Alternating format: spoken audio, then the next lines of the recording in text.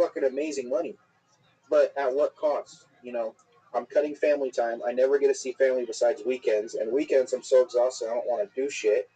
I just want to do whatever chores you got to do and sleep to catch up on sleep. You know, I'm risking my health because all I do is eat and drink water to stay awake all night, or else I'll fucking pass out. Um, you know, and all around, um, anything and everything can put your job at risk if they feel like it. Like, and that's another thing. In January, when I had my kid, I didn't qualify for FMLA because I wasn't there for a year yet. I was only there for 7 months. Okay. So I had to take something called PTO, right? Which it's supposed to be given to us. We're supposed to be able to use. And I filled out to have a whole week off. So I had a whole week off paid. And then there was a couple times at the beginning of January where I had to call off because I had to take my lady to the ER because she had a high risk pregnancy. And I went to HR and I told them that. I'm like, hey, so I've used a lot of PTO. I don't want my job at risk. Da da da. And she's like, well, because it wasn't FMLA, it wasn't sick leave, and it wasn't personal leave of absence, which are all medical things basically and family thing. She's like, technically, if we wanted to, we could hold that against you and it could be negative. I'm like, how does that make sense? It's our PTO. They're like, yeah, but it's also time you weren't here. So technically, if we wanted to, we could write you up for it. Da, da, da. So I was like, whatever. So last month, or the month before last, I called in because I was sick as fuck for 2 days. And I came back and they slapped me with another write-up. Wow. So it's like you get punished for using your PTO that you're supposed to have legally. But fuck it, you weren't there, so you get a write-up for that. You know, like, what? It's just a lot of bullshit for no reason. Well, you didn't even like that Like, job. does that even make sense to you You at didn't. all? I mean, I've been an administrator. I know how it is. Um, there are. It's bullshit. Yeah, at the end of the day, they want to make sure that their shit is covered, and if you're not there, then they have to make all kinds of arrangements to make sure everything is covered, and then you become a liability. They can't trust that you're going to be there, and that's the biggest thing. As an employer, you want to make sure that your employees are there. I'm not saying you're not making this up. This is like a real thing that happened to you. It's a real family matter. Real family matter. That's not a good job for you. So you're totally fine. I would still continue to apply for other jobs. Now, not that FedEx isn't a good job. It is, but it's going to be tough on your body. That's what I hear about that job, and they make it really difficult to they make it really difficult to um, move up there. I could be wrong on that. I shouldn't say that, but like you really have to make it like a lot of people do it. But I wanted to say it's a job that could be replaced maybe within the next 10 years or so. And you know, I'm always telling you, you should get a certification. You're very smart with a computer. And if you get a certification with a computer, with a, if you get a certification, then you can start working on AI, or like do your best to avoid getting laid off. But in the meantime, that the job that you currently have has never been good for you. Like you said, you're around really bad people all the time. It's very negative. It's so boring, dude. So boring. Well, well, here's the thing. It's not even the boring part. It's not the hours. It's not the inmates. It's the fact that one little fuck up turns into, oh, now your job's at risk. Right. Even besides the whole HR thing, the whole thing with the lieutenants and stuff, it's like, dude. And then that, let alone, we just had a dude get fired because apparently an inmate was trying to kill himself because he wrapped a shoelace around his neck, and dude didn't catch it, so they fired him. Well, the thing is, that could have happened to anyone. You know what I mean? Because he wasn't even in the room when it happened. Yeah. You know, so situations like that, it's like, who's going to catch it? Either the guy on the camera is going to catch it, or you're going to catch it, but he didn't catch it because, like I said, he wasn't even in the room when it happened. Do you have cameras on everybody in their cell, or just the main rooms? Yeah, it's an open pod, so it's like everyone's in one area with 50 beds, and there's several pods. But they're all in their own rooms. They're kind of like bunks. or two people are in each There's a room. picture on Facebook. Huh? I don't want to look at a prison, but there are two bunks in each cell. No, it's not cells. It's like just a whole. Um, It's it's not a cell. It's like a whole thing. it's like open. Yeah. What do you do if you get one prisoner like who wants to fight another one, I mean, that doesn't happen, but when it does happen, you kind of just got to run out and lock the door and call for backup. and then All you can do. and then you go break them up? Yeah. Oh, why don't they have them in cells like a normal jail? Because it's medium custody. It's not max custody. Max custody, they're an individual cell. Oh, Medium custody, it's open, and same with minimum. Minimum also. So level 2, level 3 is open. Level 4, level 5 inmates are the same. They're also. what kind of food do they have for you? Huh? What kind of? You said there's a refrigerator, and you drink water. What kind of food? Jesus. Hold on. Really, you need to go to bed. All right, continue. What kind of food do they have for you? No, nothing. Buy your own food. Oh, I thought you said there's a refrigerator. Yeah, there's a refrigerator and a microwave. So you can bring your own food and whatever. It's just a little mini fridge. Dog, that's the most. So that sounds like punishment for you. Seriously, like it's. Uh, so what do you do to occupy your time? Nothing. I sit there and I twiddle my fingers. Sometimes we used to call each other, but people are weird now. No one wants to call each other, so Call each other on the radio or on the phone? on the phones because we have little phones. Wow. I bet they cut. I'm gonna message you a picture. That's what it looks like. No one expects prison to actually look like that. And think of it like that row. There's like 3, 4. There's 5 of those rows in one big open spot, and then in the back there's 2 rows of bunk beds that look like that.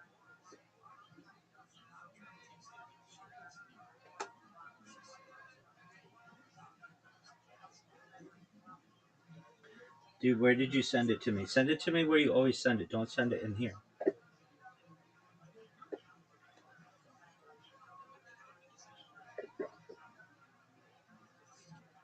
You're stuttering really bad. What'd you say?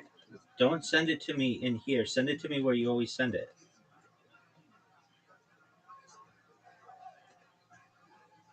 Send it to you where? Check our messages. We have like a conversation that we have. Send it there. Oh, you couldn't see it. Correct. Rabbi Rothschild rules. Yeah, you can just Correct. That one. There you go. All There right. you go. I just got it. Oh, weird. So what did these guys do? Isn't that weird? Yeah, it's super weird. Huh? So what did these guys do? They're all homos and sex offenders and rapists. They're all homos? Homos, like child molesters. Oh, wow. So And they're all down for 15 to 20 years. isn't that considered Some violent? even are down for life. Isn't that considered a violent crime? I mean, yeah, it is. So why aren't they in like maximum security? Um, because they're not classified as that. Arizona is reclassifying everyone, so there's even a couple murderers in there. That's just how it is. When they should be max, they used to be max, but Arizona said no, we're not doing that, and put everyone on medium custody to save money. That's wild. Um, Yeah. wow. So they could just like give each other stuff and they could talk to each other and they could be loud all fucking Yep. night. Yep. They're not though. It's quiet. They have a mutual understanding. Keep it quiet at night. So it's dead silent when you walk in there. But yeah, in the back of there is showers. So they have open showers right there, and then they just have a couple rows that look just like that, and then in the back they have bunk beds. Do they have to worry about And rape? there's six.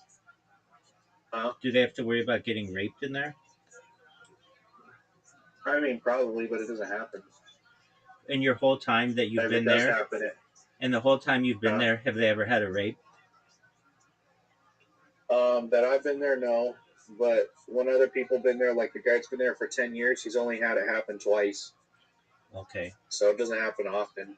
And that's just what you can catch. What you can't catch is the shit to be scared about. Because no one, if you can't see it and you can't hear it, it never happened. You know? Right.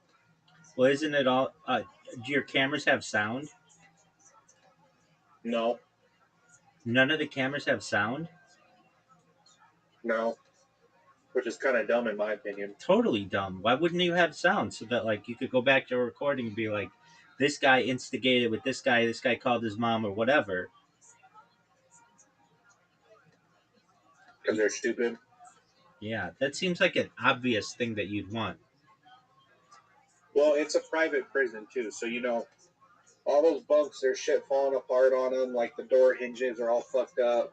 When you go in a pod, you better hope that the door can lock behind you because sometimes it doesn't lock properly. Um, there's several things that are just wrong there. The fact that there's never staff, so the posts that have to be covered required by state aren't a lot of the times. They just make it look like they are to make it look like they're doing a good job. There's so many red flags there to where it's the same. They've had two riots in the past. They've had one in 2010 and 2015, and they've had also two escapes as well. But that was back in the day, right? Since then, there hasn't been any riots or escapes. But it also notes that when there was a riot, it was due to several factors: overworked staff, not enough employees, and people that didn't know what they were doing. And it's the same thing that's happening right now. So, at any moment, that place can turn into a riot. And I don't necessarily really want to be there for when that happens. It sucks. You Right. know? Have they ever had while you've been there, somebody get attacked? Yeah. So what happens then? I've Like, had to deal. Huh? so like an inmate attacks someone, an employee. Um, Actually, myself, I had one guy walk up to me and he was all drunk. How And he could he said, be? "Fuck you," and he tried How to could he swing be? at me. How could he So I be pushed him drunk? against the wall How and I could put him he? in handcuffs. How could he be drunk? They make hooch. Oh, with like fruit and stuff. Mm-hmm. Is that allowed? They're not allowed to take it back, but you can only search so many people coming out of the chow hall. Some people get around without getting searched. Wow. And they eat without handcuffs and stuff. Yeah, Wow. Seems they don't wear handcuffs unless you're leaving the prison, like on hospital. Like tonight, I have hospital duty, so I got to stare at a dude in a hospital that don't like while I'm playing on my phone. That's the most funnest is when I get hospital. So so you're allowed to be on your and you phone. get it done. You're allowed to be on your phone, No, no, yes, no. You're not, but everyone does it, and because there's no one there to stop you. It's just nurses. and they don't say anything. No, So the nurses are cool as fuck. yeah, Are they women? yeah. There's a couple that are guys. They're pretty cool too. Wow. So the nurses don't say But anything, and no, so that's the only time you're allowed on your phone, though. Or well, you're not not even allowed allowed, on your but phone. I can get away with it. Yeah. So like when you're behind that big glass thing, you're not. You can't get away with being on your phone then. No, because everyone can see you, and there's a camera on you everywhere you go. There. Do they require you to put your phone like in a locker or something? Yeah, yeah. You have to leave it in your car. Oh no way! So you can't even bring a phone in. No, you So used to be able to, but then because what if the battery dies on your radio and you can't get a hold of someone? But I guess that died really quick because they had too many officers getting compromised and bringing shit in and receiving cash app payments and shit. oh That's not yeah. a thing anymore. Right. Wow. But If you wanted, another, go ahead. go ahead. If you wanted to, could you get like under the table payments if you wanted? What do you mean, like they wanted to pay me under the table? Yeah. No, it's a corporation. Steel group. It has to be directly. No, what I'm saying is like let's say a prison an inmate wanted to give you money to like have better treatment. Could you could they work that out? You could, but if you get caught, you get fired, and you can go to jail for that. Yeah, that's what I figured. Um Yeah. do you ever have inmates who have relations with guards? Oh yeah. Yeah. There was one lady on. It was on the other yard on Spurbat, where it's minimum. So guys only doing 5 years or less. And she got caught. She was sucking the inmate's dick, a couple inmates' dicks, in the bathroom, and they had a cell phone and they filmed video of her, used it against her, and she was basically forced to do it for months. And then when they got tired of her bullshit, they released the video to someone and then said that they all got raped because there's no consent in prison, right? Even if that's why it's called, there's a Prison Rape Elimination Act called PREA. So they pulled the PREA card and said, yeah, well, she was doing it because um, she was going to take all our commissary and do unnecessary searches if we didn't let her do it. So they had film of it. And she got fired, and now she's doing like 6 years in the fucking women's prison in Tucson. No way. Uh, For sucking yeah, dick. there was a sergeant out back that used to fuck the inmates when they got out at visitation. She used to fuck them in the closet, and she got fired. But it definitely does happen Did she because even when a woman looks ugly as fuck in there, they're 10 out of 10s in prison because they don't have them to look at. Oh, for You sure, know? dog. For sure. They're the most beautiful women on earth. Yeah. So they feel like they're everything. It's a common thing. You'll have women correction officers that when they start, they're not looking the best or whatever. They don't. You do their makeup, but then all of a sudden you see them start stiffening up and stuff to try to get compliments and get flirt on because they eat that shit up, dude. I imagine. You know. Because they're dogs outside the walls, but inside the walls they're Barbie. Yeah. That Yep. that's wild. All right, well you don't have to deal with that shit anymore, thankfully. You know. But You it's like those pods. Each one of those pods has 60 inmates, and there's 6 pods. You have to count all of them. I get all of them counted in 20 minutes. It's like 340 something inmates but in one dorm. they could So easily it's like, they could easily fuck you up though. You're one against oh yeah, like they all they have to do is say, "Look, when this motherfucker comes in here, we're going to fucking gang beat him and then steal his couldn't they steal your keys and like your badge and stuff?" they can, but they won't get anywhere because my keys are limited to only certain parts of the yard. So they did that on purpose. So if they were to steal your keys, they can't get out. So how would they get They out? only be able to get to other dorms. That's all. How do you get out? I have to go through a couple gates, and then the first few gates you have to press a button, and main control has to prop 3 gates and 4 different doors for you to get out to the parking lot. Oh wow. That are controlled by, huh? How did they ever have an escape with that being so secure? So it wasn't always like that. Is why there used to only be one fence instead of two, and they had this thing called the dog program, and they the homeboy I guess had his lady on the outside. They were obsessed with each other, so she had a bunch of drugs and weapons in a bag, threw it over the fence and tools. And because it was a dog run, they were able to take the dogs outside at night, and the guards would look away because they'd have dogs take a piss or whatever. Well, anyway, they forgot and they left the door open. So the inmates planned that, and when it was count time, they had already left, cut a hole through the fence, and the lady drove them up to the highway. where they jacked the semi truck. They made it all the way to, I think, Ohio or something. Killed a couple that was in an RV. Drove it all the way to Texas, was camping out, and then they ended up getting caught. But yeah, it was a whole thing. No way. This was like a few. That happened. I think it happened in 2010. Okay. So now they have double gates, double the doors, double everything. They closed the dog program, so they can't have dogs anymore. Because they used to be able to have dogs and take care of them. Not anymore. The officers did? Mm-hmm. No, the inmates. Oh, the inmates had dogs. Like they had two big pods that were full of dog kennels, and they'd have to let the dogs go take a piss at night. So Oh, I understand. that's what it was. They used to take care of them. And then in 2015, they had a massive riot where one yard, it was over some race thing, like anything else. And it was solved within a day. It wasn't a big deal. But the other yard, they completely tore the whole fucking yard up. They trashed everything, the bathrooms, all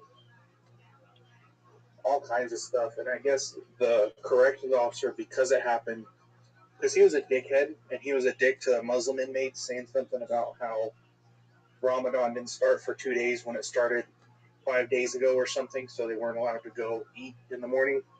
And it pissed them off, so they decided to riot. It was just like a combination of multiple things that led to it. And I guess that guard, after the riots or whatever, he ended up killing himself. Wow. It was the whole story. Are you at all afraid? Are you at all afraid that like you could meet one of these guys on the outside? I don't really care. It's not like they do anything. These guys are a bunch of pussies. That's why I'm not afraid with anything there. Because it's like, yeah, they have the potential to completely beat your ass and kill you with just their bare hands. They wanted to. They won't, because they're in there just to do their time and get out and try to live whatever time they have left of their life. Right. And they if they wanted to attack you, what do you have to defend yourself? A bottle of pepper spray. Oh, that's it. Yeah. Just one, not even multiple. One pepper spray can, and then I have my radio. Wow. And that's it. So you walk in this pod of 60 dudes. If for some reason they're all pissed off and I was in the back of the pod and they just decided to all group up and just beat my ass, there's nothing I could do about it. Right. That seems like ridiculously unsafe of a situation. How it is. That's what we all signed up for, you know, and we're always so understaffed that anytime we're completely outnumbered. You know, if because we only have 5 different people doing walks all night in all the pods, because there's 5 pods or 5 dorms. Each dorm has 6 pods, so around 300 inmates. And then we have a couple others. So we only run at nighttime. We only have a total of like 12 to 15 staff on a good day. On the bad days, we have like 9 staff. So if shit were to break out and happen at night, we're fucked. There's nothing we could do. You know? That's why They have to call in what they call a tactical support unit, which is a bunch of guys that think they're all badasses. And they put on their uniform and stuff to grab some big cans of pepper spray, some buckshot, some steel shot rounds in their shotgun. And they have to go out and they have to resolve the issue. But that's if anything happens. And then even then, they might not even stand a chance, because with enough inmates, they could overpower anyone. So right. It's like the worst situation to be in. Yeah, good that you're getting out of that. Are you able to? Are the inmates able to watch TV or do anything? Yeah, they have TV. They have a little room where they have Xboxes. They're allowed to play Xbox. It's like paradise in there. It's literally like a free hotel room. Do any of them? And that's. Do any of them go there just to avoid being homeless? I don't know. I'm sure there's a handful. Sometimes when they get out, they'll just punch a guard in the mouth, so that way they get more time. Because that happens sometimes. Because they don't want to um, they don't want to leave. Right. Yeah, exactly that. You should make the other sausage. Um, but yeah, like I said, there's lots of guys in there for years. So some of these guys came when they were like 25 and they're already in like their 60s or 70s. Like there's a lot of old fucks and there's quite a bit of younger guys too. So it's just a mix. They're all in there just trying to do their time and go home. But I mean, at the end of the day, they're also in there for some horrendous shit. Like these are, if a child molester goes down for 20 years, it's some pretty bad shit. Shit you could only imagine, and shit I don't like repeating or even remembering because Yeah, I don't want to hear any of that. yeah, I hear about some of the cases and I'm just like, fuck. Yeah. Like I wish I didn't know that. You know. Are any of the guys in there who you feel are innocent? I'm sure there's like a slim, like probably like 10 out of the 1,500 probably are It's like just 10%. by ratio. It's like 10%. Uh, It's like 10%. Yeah, I doubt even that. that's That's what way less. that There's no way. that's what statistics A show. lot of these, That's what statistics yeah, show. but yeah, I don't know. I mean, maybe not where you are, but just overall. Like a lot of times, you have somebody who's just taking the blame for somebody else as well. Oh yeah, like GP, yeah, I'm sure there's a lot of people that are in there, and for dumb shit too. You know, violating probation or too many DUIs or whatever, so you get 2 years. Like some of that's a little bullshit, but you know, at least on my yard, we like I said, you have chomos, rapists, a couple murderers are here and there. Um, you have some people are there for like petty shit like fraud and stuff, but they're transgender, so they're on a PC yard, like weird shit like that. So what happens to So transgender people? nothing. If the state puts them there, then they're a male.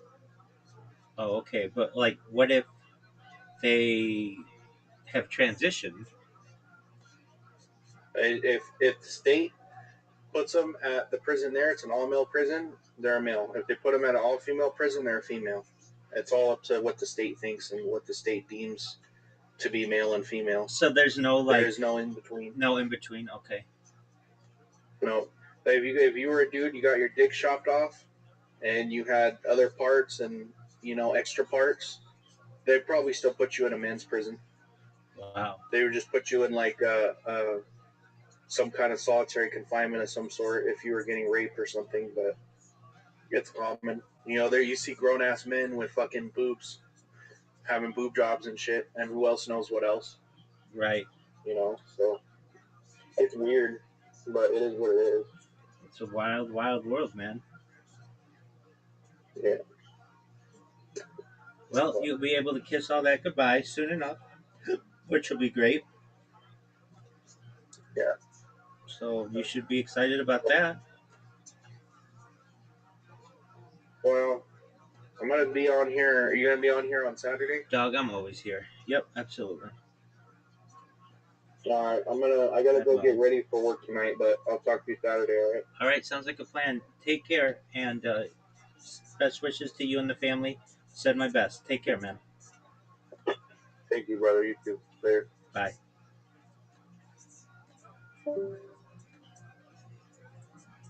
Hey, this is that's inside info.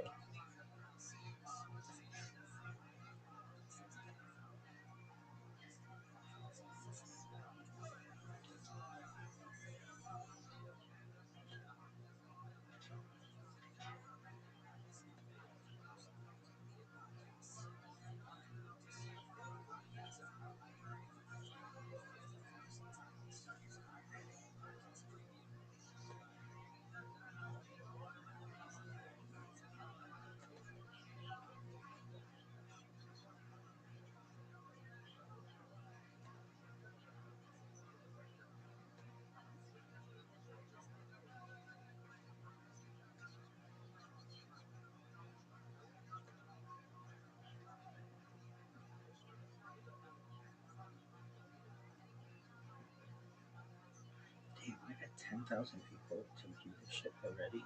How? Doesn't make sense. Fucking fudge the numbers, folks. Close this.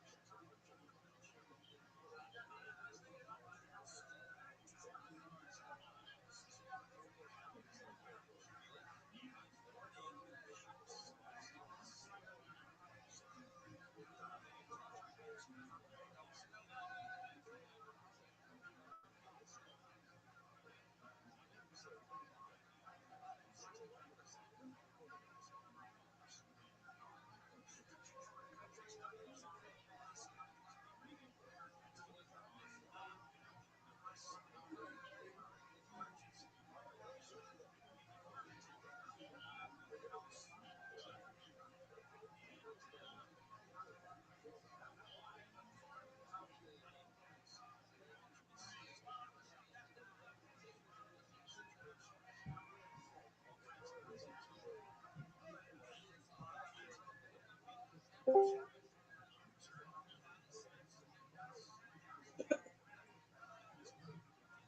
Robert. What up, baby? How are you? Chelsea's hosting Monday. All right, well, tell that bitch to pound sand for me. Also,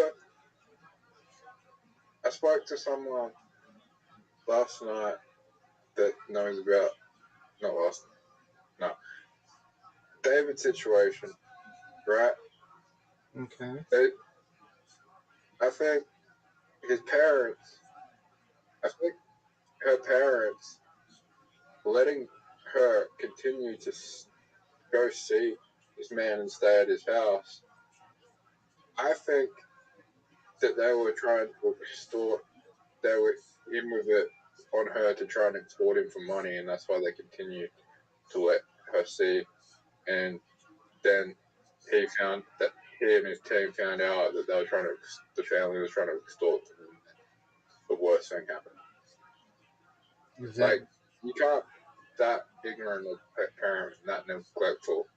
Like, they knew where she was staying. Okay. Are you ready to lose? Yeah. Why would you have missing person report, right? You know where the person's staying, but you have a missing person report against that person. Why would you do that? To just have some kind of documentation? Parents knew. The parents knew where she was staying, but they had missing person reports against her for 4 to 5 months. They could have easily got her to go back home, right? They could have easily got the police involved and got her back, but the police did nothing. Okay. Like, there's so many people responsible in this case besides, obviously he's guilty. If he hasn't been convicted yet, but obviously it looks pretty bad. Right. But like, she should still be alive. Like, it's not just like her parents should be charged. The police should be charged. There's so many people in this situation that should be charged because she should still be alive. I feel you, Biggie Smalls. All right. Like, if I was like, if I was like the investigators and like the prosecution, I would be going after everyone. I would be going off. I would have, like, you know, I don't know. They should, if the parents weren't, and if the parents weren't so responsible when they were doing the right thing, and the parents didn't have help, they should sue the police department for a lot of money. They should sue the fuck out of the police. They should sue the fucking, like, yeah. Okay. Just one moment. I'm gonna get some water and then we're gonna play. Okay. You want to play Dice Party? Yeah. Okay. Yeah.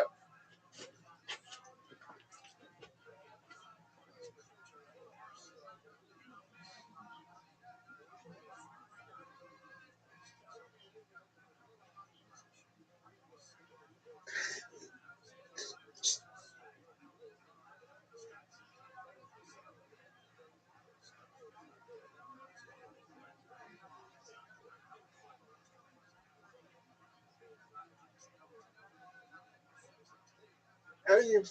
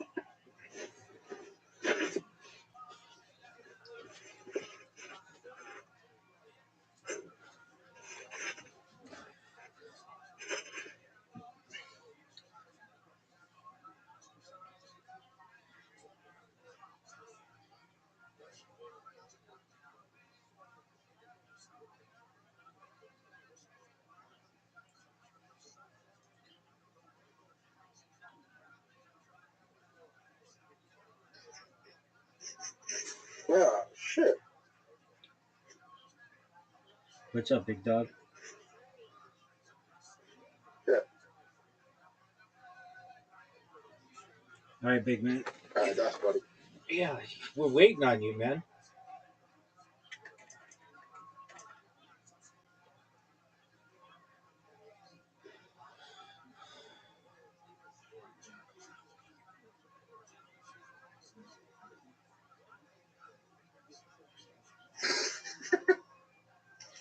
At what are you laughing? Am I gonna win?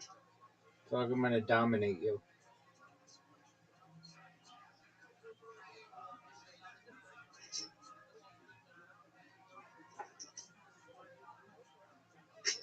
Oh, I just won. Okay. I'm gonna do the 6 and the 5. That was a terrible choice.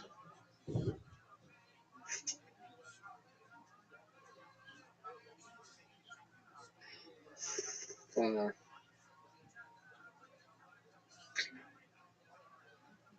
Do you feel like that was a good bet? Perhaps.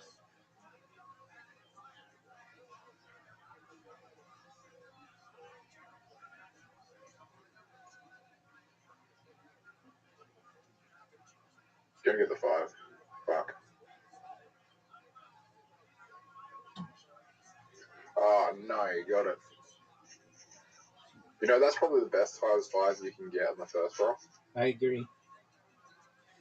Because it's worth nothing, basically.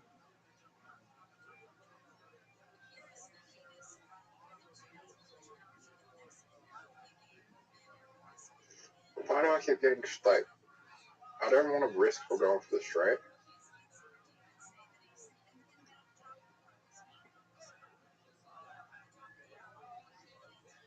Have a chance.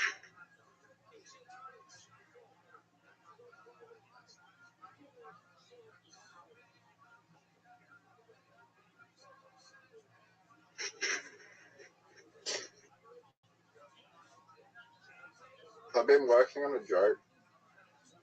More of a structure for a joke, but I don't want to go into it. Like, tell me if this is a good idea.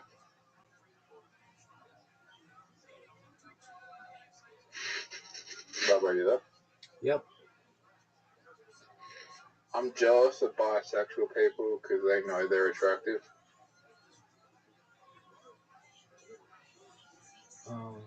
I don't know if that's a good joke, dog.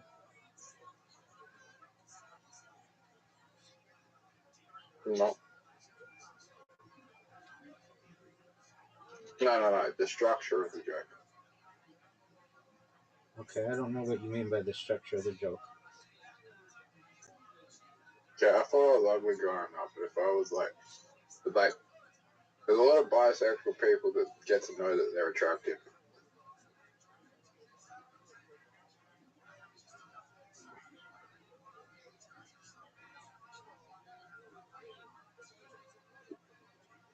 Am I gonna win? No, dog. I'm beating you by 42.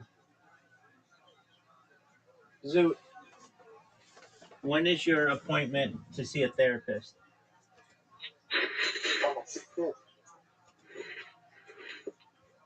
3 hours from now. Is it I'm really? going to the GP. Is it Not real? 3 hours from now, I'm going to the GP. Okay. And are you gonna have them recommend you see a professional? Yep. Okay, Zoo. Next time you come in here, I want you to tell me the date that you have your appointment. You don't have to tell me what you discuss with them, but it's important that you have the appointment. I just won. Okay. Do you understand what I said? Yep. Okay.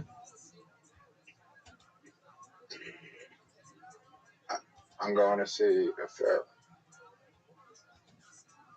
hey, Rabbi, I'm going to go. Not.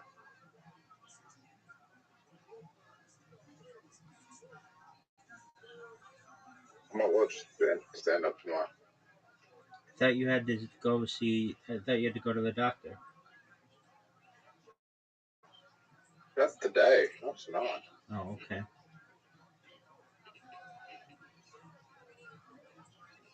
Okay. What did you play? Did you play the breakup? I played the two. I didn't have a good roll. A couple times. You know, I'm not. Oh, I'm baiting.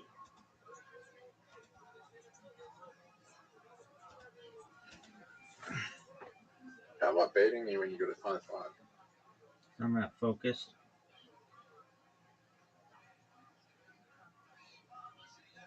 It's all free. You get 2 frees. That's a rough one.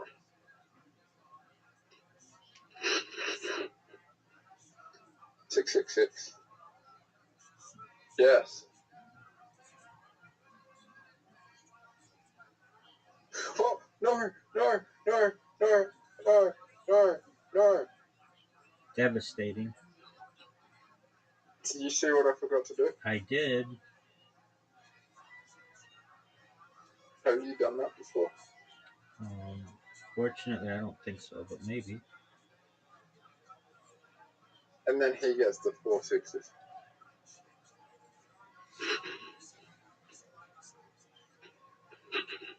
1, 1, 1.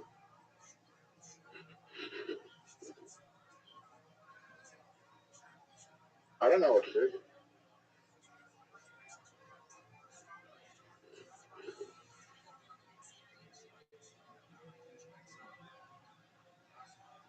I think I did the right move.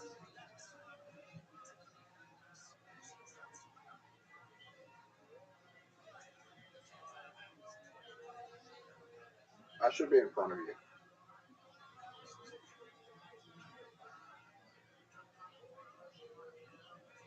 Rabbi, What up, big dog? how many how many 5s do I need? You need a big score, dog. Sorry. You need a big score. 1, 2, 3. I already got the small shirt, right? Okay. Fuck. Fuck. That's not bad. That's not terrible.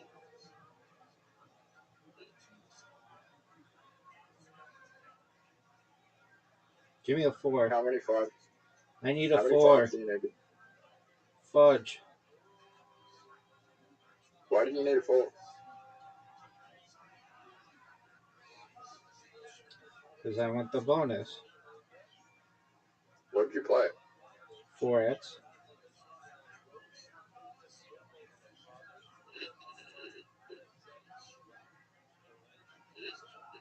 How many 5s do I need?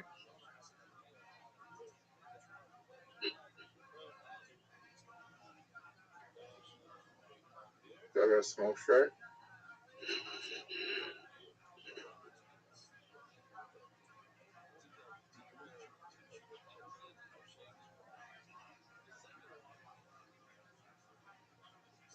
Shoot. He's chasing that 4.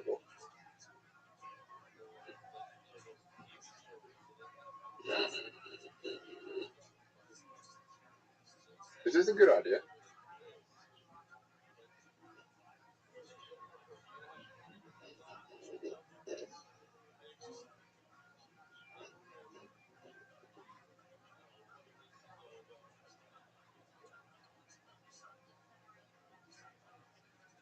Oh no.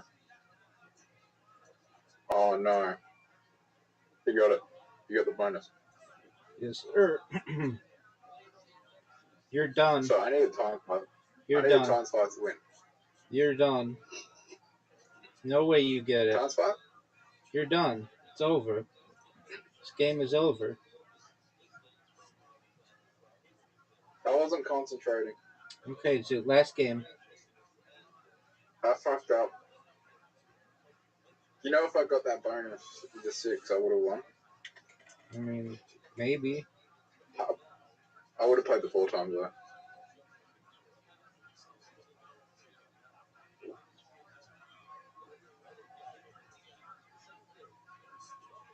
If I locked in the 6 and got the bonus. Anyway, you ready for a 5 times straight up? Yes, sir. No, 5 straight up. Do you think that's a good starting roll? You got a small straight. And he gets the large straight as well. How do I get a large straight twice in a row? I don't know. How do you do it? I could get something for that.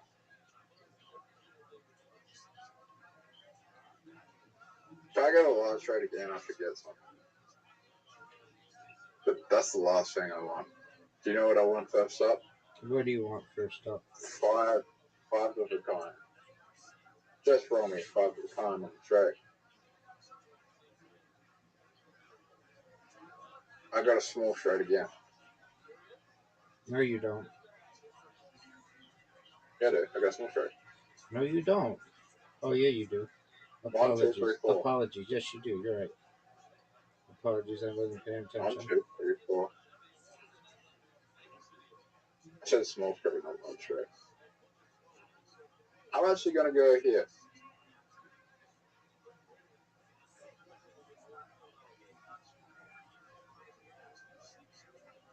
Rabbi, you're gonna get 4 times.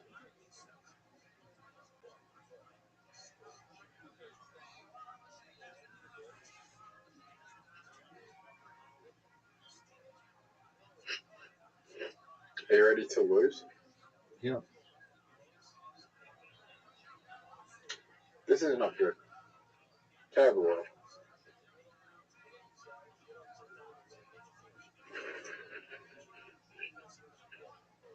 Rabbi, What up, Zoo? he's going for 4s. 1, 2, 3, 4.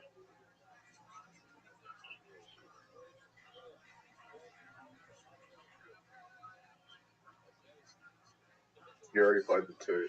Oh, that is not good for you. That's forward. 1, 2, 3,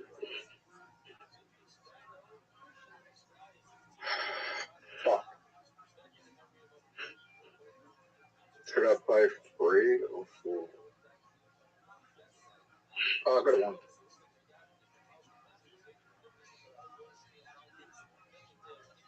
6, 6, 6.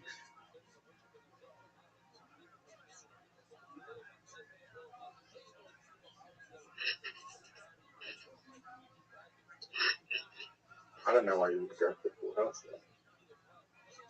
I did go for the full house. Said I don't know why you would go for the full house when you have that really high score.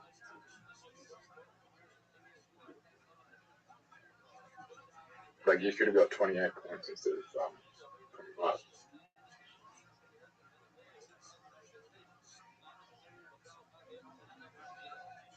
Rabbi wins.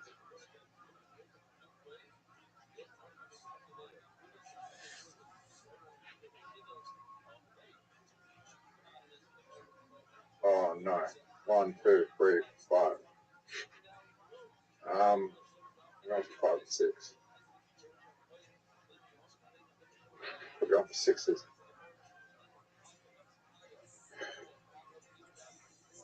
going for sixes. If we don't hit, we play chance.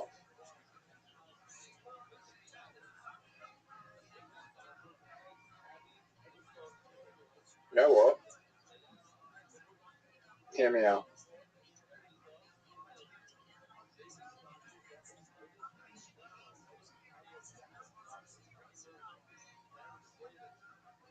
You think I'll regret that? Who knows? You think it was a good move? Perhaps.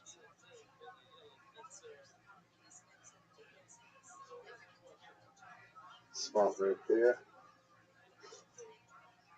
I don't have a full house yet.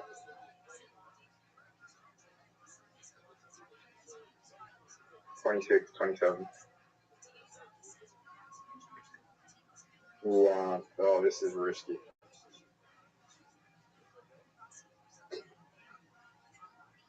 You played the worst time 4 you can get.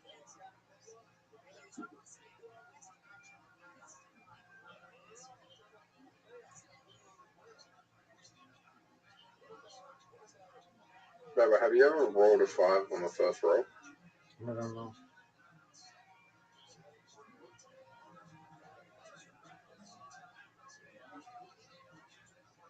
I think yesterday, the first game I played, like the same with 5.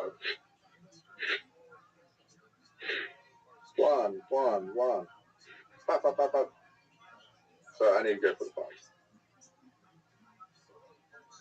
5. 1. 5 is... What do I play? Whatever you want, dog. I'm in trouble here.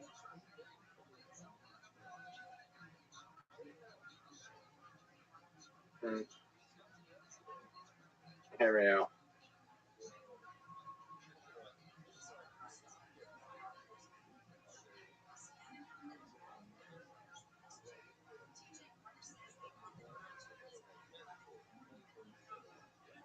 Oh, you did the same as me.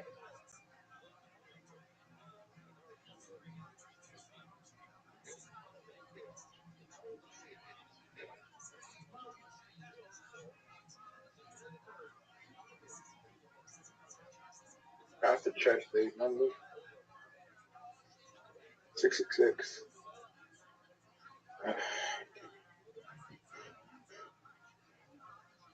Do you think I'm gonna...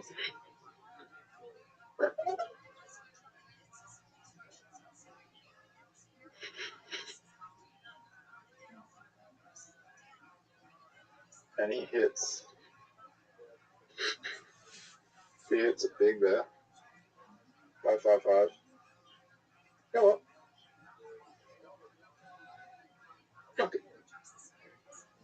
How's it feeling? I have a feeling I'm gonna roll 6.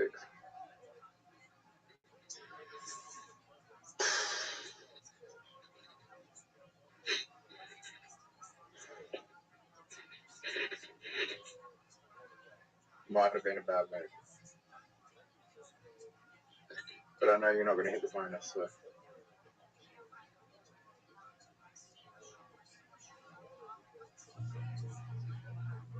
Are you kidding me? Oh, that's it. There we go. All right, dude. Let me know how your appointment goes, okay? It's up for another 3 hours. Okay. So I'm gonna watch my podcast and continue doing my work. What's your podcast called? No, it's just Kill Tony.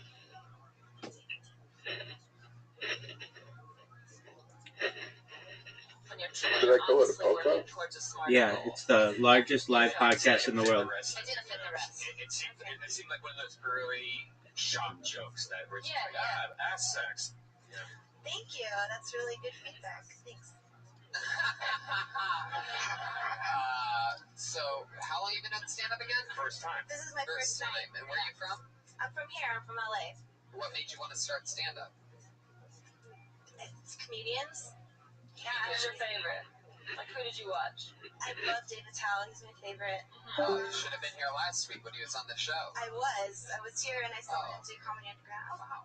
Now, Lauren, is that, what's the deal with that name? I'm not giving myself any disservice with that. I don't know. Just L2. It always makes me double laugh. L. You think so? Yeah. You don't think having a real name is always the better way to go Is about that, what is your real name? Lauren Castaneda. Castaneda? So use your real name. It's Castaneda, but people don't like saying stuff. All right, Lauren it is. No, I used to go by my full name, and then they MC started cutting it off, so now I just became Sarah Tiana. Tiana's my middle name. So my last name just got cut off by MC, and it just stuck. So eventually, something will stick. But I don't mind Lauren. I think it's kind of Lauren, I'd play Lauren. Jesus Christ. oh my god. This is exciting. Now, what were you doing for work before? I mean, do you still have a job? I don't have a job, but I work on films and stuff. What do you do on films? I've been working towards being a first assistant director. Oh, wow. Yeah. Nice. So that's kind of what I've been doing. Whoa. That's great. Exciting. How long have you been in that jail? None of that. Just. How long have you been doing that for?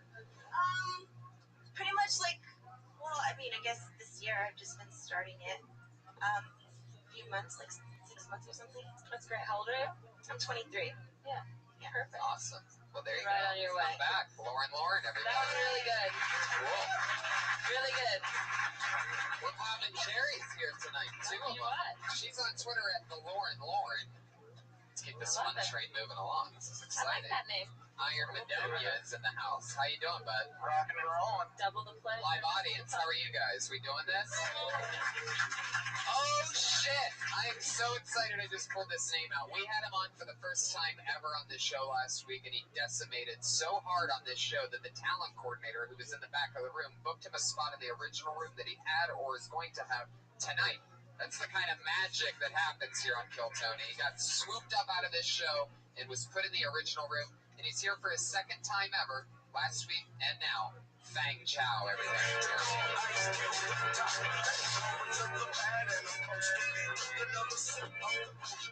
How are you guys doing? Good?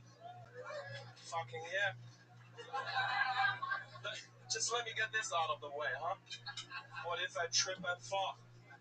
It's not gonna be funny. I am feeling really, really Asian right about now.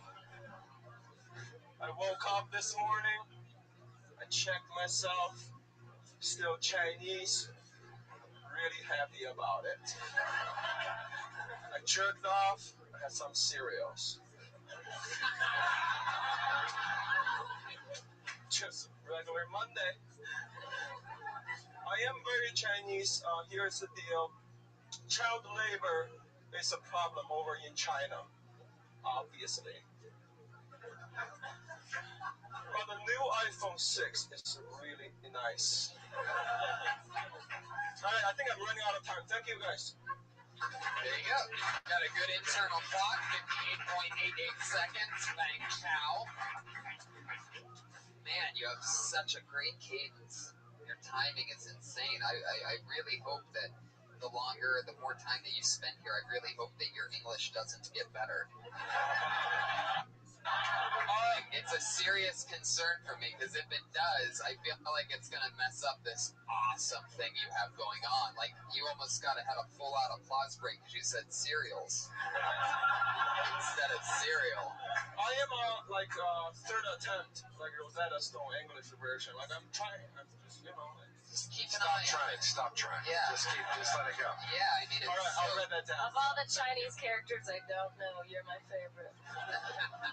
Thank you. You're welcome. I take that as a compliment. I like when you walked up and the way you just are honest, and I like that, because you're here. I mean, obviously your English sucks, and but it's comfortable though that you stand up there and you're just yourself, and that's funny and that's hard to do. So hang on to that, because just being yourself is the hardest thing to do on stage. Yeah. And you do it very well, and just keep doing that, because the material the material is good. It was good material, but I think how long have you been doing stand up?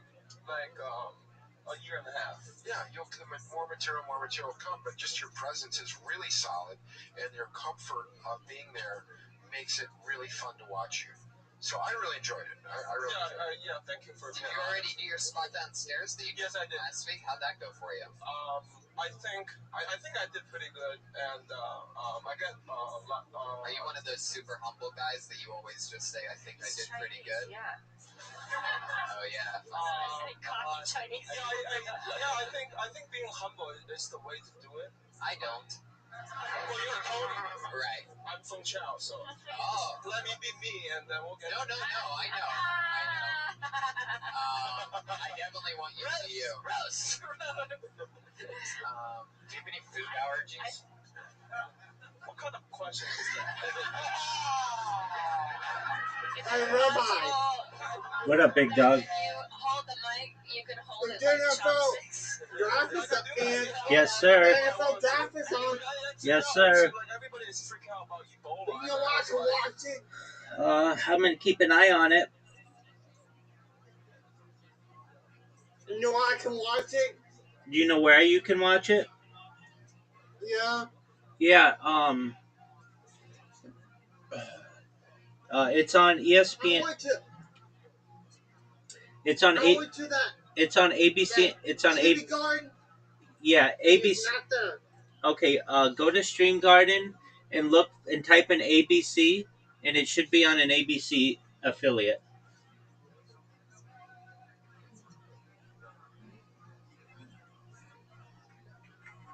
Stream Garden. Stream Garden, yeah, and then in the corner where you search, type in ABC. ABC. Yep, and then click on one of them. It's not on. It's not on in Baltimore. Okay. It's not on in Baltimore. You're saying? No, not on in Baltimore. Okay. Who's on? Not, What's it showing on ABC? not on in Portland. What's it showing on ABC? Now I'll bring my other cat because it's not. Okay, and then if anything, type in ESPN. Type in ESPN. Type in ESPN. Type in ESPN in Stream Garden, and see if it's there. Yes. Yeah. Yes, sir. It's just a white screen. Okay. Are there any other ones?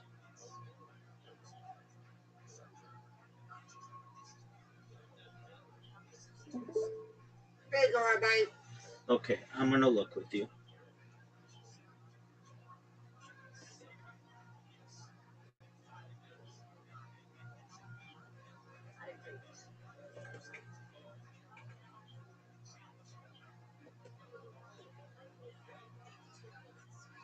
It's not. It's down. Okay. Um.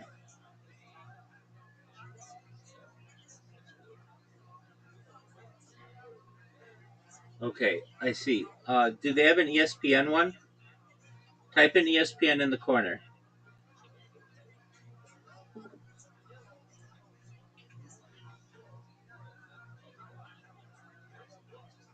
That's it showing. Okay. Um. Just for a moment. Okay.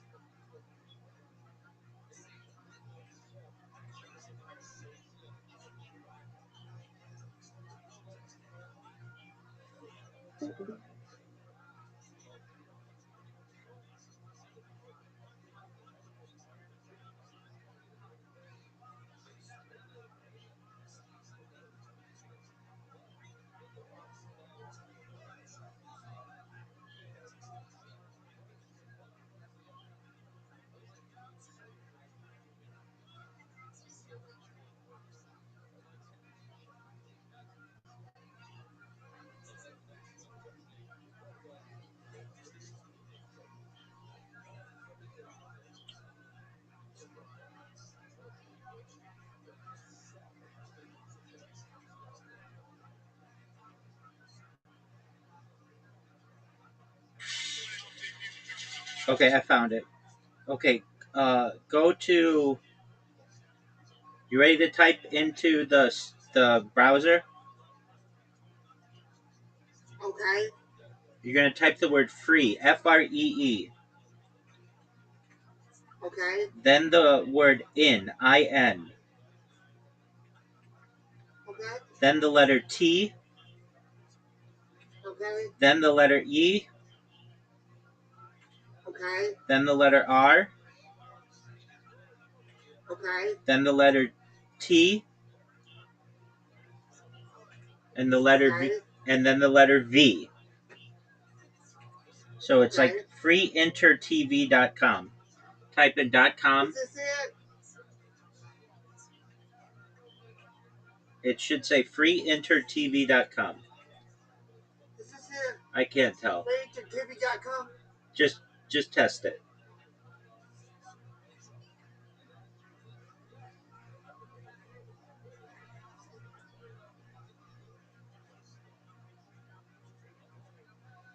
Did you press enter?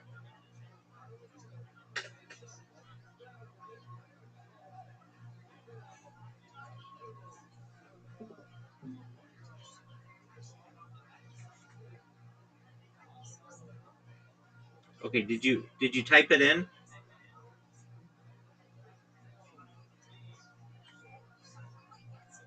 Brandon, can you hear me? There you go. Yeah. Okay, so type in freeintertv.com. I got it typed in. Okay, you spell it for me. FREINTERTV.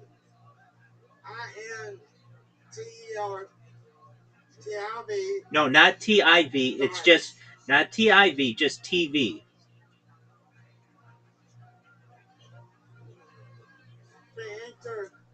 TV. TV.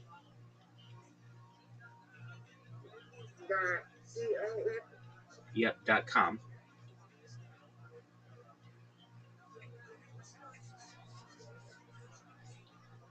This ain't showing. You spell it for me. FREINTERTV.com. Okay. Listen, let's just do the problem with this sign. Okay, make sure spell it out again.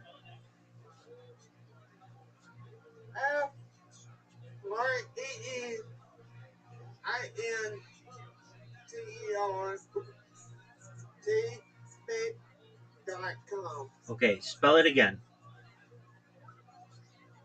FREINTERTV.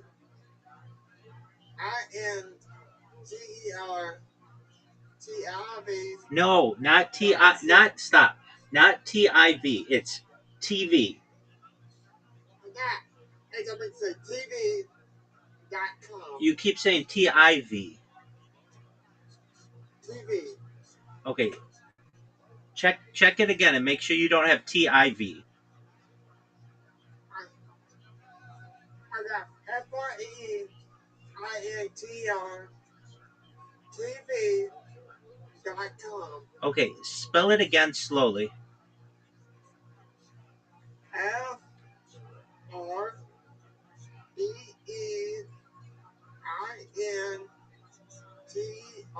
Hold on, not TR. TER. Yeah, TER. T. The letter T. The letter V. Dot. COM. .com, right? Hold on. Hold on. Hold on. Scroll up.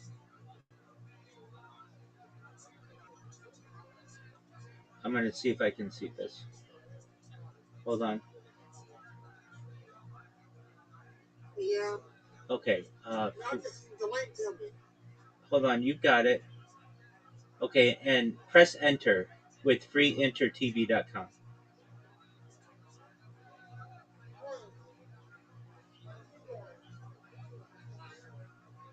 Okay, press enter. It's already, There's a problem with the sign. Okay. Then put after com, put forward slash. /.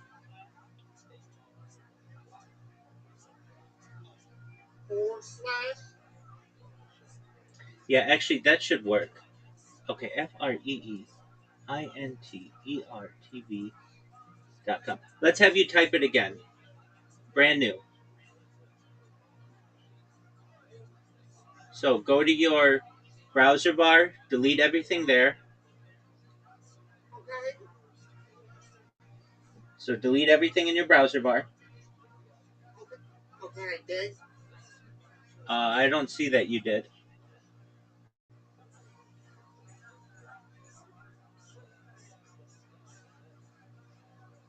On the one that you're sharing,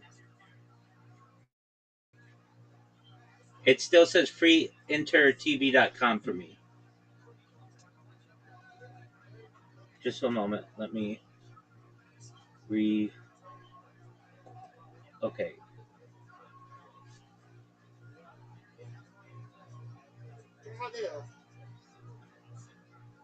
Hold on. Hold on. Go back. No, no, no, no. Go back. Go back. Let's just watch you type it in. Click it.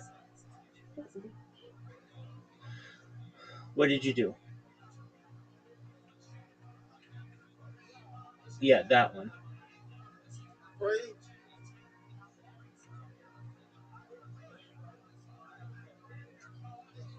Free. Oh, FREE and then INTER.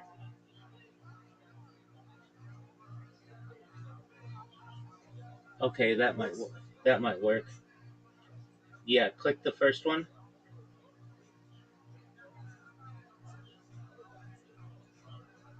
There you go. Okay. Now type in ESPN.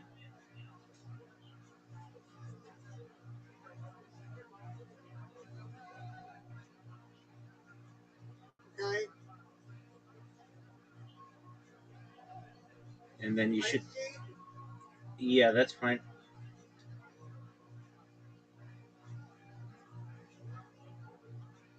Did you type in ESPN? Yeah. Now, Yeah. okay. Now,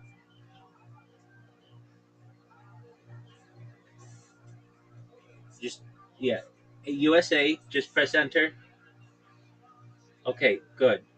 Now, just press the play button. There you go.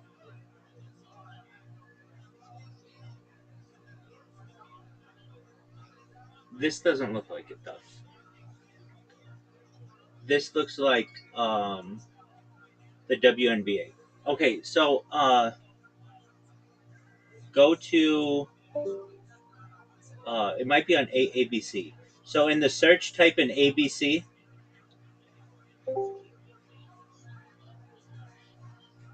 Go to no. Back to the other thing. Free Inner TV search. Go into free Inner TV search. There you go. ABC. Um, Okay. you can go to WXYZ or WSYR. Either one of those. That's fine. Oh, do you see where it says ABC USA? No, go back to ABC. Yeah. Yeah, there ABC USA. USA. Keep going down. There. There you go. Yeah. Yeah, there you go.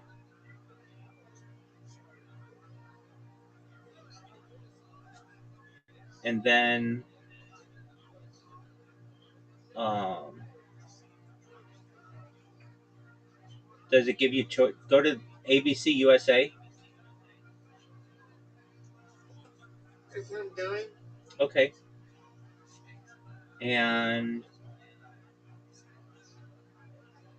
um, okay, so now it's loading. Okay, ABC 7's fine. USA, the one that says USA. No, scroll up, up. The top one. Yeah, that one. That one. Yeah. Click that.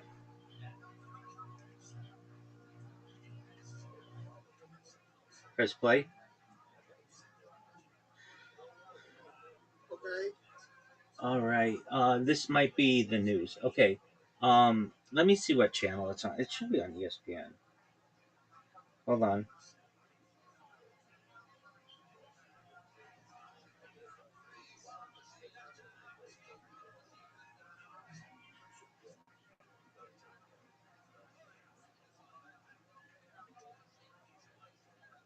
Okay, go to type in ABC again.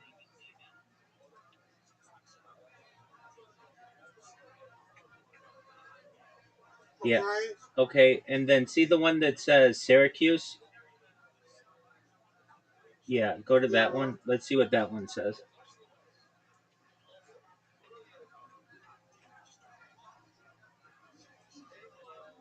Okay, hold on. Now, scroll up.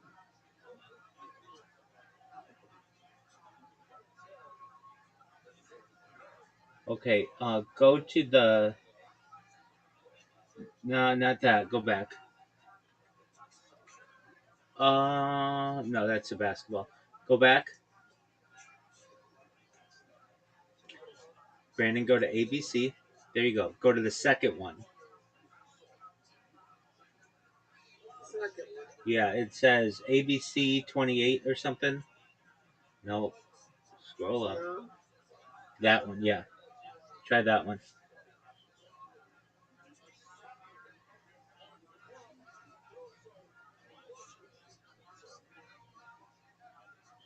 No, this is still the news. Okay, go to um. Let me just see.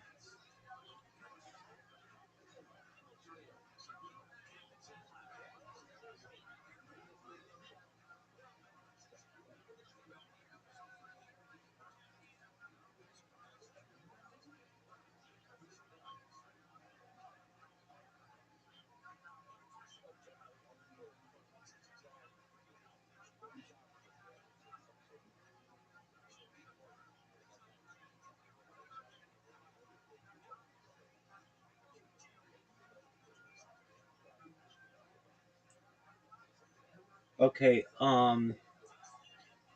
let's go back to ABC.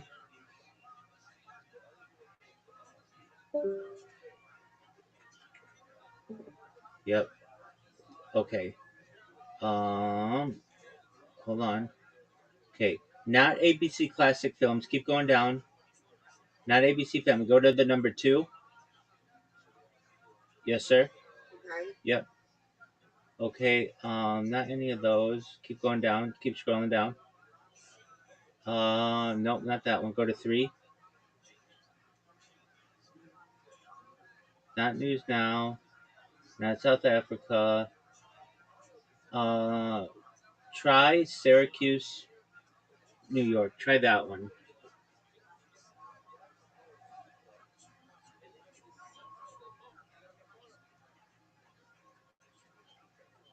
Interesting. Okay.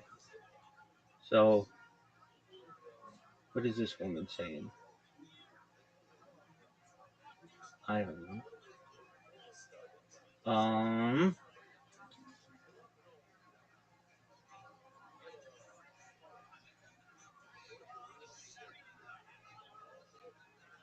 Just one moment.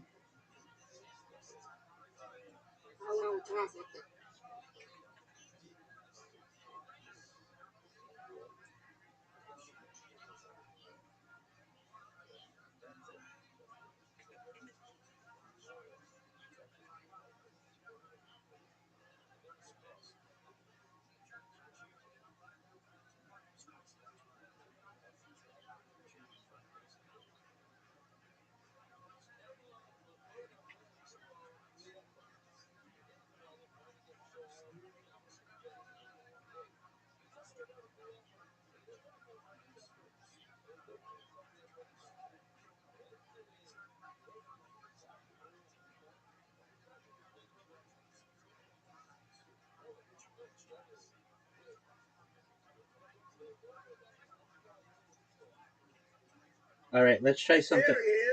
You got it? Good job. Good job, big dog. Nice job, Brandon.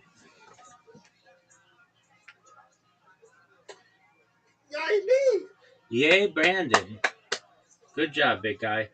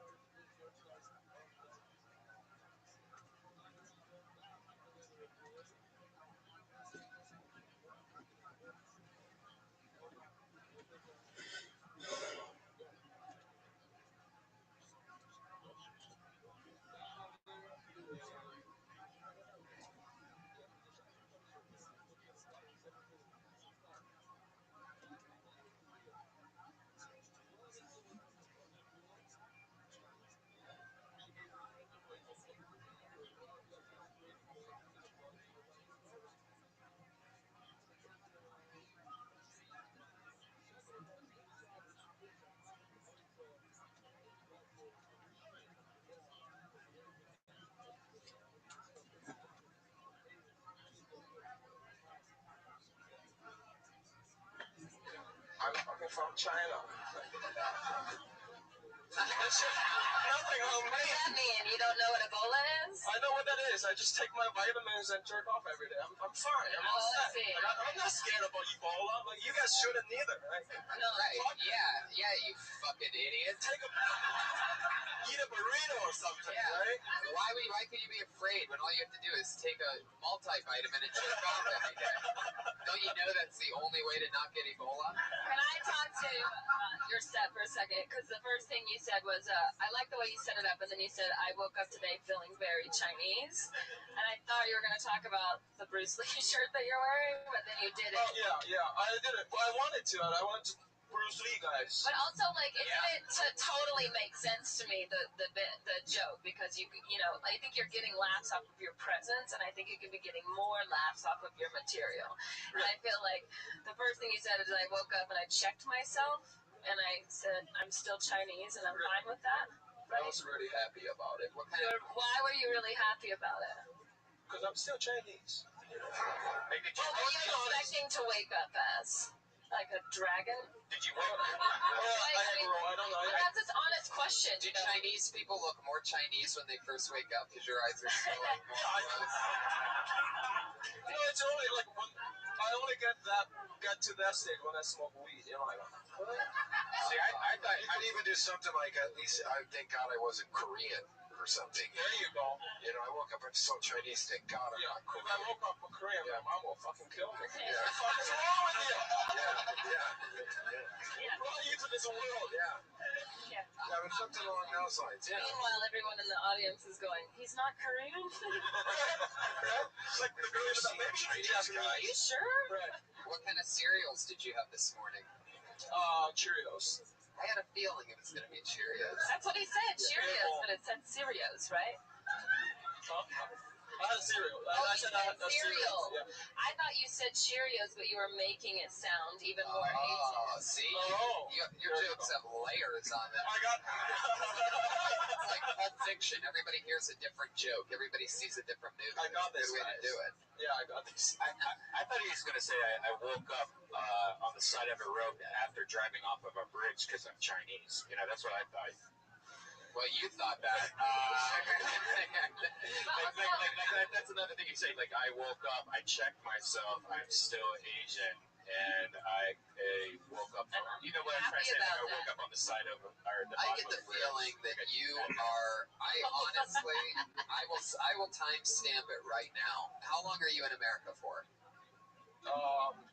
My visa already run out, so hopefully forever. Until this podcast goes live, I guess. Yeah, I'm gonna be here for. So you got a few months. You got a few months. Oh, How long? How long do you think you're going to be here for? like the next 10 years at least. All right. Well, then I'm saying it right now. I guarantee you that Fang Chao is going to be a superstar. I'm stamping it. Fuck yeah, That is a guarantee. The only thing you can't do is, don't get sick. If you die, you're going to make me look like an idiot. Yeah, I got you on this. So don't do that. I don't know if you're one of those Chinese guys that sits down and smokes cigarettes all day, but you got to take care of yourself. Yeah, don't get SARS. Right. I survived that in 2000. Good job. So you survived that. That's why you're not worried about Ebola. Yeah, I'm not. Fuck Ebola. Plus, you and your family always wear the surgical mask everywhere you go, right? Right. Yeah. They do. I don't. That is the weirdest Asian thing out of all Do the they things. sell those just like I pick on them all. Macy's? Like Kmart. Asian Macy's. Racist.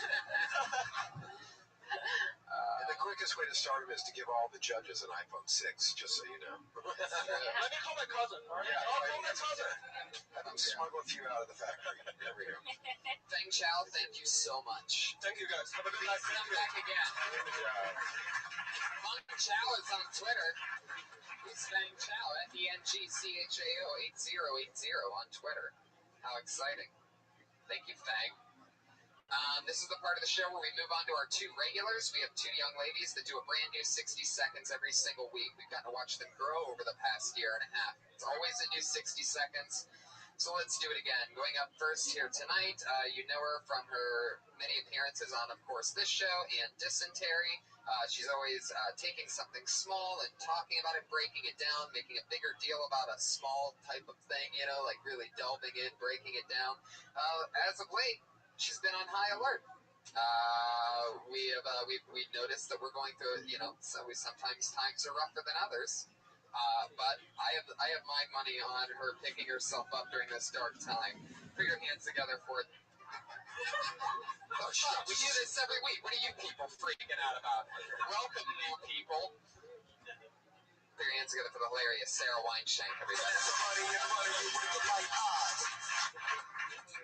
Well, I'm gonna pick myself back up this week by talking about Tupperware. I feel like that's a good place to begin. My friend made me a dish. I went to her house. She insisted on giving me leftovers from a casserole I never wanted. And then for a fucking week, consistently texted me asking me to get her back her Tupperware. She wanted her dry food storage container back. If I make something and I put it in a Tupperware, I say, fuck it, keep it. I'm not trying to be that person. What about Tupperware parties? Like, it's ladies' night. You want to trade dry food storage containers? I have a rectangle. You got a square?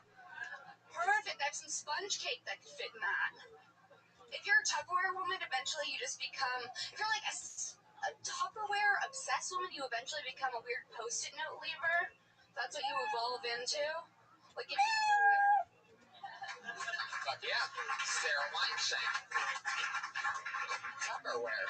That is an interesting one because it's not often talked about, and I love the angle that you have on that you're attacking on it of how crazy people get. They always want it back.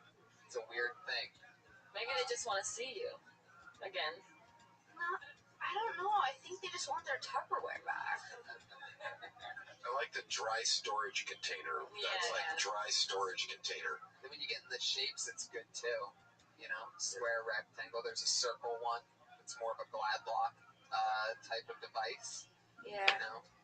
I think, maybe there's How the something fuck to that. do you know that there's a fucking small Because Gladlock I device? deal with a lot of to-go containers. At least Lane always sends me home with my food rather than I can't eat it here. By the way, that shit was good tonight. Did you get to eat Elise Lane's food? No. You have a dish. Oh, thank you. Yay. I hope you like sirloin steak. I do. Back to the dry storage containers. Yeah. Come on. I think it's interesting, but I think it's interesting to know what you thought Tupperware was for. Like, when people put food, like, I feel like there's other uses for it, and, like, the fact of, like, if somebody came to your house, like, what would you give them? Something to go in. You know what I mean? I would just tell them to keep it. Right? Yeah. Yeah. You'd be like, why don't you just take it in the to-go box that it was delivered in, or whatever. You know, like I think it's interesting, like why. I mean, it's not that interesting of a topic to begin with, but it still could be interesting because you're interesting. Do you have Tupperware? No. My roommates have Tupperware, and then they're always wondering where their Tupperware went, and it's all in the trash. Yeah, it's me. You take your roommate's Tupperware? I take it all the time, and then I'm like, fuck, I don't want to wash that. It's been in my car. Let's just get rid of it. Exactly. It's like a science experiment. See, that's the stuff that you should also be talking about because everybody goes through that with that. You know, you throw a dish in your back seat, and all of a sudden, you know, you don't want it. You're afraid to open it. Yeah. Tupperware is always the one you throw away. Yeah. The plastic ones. You just don't want to look inside the mold. The glass ones you can reuse, but the plastic ones are meant to be thrown away eventually. Yeah. And if you can't find the lid to the right one. Yeah, I just don't know. Like this seems like a topic that if you found something hilarious about it, it would keep it. But like, there's nothing. I don't know. It just seems. It seems like we're It's really hard to find something funny about Tupperware. I don't know though. With her style, I don't think she's that far off. I want to keep Tupperware, Red Fan. I think it's interesting. I think the interesting part is that someone wants it back, and like when people want things back that you consider like garbage, you know, like insulin or whatever, you know, like whatever people think that they need, but you're like, you don't really need it, you just want it. Yeah. Tupperware. Yeah. Like a mint container or something. You want to look that back? See, when your roommates say, "Where the fuck's my Tupperware?" Sarah, did you take it? What do you say? Oh, your Tupperware is missing? That's very good. Did you get that at a party? You could say, yeah. Right. Yeah, you should have There you go. Sarah Wineshank, everybody. Yeah. Brand new 60 seconds. Just like every other week. Our other regular, Florida University dropout. She dropped out of college after her very first time on stage, which was right here in this room on this live podcast. She's been doing a brand new minute every single week for you ever since. Here she is. It's Kimberly Condon, everybody.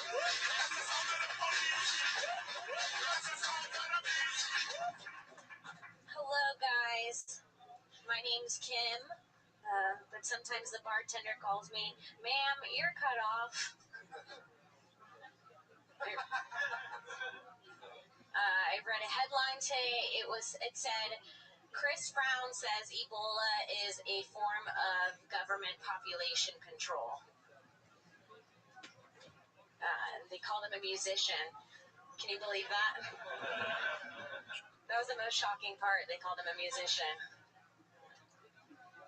I wrote a joke earlier about a flip phone, but it's a throwaway. So I think that if you love someone, you should really throw your heart at them, and if they don't catch it, they probably play for the Raiders. Okay, that's it. Oh, yeah. Did you get into an argument with the Raiders fan this week? No. When the bartender says, "Ma'am, you're cut off," Nate, give us another word for ma'am. What else would they call you besides ma'am? Kim, you're cut off. Other word. Miss, yeah. No, something that describes like what you look like. Hey, blah blah blah. You're cut off. You'll get another. What I'm saying is, oh yeah. you're gonna get a funnier, a bigger laugh. What did you say, Dan? Bitch face. Oh, that's a good one. Bitch That'll face. work. Thank you. Yeah, Thanks, very good, Dan, from 3-point range over there. Yeah. Boom. Now I know how Dan feels. Yeah. What was the second joke that you did? I messed that Chris one Brown. up. The original joke was in the title. It says musician Chris Brown Right. says, and I was going to say, can you believe that they called him a musician? Yeah. But I kind of fucked it It's up. a good joke, though. Try to save it. Yeah. The throwaway thing, I mean, that's, that's obviously that's for when you're performing in a comedian-only open mic or something like that, I'd imagine, because I know you do a lot of those shows where you're just working stuff out. That'll work there, but never again in front of an actual audience. Okay. In my opinion, what do I know? But it's a joke about jokes, so... Do it during the check drop. That's good. Yeah, it's a little bit inside baseball. Also, the Chris Brown joke, you can use a hit reference. Right. You know what I mean? That hit me where it hurt. Or Can you believe they would call them? Can you believe it? That they would call him a musician? That's a real punch in the face. Or something like that. Yeah. His only hit was Rihanna. Yeah. And other than that, that's fantastic. You did it again. What's going on in your life this week? Anything crazy?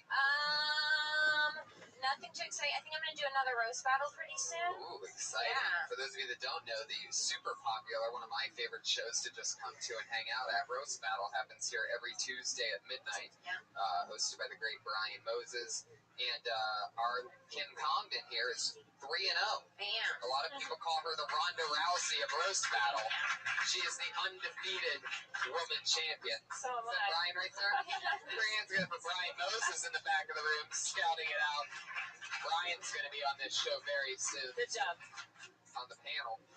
Kim Congdon, everybody, there she goes. She's on Twitter at Kimberly Congdon. Oh, you're 3-0? Really?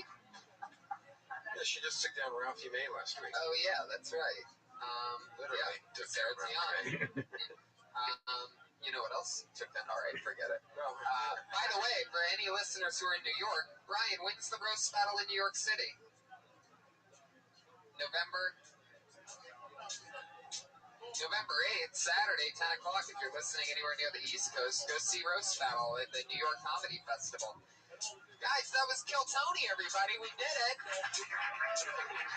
Feel free to go watch us all do stand-up in the original room downstairs after this. Dan Madonia, anything coming up that you want to promote? You're on Twitter. Second season of Relationship coming out. Whoa, Google Relationship. Find it on YouTube. Him and the hilarious Christina, his partner in crime, have great video shorts that they make. Court McCown, you're on Twitter at Court McCown, MCCOWN, all one word. That's it. ORT. Yes, sir. And then I have on All Things Comedy sensitivity training with Joe Bartnick. Great podcast. Awesome. That's you too? Yeah. Wow, that's so cool. I love Joe Bartnick. He is awesome. He's a solid dude. Great guy. Former Lisa Lampanelli roast writer. So him and I connect hard on that stuff. We love Bust and Balls. Speaking of roast writers, Sarah Gianna, she's 3-0 in roast battle, Comedy Central roast writer and a writer of the TV show The Burn. Yeah. So she's very, very evil, everybody. Don't let that sweet face confuse you. She will tear your heart out of your chest. What's coming up? Sarah Tiana, you're on Twitter at Sarah Tiana. At Sarah Tiana, Sarah with an H, Tiana with a Tiana, and I'll be in the San Jose Improv this Sunday. Awesome. Anybody's gonna be up there. I love it. I'm Tony Hinchcliffe. This is Kill Tony, Brian Redband. See you guys. We're in Toronto, guys. Check us out then. Thank you so much, live audience. Good night.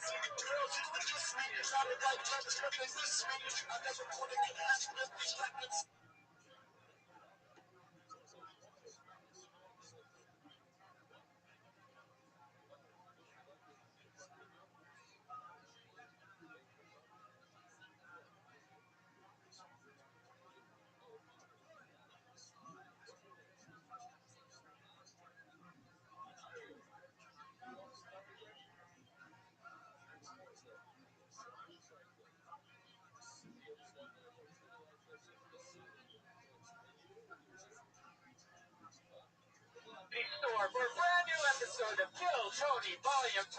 Give it up for Tony Hinchcliffe!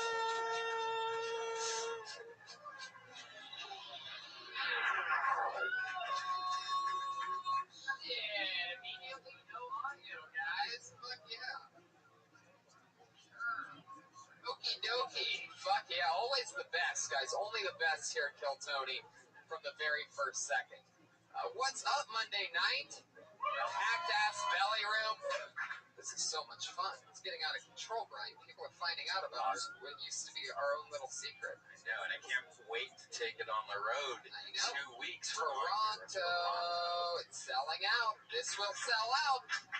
This is a huge place, too. This is Already hundreds of tickets sold. Yeah. Toronto. Yeah, that's right. Be stunned. You are at a show that has already sold hundreds of tickets in Toronto. What the fuck? You're at home base right now on a Monday night. This is exciting, but Toronto's going to be crazy. Not only am I doing the Roast of Ron Jeremy a couple days before Kill Tony, which is going to sell out, but just added to the dais of the Roast of Ron Jeremy, Brian Redband, ladies and gentlemen. first roast. He's going to pop his roast cherry, but most importantly, I get to make fun of Brian Redband for a minute or two in public, which is going to be great. I didn't even think about that. Oh, no, I'm kidding. I'm just going to have, 7 top-notch ace jokes that'll get applause breaks. It won't be that crazy.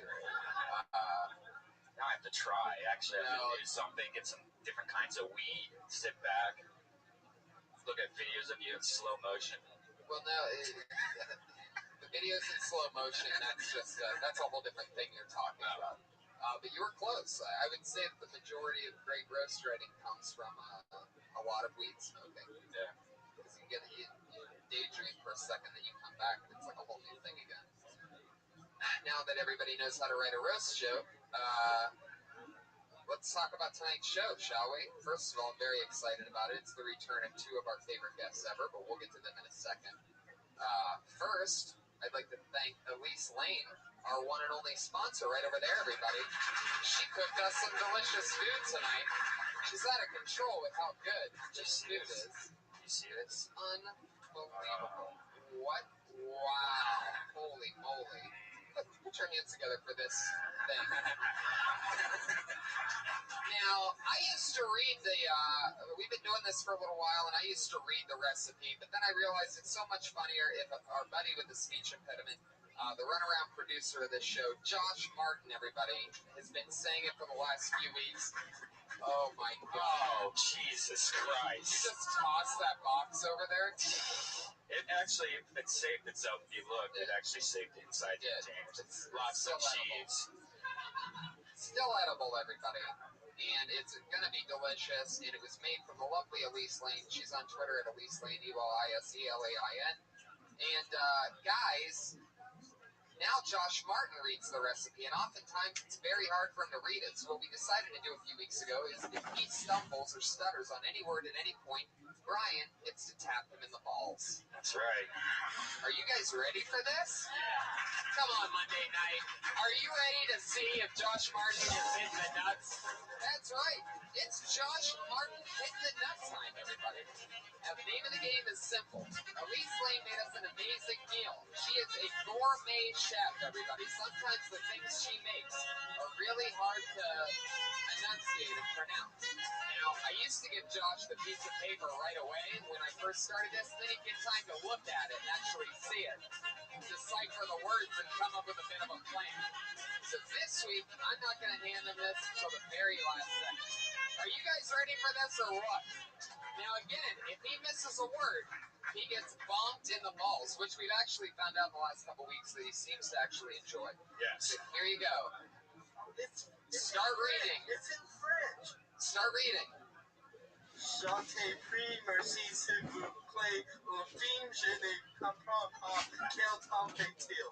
Wow, he nailed it. There you go. It turns out Josh speaks complete French. And then it says, just kidding, fuck you, Josh, on the other side of the page. Oh, what does it say underneath that? It's... Wait,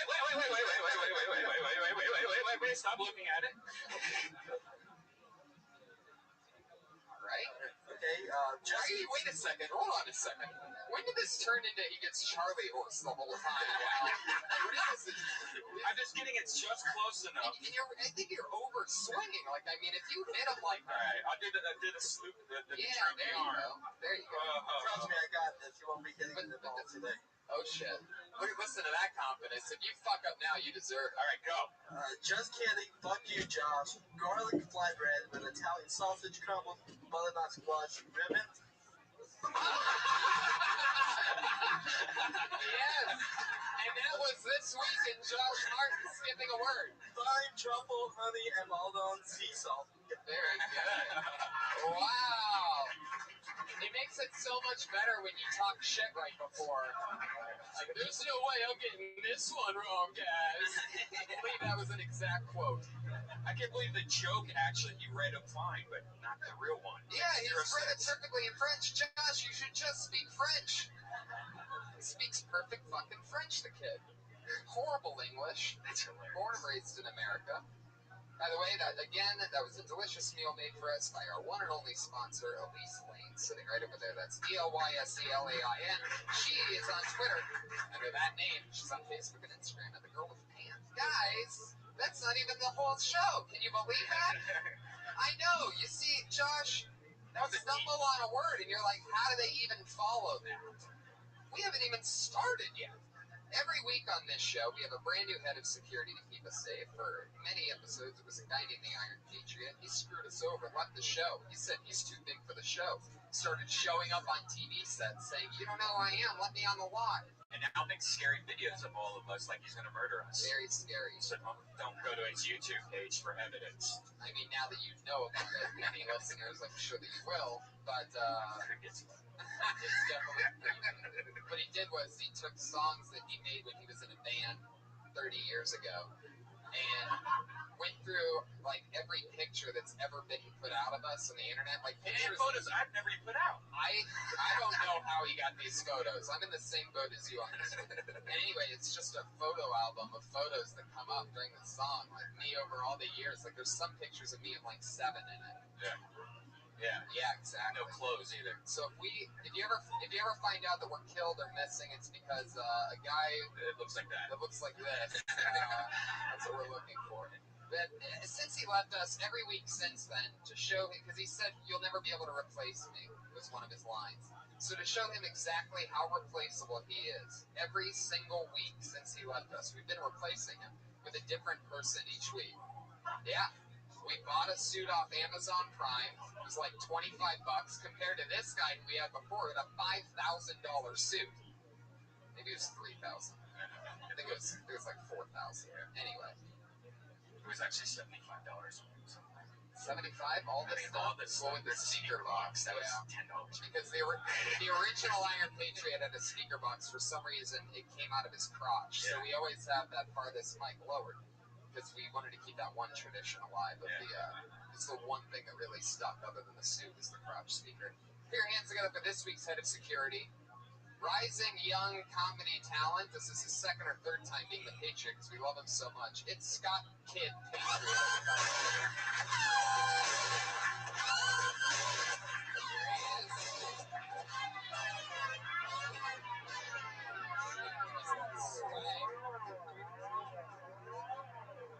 Let a guy be the Patriot a few times, gets a lot of confidence, huh? Look at that entrance. I like your style. How's it going, Scott Kidd? Pretty good. I got the voice box sticking in order. You know, it's not all running around my nuts like last time. No, I don't remember last time. Did you just put it in your underwear? That would have been a better idea. Yeah. No, that's what a lot of Patriots have been doing lately, is just putting it in their underwear. Because we're all comics, we can share. I'm glad I rubbed it on my face earlier. Jesus, Scott, you're on fire already. Really good. No, I have a Velcro belt from back when I was a medic, and I just stuck one Velcro to the other. Ta-da! Holy shit. There you go. You're wondering what kind of comedian can we get to dress up like that? That kind of comedian, guys. That's right. I've noticed a lot of comics use Velcro. For what? I don't know. It's just a lot of people around here, we talk about Velcro more than normal.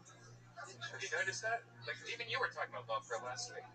I think, because I was talking about the Velcro for that. It's been popping up in my life a lot, but only because we've had problems with the speaker boxes.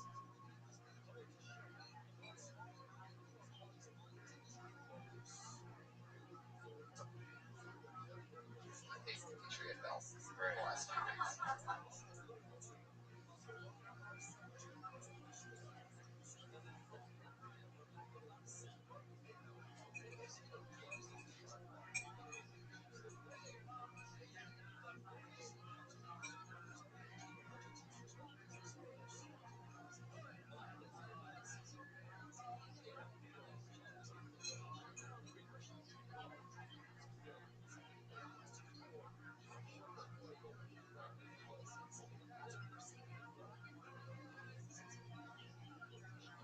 That's just the world I live in, people. That's Tony Hinchcliffe problems right there. I need Velcro for the page.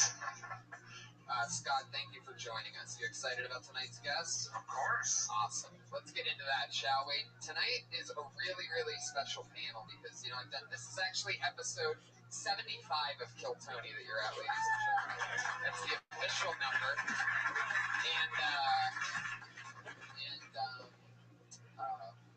Oh yeah, very rarely have I had, because I have so many comedian friends, very rarely have we had repeat guests, but these two guys are literally two all-stars of this show. I'm so excited to have them both at the same time. Extreme repeat guests. I believe this is both their third or fourth time. But fan favorite, everyone loves these guys. Everyone loves these guys, and you're going to love them too. Ladies and gentlemen, put your hands together for Sam Tripoli and Kirk Fox.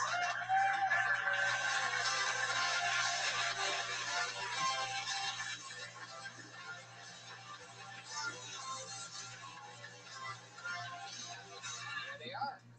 Welcome, gentlemen.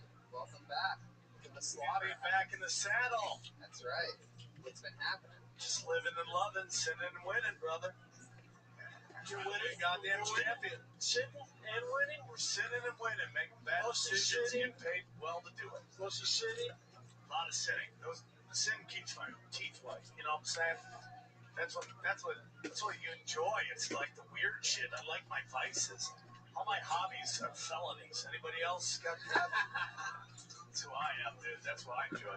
Now, Sam, I'm part of your podcast, Fantasy Football League. You do a great sports podcast called Punch Drunk with Ari Shafir and Jason Tebow. Yep. And I'm currently in your fantasy football league. Yes, you are. You guys were nice enough to let me join. Are you a player? Regretful. I'm a team. The Hinchcliffe Winners is a team. Yes. Would you like to tell these people what I'm doing in your league right now? Well, you are somehow miraculously scoring the least amount of points, yet having the most wins. Most wins. I'm six. For that. I'm six. 6-1, everybody. 6-1 in fantasy 6-1. football. And even my team, just to let you know my angle to fuck with people, Full-blown is the eight. Hinchcliffe Winners. So when I beat these guys, it's fucking awesome. No, It drives them crazy. well, just fucking painful. But something just happened recently on your podcast. What I love about it, my favorite thing is this thing you guys do called Bag of Bets. Yes, bag of bets. Can you tell us what just happened and why you just cringed when I said that? Well, recently? Okay, well, we do a bag of bets. It's like sports, and guys, the whole premise behind Punch Drunk is, comics love talking shit about sports, and they all think they're experts, even though they've never really played professionally. So we just got together, and we argue really bad. Then if you have a really strong argument, you want to lay it on the line, you do a bag of bets. We've done some crazy shit. We did, I lost a bet to Ari bowling. I had to watch 2 hours of gay pornography on boner pills and ecstasy. That's a true story. I mean, it's like Clockwork Orange style. Like, you had to look at the TV. Because I had fucking Tebow sitting there grilling me. And Now, did you try to cross your eyes or, like, blur your eyes on purpose? You had to watch 2 hours? 2 hours. Now, They only wanted you to watch one. Yeah. But I just tried to build up a little credit in case I had to do it again. But no, so yeah, I had to do it, and I sat there, and Tebow sat there, and it was really a horrible thing because the fans could call in and request what kind of porn I got to watch. And it was fucking horrible because everyone would be like, compilation porn. Now, when other people do it, they did a full porno, and they got story and plot that they could buy a little time with. We just went to the greatest hits of the worst hits, you know what I'm saying?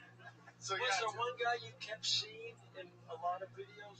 No, that was a weird thing. Like, it's like in porn, like straight porn, like you see the same. I do a joke about it. Like, you see the same chicks over and over again. You start feeling like you're dating. You ever done that? You're like, I gotta fuck other people. She's wearing her hair different. Yeah, right. It's like it's the same.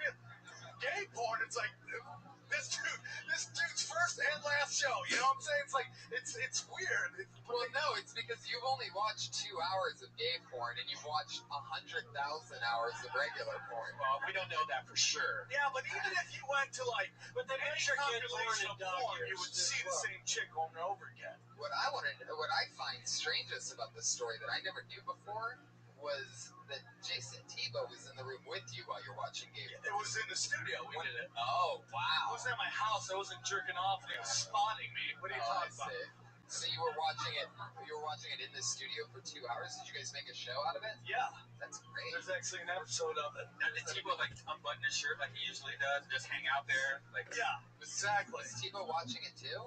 No, he didn't. He was far on the side of the screen. He just sat there in karate stance in case something flew out. So you were looking at porn and him at the same time. So it was almost like he was in the porn. Yeah, I mean, if it got there, I guess it could go there. You know what I'm saying? It was weird though. We've done different stuff. Like Ari had to wear a diaper the whole time for a whole day. He couldn't take it off. If he shit his pants, he had to stay in it. You serious? Ari lost a bet to Nick Youssef, and he had to wear Youssef's jizz socks for 24 hours. Yeah, they were bad too. I was there for that exchange. But what I don't understand is that, we got a great one with your production assistant, Josh. Oh yeah, what's this one? If I finish here's the bet. He wants to get in the Comedy Store main room fantasy league, and he was there when we were drafting. He convinced me that I had the worst team ever. And if I finish in the bottom two, I got kicked out of the league. He took my spot. But if I finish out of the top two, he has to wash his face with Punch Drunk's jizz rag, which we all get to buzz went off, and he gets one swoosh of the water under. There seems to be a real, there's a real gay theme. That's, I know, right? that seems to be the most torturous shit. Unless someone's gay. It's weird. Then those are victories. Super easy. And they're just, it's like, you gotta watch 2 hours of porn and wear jizz socks. Where do I sign up? It's completely like that. Shit. That's why we need more gay listeners. If the gay mafia's here, please check out punchstrunksports.com. I love that. That's great. Normally our Patriot has a question for a guest. What do you got for us tonight, Scott? Well, my first question's for Kurt. Yes, go ahead. Trust yourself. Just believe in it and stand tall. Go ahead. You're slouching. Just. I got a bum knee, never mind. Was that your question? No. Hey, so I saw that you're from San Diego. Yes, I am. Good start. I know some of your filmography on The Patriot, but you were in The Patriot with Mel Gibson. Good point. You're also Now wrap it up. Shore is Dead and also Parks and Recreation, of course. But my question for you Okay. is, Kirk, where do you shop for pants? I don't shop for them. They usually just end up somehow in my closet. I've never bought a pair of pants. Wait a second. Do guys leave them over? What the fuck? Guys, girls, I can fit into just about anything. But I'm just telling you, I don't shop, but I have a lot of pants. I've been accumulating them. Just mugging tall people, stealing their pants. They just end up, man. These pants, I do not know where they came from. Are those the pants you wore in Tombstone? These make me from Wyatt Earp. So I get a lot of shit from the prop department. Wonderful. Was that the answer you needed? I mean, I guess so. I'm looking for pants. Come to my place. You gotta watch 2 hours of porn, then you leave in pants. You don't have any rags by any chance. You're going to. If you leave in these pants, you will. Does it upset you? You have to shop. They put big and tall First of all, and fat. nothing upsets me. Brother, Really? Yeah. Nothing upsets you at all. Nothing. But you can ask You're that. But don't stop your question. This does not upset you. No, it's not because you're a tall guy. You gotta shop where fat fuck shop. Is that upsetting to you? Yeah, but I told you, I don't really shop. Never. I don't think I've ever really bought anything. Where do you mean that? That's the same thing with your pants happens with your shirt? And your glasses? Yeah. These I got from doing the test. They just give me shit. I'm not gonna go out and buy stuff when it seems to appear magically. God, you are like a real life superhero. Yeah. Listen, I worked hard to get where I'm not. Are they running your show in like third world countries right now? We're starting fourth world countries, yeah, and we'll work up the skirts. Nice. Love it. We're in Uganda right now. Oh, that's a good place. Ebola. Yeah. Patriot, what's your question for Sam? Well, Sam, I know you have the talk show, and Tony already mentioned Punch Drunk Sports, but I was wondering, what's your favorite cup size for fake tips? Whichever's in my hand at that point, very much. I like them. I always like to go. I have a Victoria's Secret near my house, so sometimes I'll hang out by the 34 double Ds. I'll just hang out and see mystical beasts come by and just check out unicorns, but that's about it. I don't know. I'm more of a face and ass guy. I could care less really about fake asses. I like fat, sloppy asses. You do? I do. I like big. Why do you think that is? How is your mom built? No, you know what? That's a good question. Let's talk My about mom's funny. I just grew. I think you're attracted to women who are from your look of your area in a weird way. You might like it kind of cleaned up, but I just grew up around fat chicks, man. I mean, I don't like out of shape, man, but I like. I mean, like, dude, all day, every day. Now, what city was that? Is there just a fat city? Yeah, it's just upstate New York, and it's just fat fuck. You're either super fat or super skinny from doing that. There's no income in between. It's one or the other, man.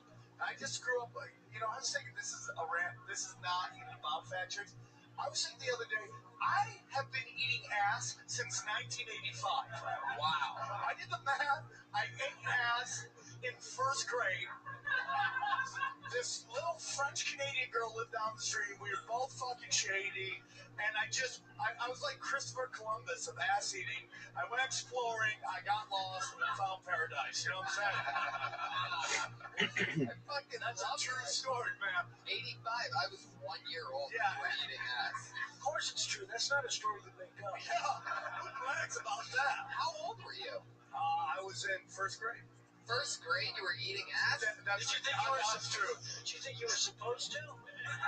You know, it's just like Did someone say, hey, if you're with a girl, you know what I'm saying? Like, do you teach a lion to hunt? You just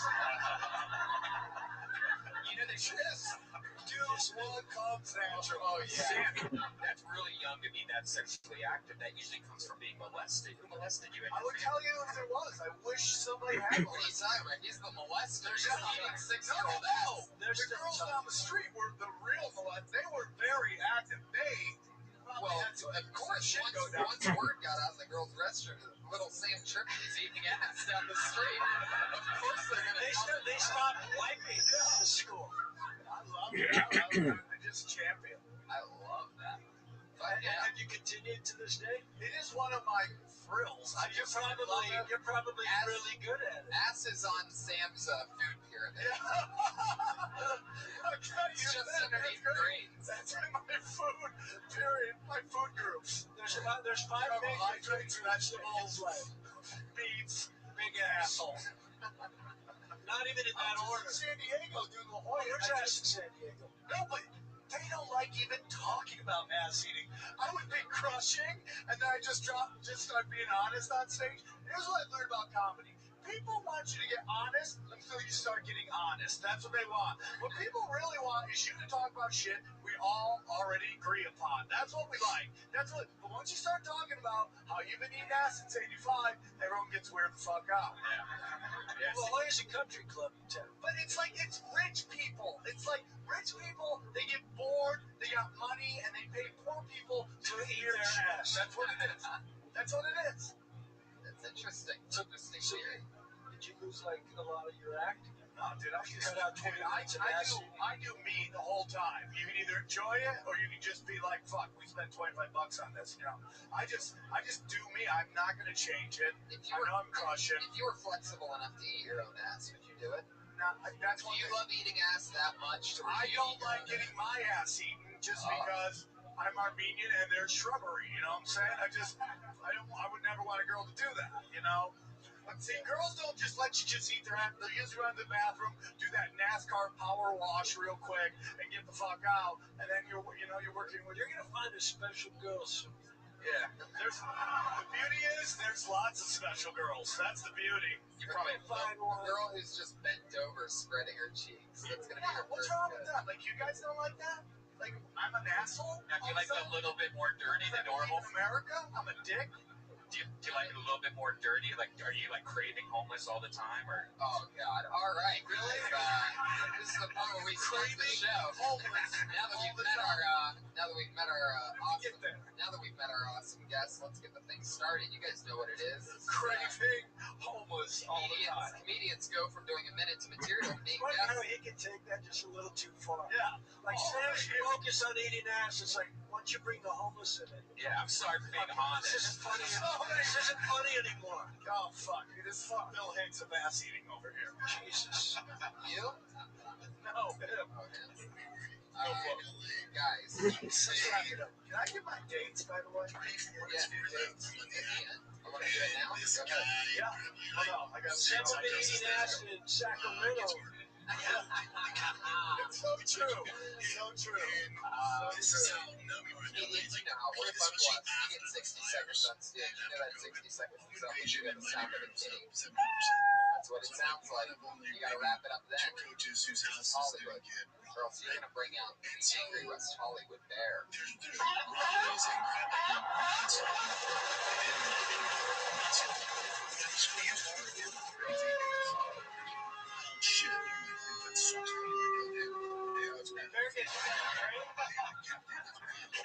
All right. Trolley stop. I come here. That's what's gonna happen. So please don't run the kitty sound. Get off that. So you guys know how it works. They go from being comedians to guests on a podcast when the sound of a kitty happens. Are you guys ready to do this? This is Kill Tony, episode 75, ladies and gentlemen. Here we go. Your first comedian tonight goes by the name of, we know her well. This is Sarah Kenny.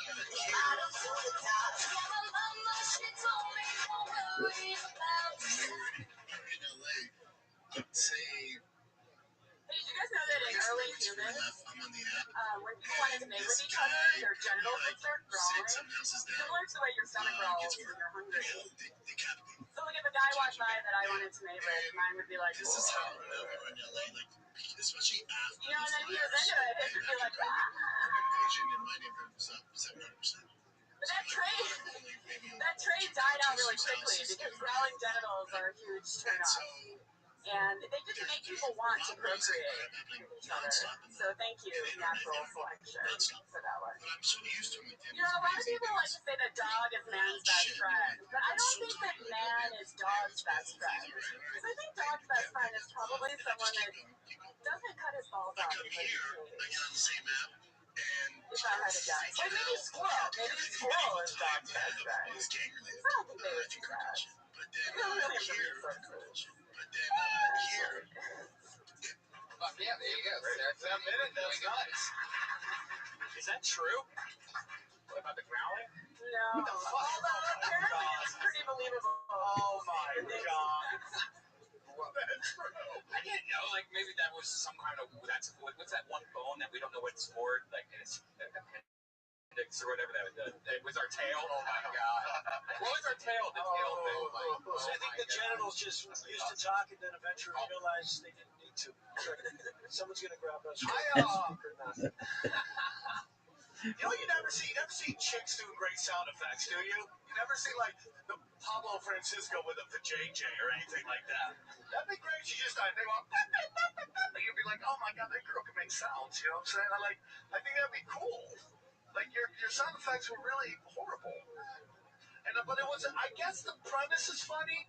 But I think if you just went crazier with it, It was my first time trying to do something like that kind of sound effect thing. So yeah, maybe I need to commit to it a little bit more. I mean, there is hope for that joke, but I gotta tell you, when a joke starts off with something that is obviously not true, well, everybody but Red Band knows it's not true. yeah. Well, no, If that's your target audience, then you got a hit. it totally threw me off because you said it was like it was, and I'm like, wait. It's called selling the bit, man.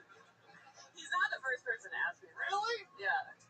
But well, there's people like that. But I think the way to set it is, if you said, imagine if your genitals could speak. Like make it clear that it's just make it clear that you know that genitals have never spoken. Because once you say, genitals used to speak, everyone here except Red Band knows that dicks don't talk.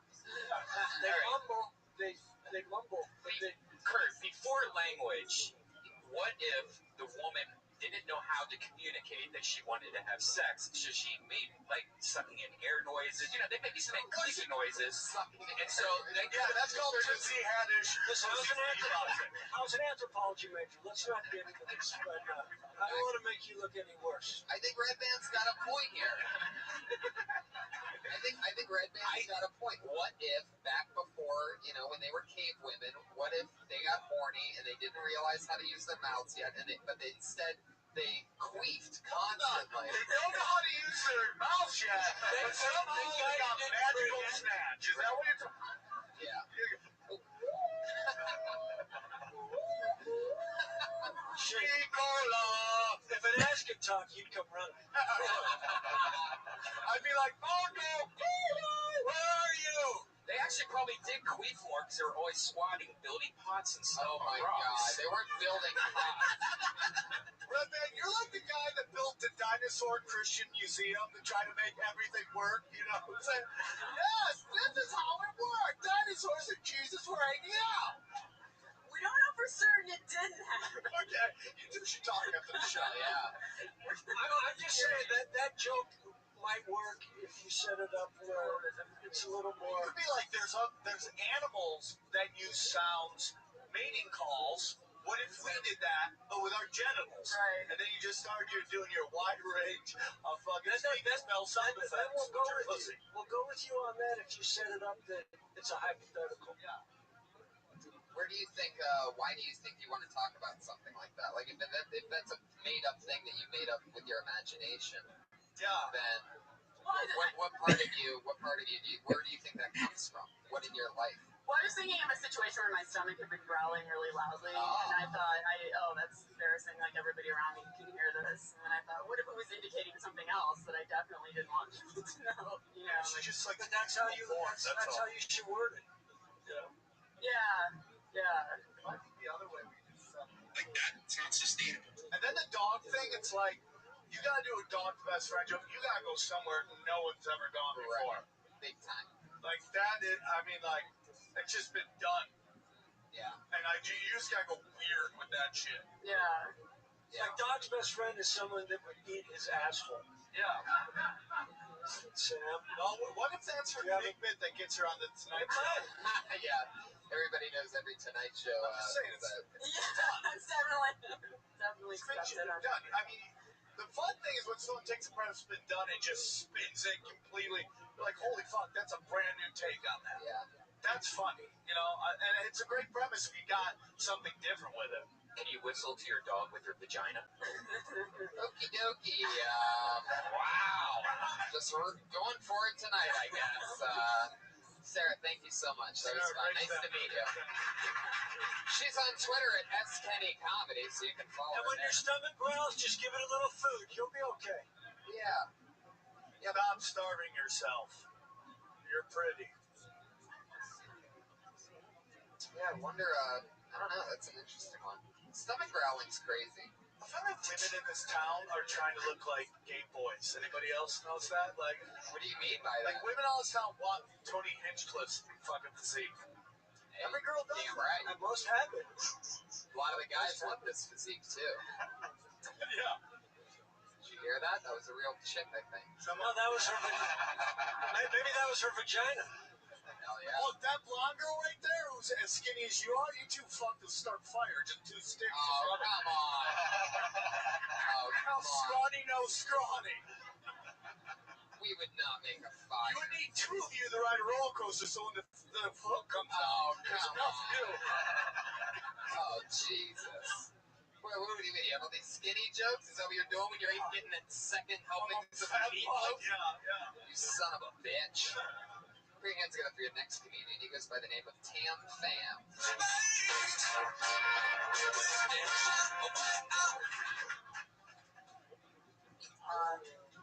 By round of applause, who here looks at me and does not assume that I'm a terrible driver? Okay, good. So now we know where the liars are. If you're not lying, thank you. And for the rest of you racists, you're completely right. I'm a fucking death machine.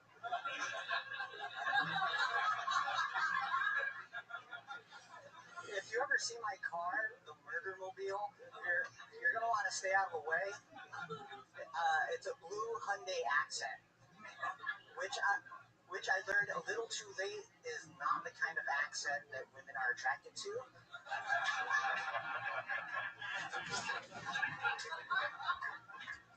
By the way, my mom is an even worse driver than I am. She can't really help it. My mom is this terrifying combination of Asian, old, female, nearsighted, immigrant. She's basically the Captain Planet of moving violations.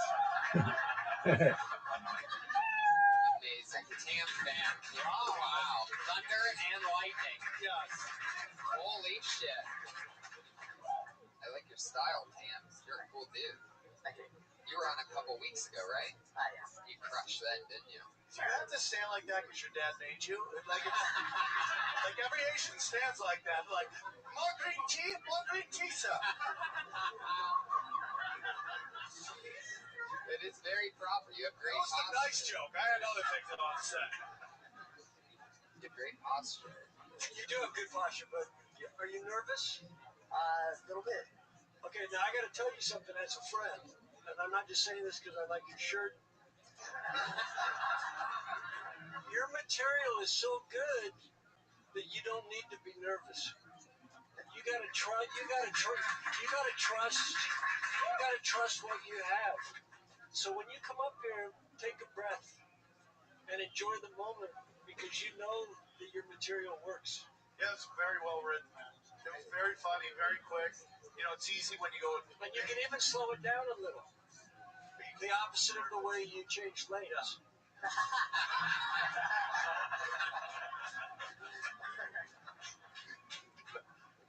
Not all Asians are shitty drivers, actually. Oh, sorry. I saw one the other day do like 4 lanes and hit nothing. Just like fucking 4 lanes. I was like, that guy's unbelievable. So what kind of Asian are you? Vietnamese. Vietnamese. I was just in China. Dead serious. No car crashes. None. You think it would just be demolition? Well, because they're all connected. All their bumpers are already connected. So there's no more accidents. What is this, human centipede of driving? Is that what you're talking about? No, I think it's just, he's such a great driver that we fuck you up. We're just below your ninja skills of driving. It's like playing basketball with Magic Johnson. His passes are so good, but we can't catch it. That's what it is. Asians are such great drivers, white people fuck them up. That's what it is. Magic Johnson. Do you believe that? Passes of everything but HIV tests. Hey! It's the pony boy. Writer's Guild. Tam fam. Do you come up here every time to do Asian jokes? Be honest. Every time you've done this? First time I did, no. Okay. So I'd like to see you do non-Asian jokes too, because I think you crush, but I think that's easy. I think that was well written, funny Asian material. That's very good stuff. I would like to see how you do not doing Asian. Do some black material. Yeah, do black. I just think it's Mix easy. it up. Tam fam. What scares you? What scares me? Women. Blinkers. Really? Why do women scare you? What about women scares you? You're on fire, Kurt. It's really everybody, men and women. Men and women? Yeah, women are the ones I What care are you, about. insecure Rob Lowe? What is this? I'm not sure I understand that reference. It was a... No one does. There you go. You don't have to be from Vietnam to not get a lot of that. What makes you nervous about girls? I'm just not good with people, period. Girls are the ones whose opinions I care about. So let me tell you something. So this is what you should talk about also. Yep. How, you don't know what you are. But what you do know is that you don't like people. See how funny that was? Like, you're almost like Pinky the Brain, almost. You're just like this guy on world domination. The truth is, you'd like to sit in your seat and have the room turn around toward you.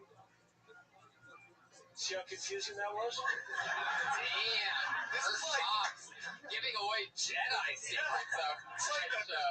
the test world tour we're going on right now. By the end of this show, everybody in the room is going to know how to do stand-up, and I like that. But just trust you're enough, and then you'll find out what you like. Yeah, dude, just... But start off by liking yourself first. Yeah, dude, might as well be right now. Yeah, you're already wearing your own T-shirt. Yeah, dude. Or is that even yours? I found it at a Goodwill. It's a weird coincidence. How many of those do you have? Just the one. That's all you need. You're funny, dude. You need to start accepting that. No. And you've been doing a lot of spots other places now. If I remember correctly, you worked the same job for a long time. You saved up. You just quit a couple months ago and just been doing stand-up, right? Right, yeah. I get up 3 or 4 times a week. Gotta hustle more. Yeah. When I was here, dude, when I first moved here, I was hustling every night. I was getting up in LA 3 times a night, and that's not exaggeration. I would run fucking everywhere. Stop eating ass to go do comedy. I mean, that's how important comedy I suddenly was. regret to be young honest Sam with this Tripoli. crowd. But you should. Now, do you have a car? I'm assuming. Yeah. Okay. So you have a car. You should be running everywhere. You should be trying to get anywhere. Like go. Mama Cafe every day. Go fucking beyond Pico, dude. Don't be afraid, dude. Go over there. There's not a lot of Asians that way. You go that way, dude. There's about a bunch of comedy clubs. Just go over there and try to get up as much as you can because you're really funny. But when you can't get up, talk to your friends. Just start talking to people because I know you don't. You know? You'll be amazed at what you'll learn. You'll say something to someone and they'll smile, and then you say that to 50 people and at least 30 will laugh. You should strike out with 3 people a day. Your job should be Call me tomorrow and we'll just talk for a minute. Yeah. You're amazing. And I'll tell you where I'll be driving it. Don't go anywhere near me. Tam Fam, I think on it. Trusty sidekick. Great. I think you have a trusty sidekick. I like him. He's my Kato. He's my Kato. The Pink Panther. He'll come out of my fucking closet when I get home. Is he the guy that buys all your pants? He might be. Or hopefully he'll be able to sew a few. He makes them. That's right. Tam Fam. Not the first time a Vietnamese guy is killed in a room of a bunch of Americans, but That's true. see what I did there? What's amazing is he's been gone for 20 minutes. Yeah. He's back there behind the No, he's bushes. gone. He dug his way up. We know this guy. This I see you laughing. USC brain surgery student who's been on a few times for neurosurgery to comedy. Here he is, Ori Amir.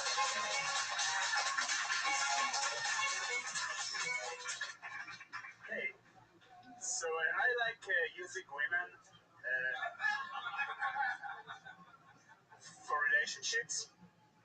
See, when I meet a girl I like, I pretend I'm like this chauvinist asshole who wants to sleep with her, but then after we have sex and I like have her where I want her, I'm like giving her a massage and I'm treating her very nicely. And before she knows it, bam, she's in a relationship.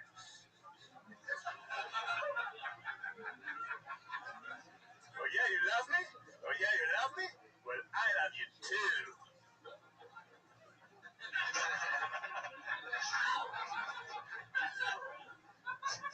Last time I did that, I scored a 5-year relationship.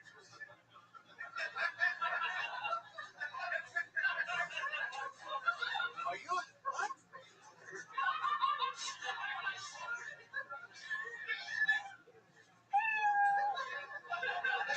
Wow.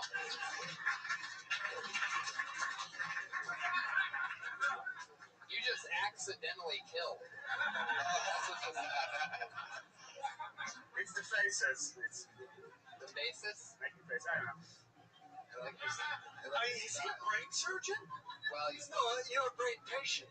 You like, I've participated in many of my own experiments. So. I know. You had the vibe of Dane Cook with Down syndrome. Has anyone ever told you that? You're like, if he fucking, his mom drank during the pregnancy, that's the vibe I'm getting. I'm sorry. No, you're funny, dude. It's just weird shit. It's intentionally weird, yeah. I get it. But let me tell you something. I like you a lot. And the reason is because you believe in what you're selling. And it's shit.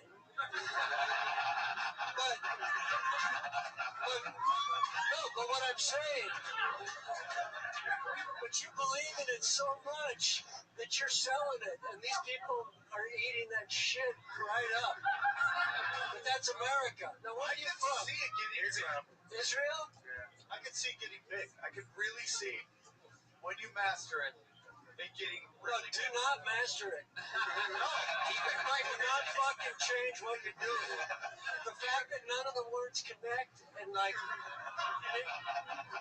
and it appears like you're hearing them for the first time, it's amazing. It makes sense if you think about it, but... No, it doesn't, but that's what's amazing. If it made sense, we wouldn't be laughing. I'm staring at you like he's in love. No, he should be. Do me a favor and just walk away now.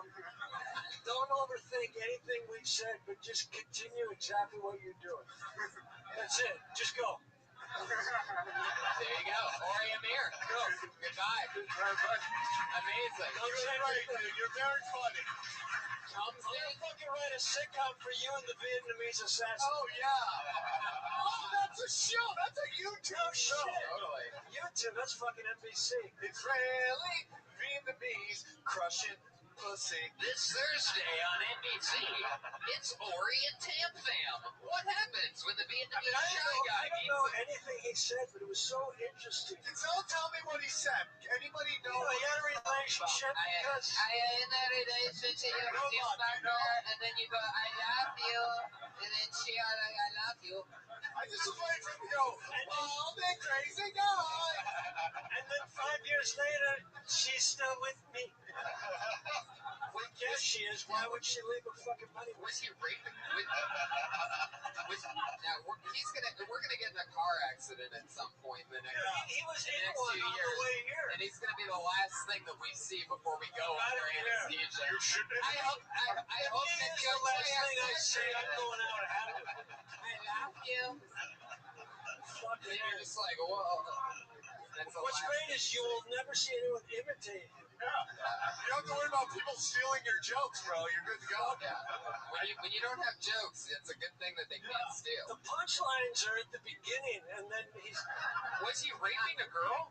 fucking. He was rubbing a girl that way. He's like, I didn't put her down on the bed, and then I put my peanuts in her, and she loved me. And I was like, what the fuck?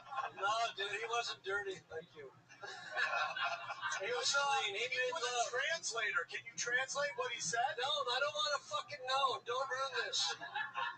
Fuck. That's a brain surgeon. He got into our heads and fucking took out our cerebellum. He really That's did. science right there. Yeah, let's keep this fun train moving along. Who knows what could possibly happen next? Oh, this is a former employee of the Comedy Store, which is a very tough position to get. It's even harder to lose. And very Right. coveted as well. Very, very coveted. A lot of the greats have worked here. David Letterman, Jim Carrey, Sam Kinison. I used to work here. I used to work here. You did? I've never worked anywhere. Wow, I used to work the door. Back when I got picked up, Mitzi picked up a whole bunch of us. She's like, you're gonna be a regular, but you gotta work the door. So I would actually work the back room, have my T-shirt on, and I used to love to go up on stage in my employee T-shirt and just flamethrow the room, and then bring somebody up and just watch them eat a dog steak on stage. It just was like such an empowering thing. Yeah, it really is. It's like wearing a Yankees jersey. It really getting was. a home run. And somehow he just got fired a couple weeks ago. Put your hands together for him. It's Carlos De Jesus.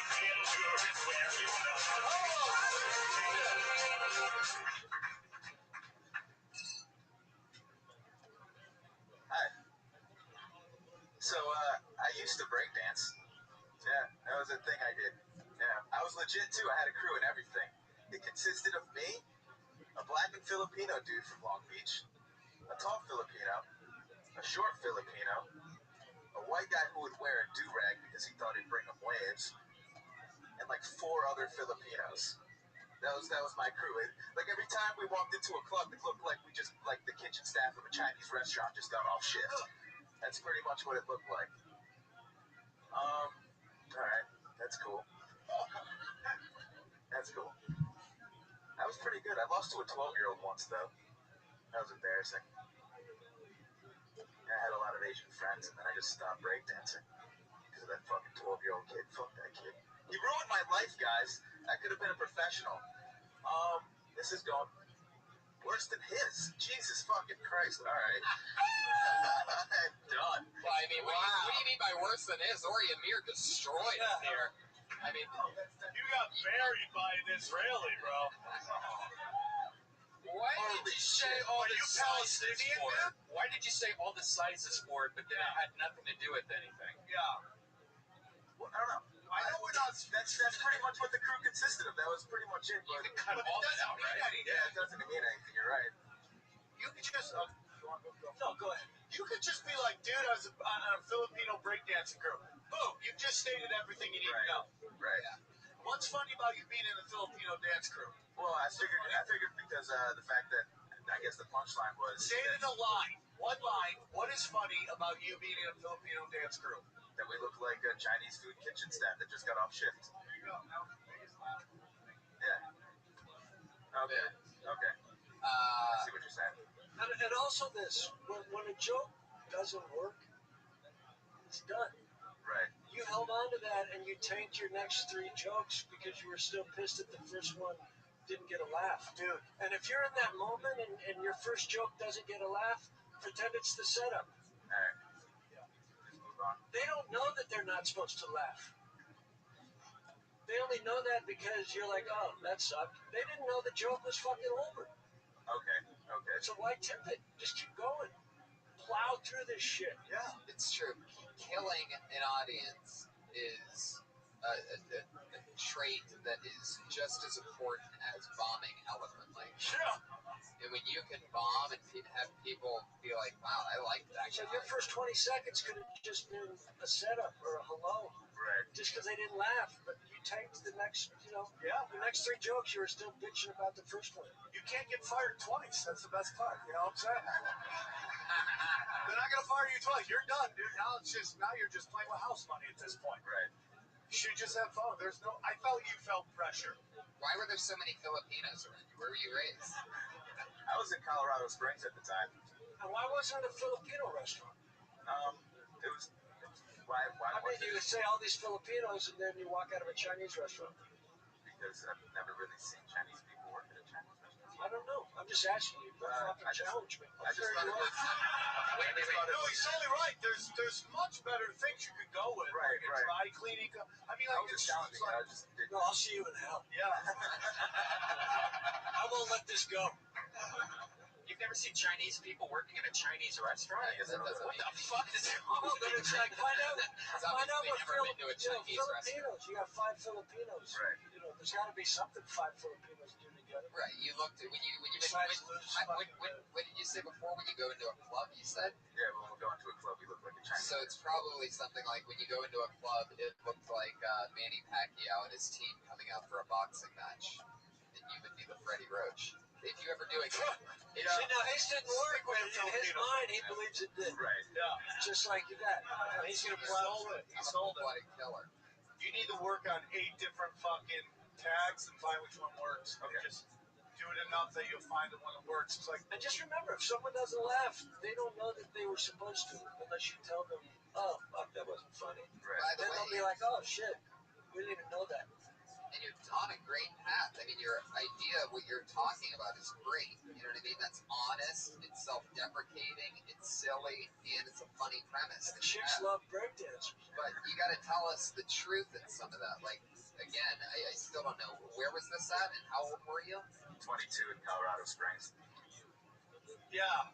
And did you have, what were their funny, I mean, what are Filipino breakdancers' street names? I mean, it's like, What the fuck are Filipinos doing in Colorado Springs? Yeah. I was in the military. There's a whole bunch of those. Find out. Find out what the fuck. Say what? who was the rival gang? I mean, Camp fans and Vietnamese spinners. I mean, if you're the hottest breakdancing band in Colorado Springs, fuck, you're onto something. you have to go, and I know we're supposed to, like, Right. but the truth is, you have to decide what is the funny in what you're saying. Right. Holy shit. What the fuck is that? That's a great question, too. Everybody usually gives that dream up about 11 years old. Keep that going. I mean, I quit at 21 and I fucked up. Because who knew the next year was when I'd really get into my spin. What's your big move? Like, have you done it since you were 22? I did it for about like 4 to 5 years, and then I You went to started college. Is that why you quit the comedy store to get back to breakdancing?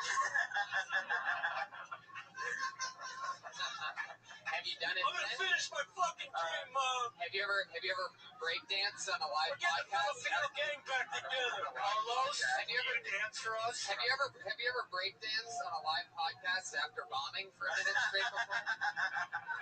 Well, I can't say that I ever have. No, so no, never. Would you guys like to see that? Do it, dude. Yeah! Ladies and gentlemen, here, put the mic, where's Josh? Put the mic in front of you. Take the stool off. First ever in podcast history breakdance. Won't play the best over audio, so I hope you guys You enjoy have some it. Filipino music? Yeah, is there a specific song that you want from us? Oh, he's relacing his shoes. By the way, what's going on? In the back of the room, I just got word that this is awesome that you are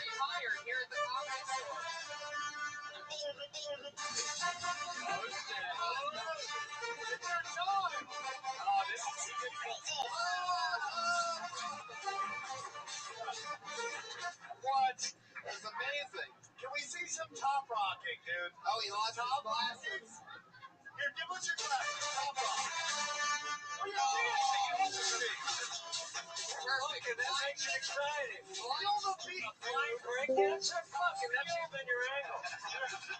There's the hook. That's the first ever breakdancing podcast history.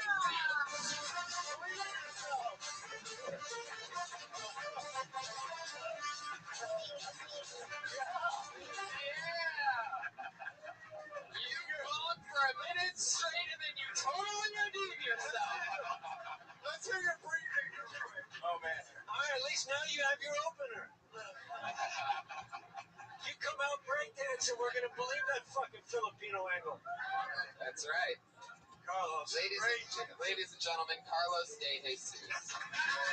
Wow. That was amazing. podcast history. I love that he has How come you couldn't park cars that fast? I'd still be working here. He did something during that I've only ever seen like in breakdancing, which is whoever's like doing it. He gave Brian a look after Brian played the song. He gave Brian a look like, "Oh, that's the song you're gonna play," and then they always hold that look as they like go into the first move. It's a weird breakdance. And when he finished, the instinct was he looked at me like it was my turn. Yeah. You go. What's the first rule of breakdancing? Yes, and there you go. Wait a second, weren't you on a breakdance? Yes. All right, turn up for gentlemen. Oh my God, you have fucking We don't have insurance. No. Sam Tripoli and the ass eaters from Colorado Springs. We were called. This is just what we were called the AGI Breakers, and we were sponsored by the Holiday Inn. True story. And why is that? Because you guys were so sweet. Yeah. Oh fuck, keep going. No, dude, that's just the truth. Yeah. Really, Holiday Inn breakdancing? They gave us fucking breakdancing tracksuits. It was great.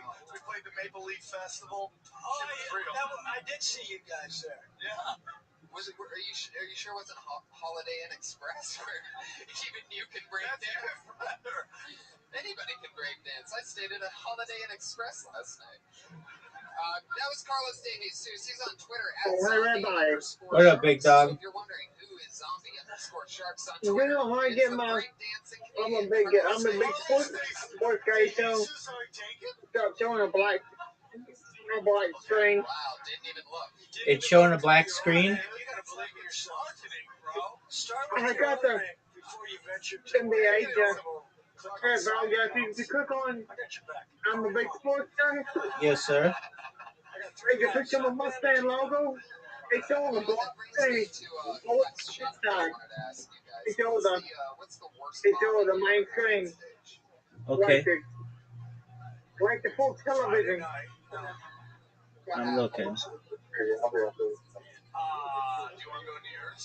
No, I love yours. I see. It's the blanking island. I see. It's blank. A little different than I've seen. Yeah. Yeah. Come on, camera. He's on fire. I want it to be. You're on fire. I want it to be like this. I want it to be like this. I bombed Like for what? the entire cast of the Wedding Yes. Crashers. I was Okay. doing a very special. It was. I've gotten sober a bunch of times. Okay. This was the first Did time you refresh I your got sober for like 5 browser? years after this gig. I literally got sober after this. It was. It's Yeah, we had gone to.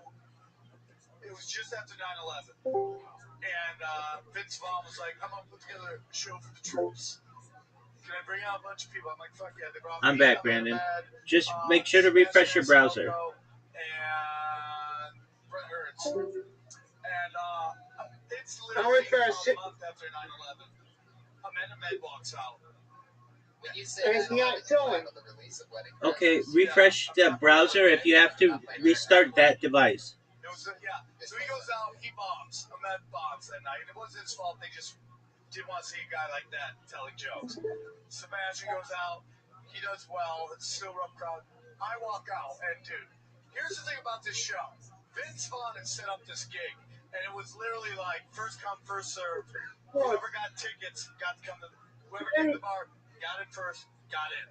And if the doors open at noon, the show was until 8 at night. It's not The bar showing was the screen. packed at noon. I know. Refresh that device, Brandon. Everybody drowning. I walk First out and I birthday, start come doing on. this show, Yes, sir. and this fucking little scrawny bitch is in the front. It's like, get the fuck downstairs. You're fucking stupid. I go, lady, I'm just trying to help you.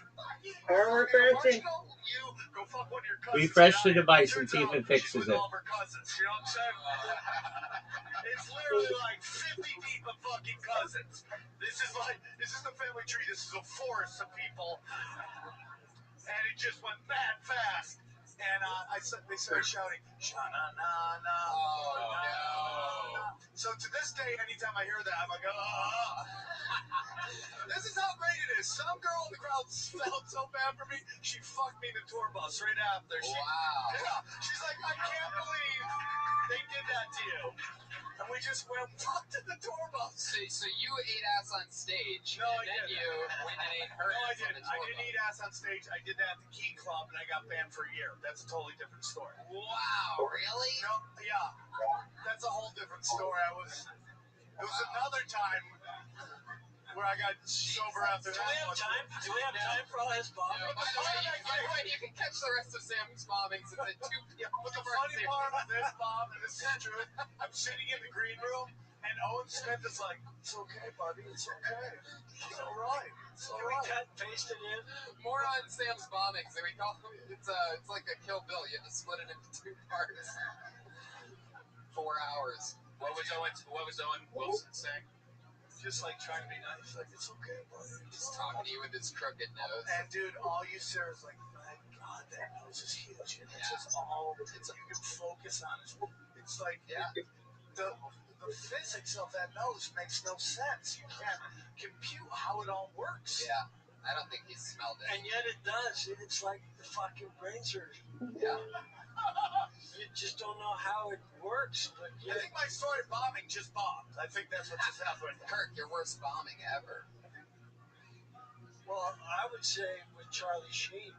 Oh, yes. I forgot about that. I did not forget. Never forget. There was 5,000 people going in from 27. That backstory, if you don't know, when Charlie Sheen started the first show in Detroit, correct? The Torpedo of Truth tour, which he started when he was at Maximum Insanity. So obviously his fans were at Maximum Insanity. They wanted Charlie. I don't think they wanted me. You were the opener. I was the opener. Holy and they were supposed to just kind of say, they're just kind of to bring me out from the side curtain so that I'd kind of be the host and then do, 20 minutes of comedy. But instead of introducing me from behind the curtain, some guy just went out on stage and just said, are you ready to rock? Are you ready for Charlie Sheen, motherfucker? And 5,000 people were just like, fuck yeah! And he's like, but first, I don't know how many hookers he's been with or if he smokes crack, but keep it going for Kirk Fox. And it just went. So I went out there and just started. They started immediately, but I just believed in my shit. And at one point, there was only 3,000 going. And I said, listen, I want all of you. Unite. Come together. And then soon they were all booing me. And then Charlie came out at 10 minutes and just like put his arm around me and said, come on, he's my friend. And they gave me a Snickers bar and then walked off stage. And they were like, because they saw Charlie. So then they booed even louder. Oh my gosh. But then the joke was afterwards, there was a lot of press. And they were like, I heard you got, booed off stage. And I'm like, no, off stage everyone was nice. I got booed off stage.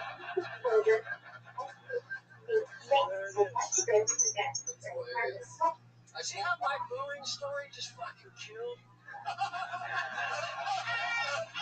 It's specific. I tied it in. I personalized it. It's your day, Bob. It's your day. I pulled the next name out of a bucket. She goes by the name of Melanie Baldonado.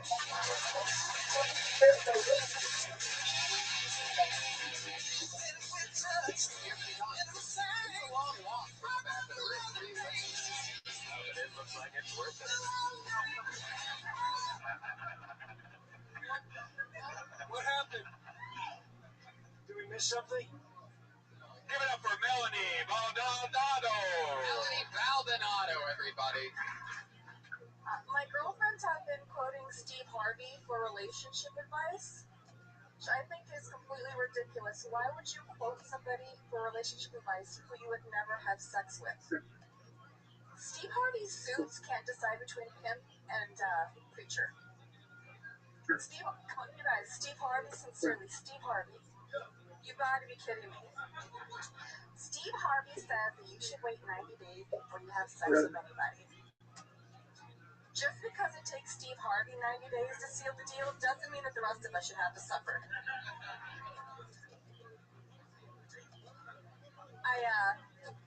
This is what I figured. Guys think of themselves, their own minds for relationship advice, and then their friends, right? So I try to see, like, maybe Steve Harvey has hot friends. So I Googled Steve Harvey, okay? Pages and pages and pages of images of Steve Harvey by himself. Steve Harvey hangs out with Steve Harvey. It's such a reach. It's like you would need this. You would need to perform it in front of an audience of people that only. I disagree, man. Steve Harvey. I disagree. I mean, you have to give them a better reference of that. Like, I've done shows where it's like, hey, I do a joke about TED Talks, and sometimes the crowd has no fucking clue what TED Talks is, so you gotta explain it. But I think that's very funny, your premise. I think you just gotta go harder at Steve Harvey. I agree. You gotta really light that motherfucker up to make this premise work. I agree. They gotta believe that you care about it. You need to remind people of how they Yeah, feel. but I know you do, but you gotta just at least tell your voice to believe it. We're talking about the Steve Harvey that hosts the Family Feud. Yeah, the Steve Harvey has his own talk show that I guess people watch. But I actually watch it. It's one of those. You watch it? Yeah. It is so awesome to smoke a lot of weed and watch Steve Harvey. And sometimes he makes some great points. I'm on board with Steve Harvey. I'm sorry. I follow you. if Steve, All right. No. Like there's so much shit that's obviously. That means nothing. So He's got what? money. That means fucking nothing. No. There's some bullshit that Hot chicks fuck retards all the time. It happens. I can. White robot? Yeah. No, if Steve Harvey whispered in my ear, I would throw up.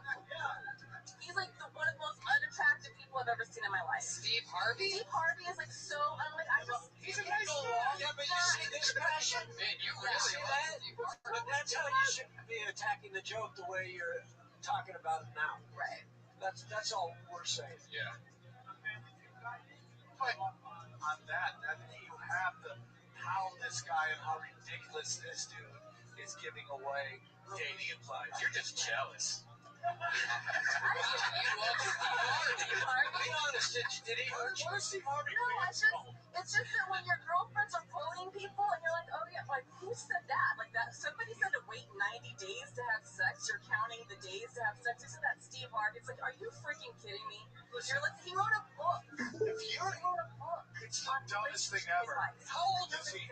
I don't know. 68. 90? He was born in October 13th. Oh my God. Look who, I mean, this is amazing. I never would have guessed your love of Steve Harvey. Look, Steve Harvey has problems. Like I wouldn't like follow his relationship advice, but you have a very strong hatred just on his relationship. So you like sleeping with guys like fast. That's your thing. That's because you're. And thank you for that. Thank you for that. You feel bad about this. I don't. Actually, I don't. Shouldn't. I don't feel bad about it. No, not at all. It's not like all the time you sleep with the guy fat, but I'm not gonna like click on the calendar and be like, you have to wait 90 days. It's like, So what's your are you Fuck first, ask questions later. Yeah, That's what I say. 90 days is ridiculous. like 2 days? Nah, I mean, it all depends. Like, the guy has to like 90 minutes is something. Yeah. We're attracted to each other. Let's see if we want to hang out afterwards. That's what I said. It's just the truth, man. Now you can. Steve, I mean, after 90 minutes, if you're not eating ass, fuck it, it's going on. You put ass in a doggy bag and save it for later. I think you're right. I think We you read should a write that down. Like, pop-up book. why is a 60-year-old black man telling women who they should date. He gets tons of fucking money. He's playing a character almost. He's just getting checks and checks and checks, and he's going, oh yeah, I should sell to this certain group in the middle. Oh yeah, that's religious guys. I think Steve Harvey is actually pretty amazing. When you look at what he does on the Family Feud. By the way, I'm serious. That sentence has never been said in the history. He's pretty amazing. Look what he does on the Family Feud. I just think he's serious. He takes those feuding families and just calms them. Yeah. Survey says. Survey says 90 days. Suck it. Jesus, stop it, lady. What the fuck is this in the back there? It's the reasons why Steve Harvey should not give relationship advice.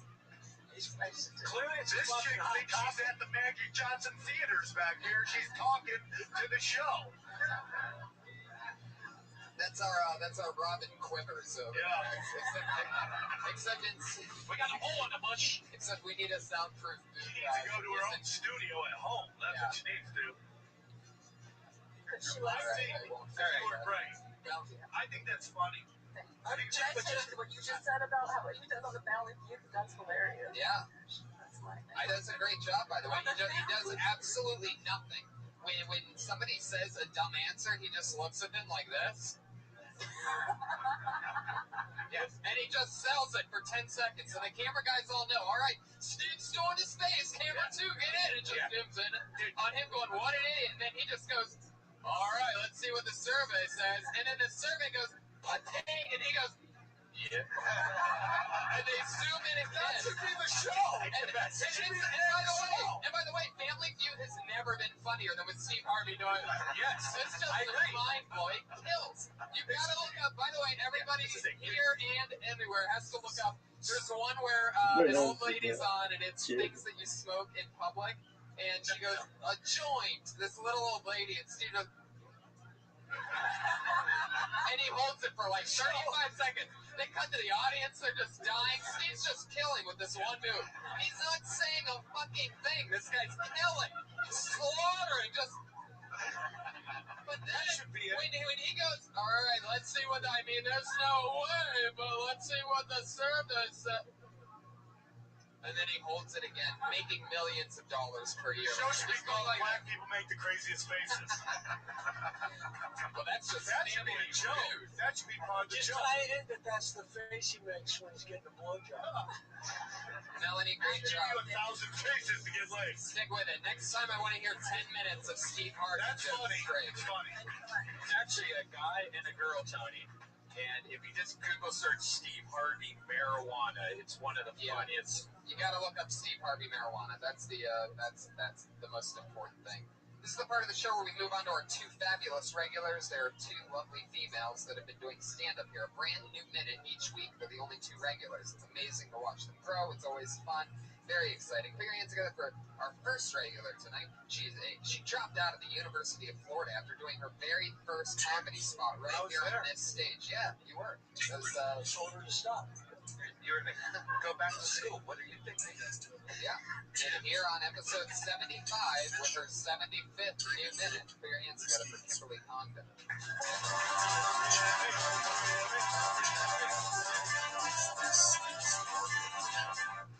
Thank you. I went to a Starbucks really early this morning, 7:30.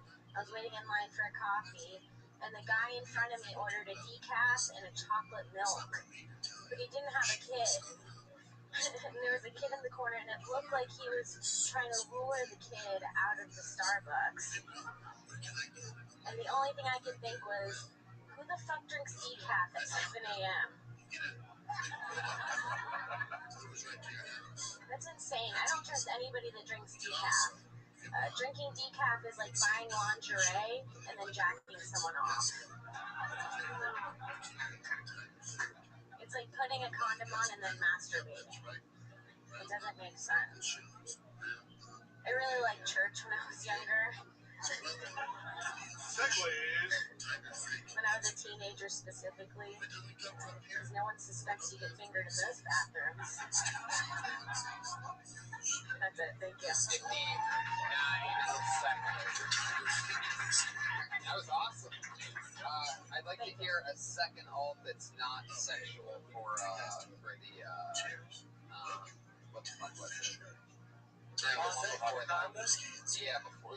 That thing. I think you replaced condom with something else. What's the parasitic?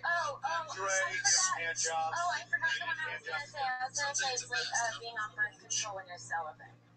Well, what's the thing? What's it about? Oh, drinking decaf coffee. Oh yeah, that's such a great premise, and there's yes. Both references can be sexual though. Yeah. The sexual one should be second or third even to something not sexual. You know, decaf in the morning. Yeah. That really is a fucked up thing. Like, what kind of weirdo do you have to be? Yeah. Cool with heart vision. But he is the weirdo. He's the guy looking the kid into the park. That's what I'm saying. It was also from the kid. The part that was Like doing coke, trying to go to bed. It's super weird. It's like having a decaf coffee at 7 in the morning. It's like having a virgin margarita at 7 in the morning. It's like saying no to a blowjob. Writer's Guild. I think you did two jokes almost within one joke, and it kind of took away from the whole joke. Because you have one joke was about decaf coffee, and the other joke is about someone buying chocolate milk if he doesn't have a kid with him, which is a joke about being a pedophile and trying to fucking get somebody out of there, which I think should be two separate jokes. Because humor is the guy buying a chocolate milk, at least he's like getting people on the line so you get the coffee quicker, or something along the lines of that. You know, but you had two jokes in one premise that ultimately diluted both jokes. What were you saying, the pedophiles? I think that's what that has to mean, yeah. That should be a punchline right there. Yeah. That's got to be your first one. Right. Pedophiles, it's true. The last thing you want to do is take a shit while they're fucking a kid.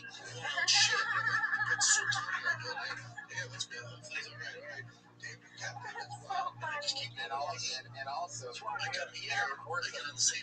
a pedophile will drink out of 7 a.m. because they're already in school. You don't get happening until they're about to get out at like 2:30, 3 o'clock. They're fucking wired. Yeah. Okay, I guess pedophilia jokes aren't. No, I closed it on And like you need caffeine to like take your hits too. Steve Harvey on the show. I love your look. That's a great look. Zoom in, camera one. You had two jokes there. You somehow can intertwine them better, separate them, and then make one joke. That's all I'm saying. Because they're both funny. I agree with Sam because I've hurt his feelings a lot tonight. No, you didn't. At all. Not one more. I'm dead on the inside, brother. Dead on the inside? Yeah. Why? Just give him the look. Give him the heartbeat. You said what? Kim, that was good. Survey says yes, you are. Good joke. Yeah, so funny. And you landed on exactly 1 minute, so you did it again. Thank you so much, Kimberly Condon, everybody. She's on Twitter at Kimberly Condon, Instagram, all that stuff. Our other regular, super funny, super cool, awesome style. Put your hands together for Sarah Weinshanker. What's up? Who the fuck decided to associate foil with the future? It's fucking trippy. When they just like, yeah, there's gonna be a lot of meth. We're gonna need a lot of foil. No refrigeration and no microwaves. We're gonna need foil. We need a sponsor for the future. Reynolds is on it. What? We're barbecuing? Oh, fuck, we can think of anything. The best thing we could come up with was aluminum foil in the future. Someone decided that, and that was a thing, guys. Look it the fuck up. Aluminum, why not saran wrap? We're so sprung on something that's fucking shiny. Makes no sense. Also, the name egg roll makes no sense. Why don't they just call it a mini Asian burrito? That's what they should call it. An Oriental roller. Alright. Oriental roller. I just love that. I love that. Yeah, the tinfoil line is great. You know, you lose me right right. I mean, it was like applause break worthy. I felt like, you know, it didn't even get, even though it got an applause break, I feel like it didn't really get what it deserved. And then, but what was interesting was right after that, I got confused immediately because you said what? You said you nailed it with the future thing. Everybody, I think, pictures the same thing. Somebody wearing like some kind of weird helmet or hat. Oh, is that what you're talking about? The Yeah. I had no idea what you were talking about. But then what do you say next? Set that up. What do you say right after that? I don't know, man. Oh, you have no idea. I mean, like, honestly, I wanted to get all my aluminum jokes out, but, like, I lost track of time. And I was, like, really pissed off that I wasn't going to get Reynolds out. And that was, like, in my head. Wait, you're talking about the tinfoil hats, like the conspiracy theory people? That's the future part you're talking about? No, like, if you look up 1950s future, they're really into, like, fucking foil. Which is, you didn't tell anybody that. Yeah, I know. I thought that everyone knew that. I don't know. Is that an assumption? We're using Don't assume anyone knows anything, really. Because it's all part of the setup. I don't know if you watched the show, but nobody knows anything. I don't know. I think it works. I think most people probably picture. Like, there's definitely an association with foil in the future. I don't think it really matters. Yeah. Where do you get this from? It killed. The joke killed. I mean, you got The joke killed, I had no idea what was going on. I think it but it was lost so it because they're waiting for you to explain that line. You just came up with, when foil become the future, and you're like, oh yeah. It died off. We're like, okay, what exactly are you talking I about? thought I missed a news story or something. I thought it was like, oh shit, I didn't read TMZ. What I will say is that you're much better on stage than the last couple times I've done the show. Not that you weren't good there, but man, your delivery is so much better. You're way more confident. It's fun to watch, man. And I agree, but I will also tell you this, as a friend. You said fuck 19 times in a minute. You're right. I opened with fuck. Not great. I don't think it's necessary. Yeah, I got You gotta excited. save it for special. You gotta use it. It's like water in Waterworld. You know, it's use it if you really believe it. You know, use it occasionally. Because when you write a joke out, if you're not saying fuck while you write the joke out, you don't need to say fuck on stage. That's really good advice. That's why I'm here. Great advice. Yeah. Thank you. Thank you so much, Sarah. That was a great set. Very Awesome good. stuff. Great. Awesome foil. Best outfit of the day. Best outfit. Thank you. Hey, Tony, Ice Cream Fire's here. Yeah. Whoa, one of our favorite bands in the world, Ice Cream Fire. They're great. And they're available on iTunes. You were listening to this right now. Scott Kidd, thank you so much. You're at Devo Kid on Twitter. Good job, man. DOKID. You stood strong. You didn't say a lot, but I knew you were You there. stood better than anyone's ever stood before. You killed on this top. You're standing. And You're gonna blow up on this be top. honest with me. Were you asleep for the most of this? I thought you were. Kirk Fox, you're on Twitter at Kirk Fox. Yes, I am. Anything else you want to promote? That's fine. For those of you in third world countries, the test is coming out soon. Well, I think it's all done. They already got it. They don't get it later. Like It's all good, man. I'm Tony Hinchcliffe. Our sponsor is Elise Lane, ELYSELAIN on Twitter. She's amazing. She made us great stuff tonight. Come see me in Red Band in Toronto in November. That's right. Sam, what do you got? I am going to be at the Sacramento Punchline the weekend of November 13th, 14th, and 15th. Very excited to be headliner that weekend. And then New Year's, I will be doing Toronto at the Underground Cafe. Yeah. New Year's. That's the best. Yeah, dude. We're going to be there that entire first week of November. Whenever the Dark Comedy Festival is, we'll be in the Underground as well. Go see Sam at the Sacramento Punchline. I've done that club with you before. You were the first comedian ever I take me think the there. three of us did it, right? Yeah. Yeah, it was a lot of fun. Yeah, it was a lot. Great show, guys. I'll be golfing Bel Air tomorrow. Pretty close to Golfing Bel Air. I know. Thank you, live audience. I love you.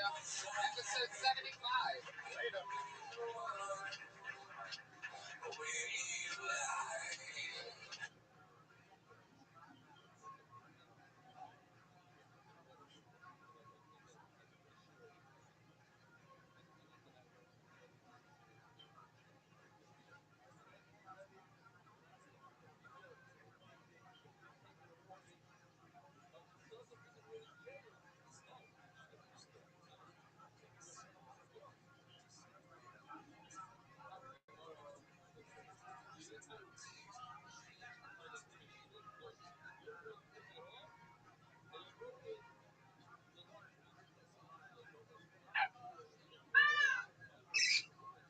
This is Red Man coming to you live from the world famous comedy store for a brand new episode of Kill Tony Volume 2.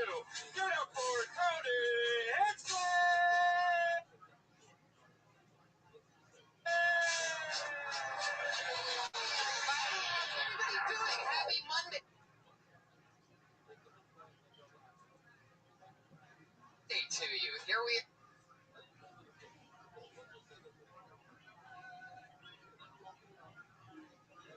are back again. Kill Tony. Hi, everybody. Okie dokie, we lost you. It's good to be here. It's a live audience, as always. Hi, Brian. Hi, how you doing? Red Band is here, everybody. Come on. Yeah. I just flew in from New York City today. I had an amazing weekend there. I did some crazy stuff, and I performed at the Borgata in Atlantic City. But I flew in today, and I fly out tomorrow night because Brian and I are going to Toronto, everybody. I get another 6-hour flight. That's ridiculous. Why didn't you just stay in New York for a day? Because I'm obsessed with the show. I swear to God, I flew in just for this from across the country. That's crazy. I was on a fucking plane all day. I'm obsessed with it. I'm convinced that this is one of the best shows in all of comedy. I'm convinced. And I think some other people are convinced. I'm convinced. We've already sold hundreds of tickets. We are so close to selling out. Toronto, Friday night, Kill Tony in a fucking theater. Yeah. Toronto. The show you're at right now, you lucky 28 people.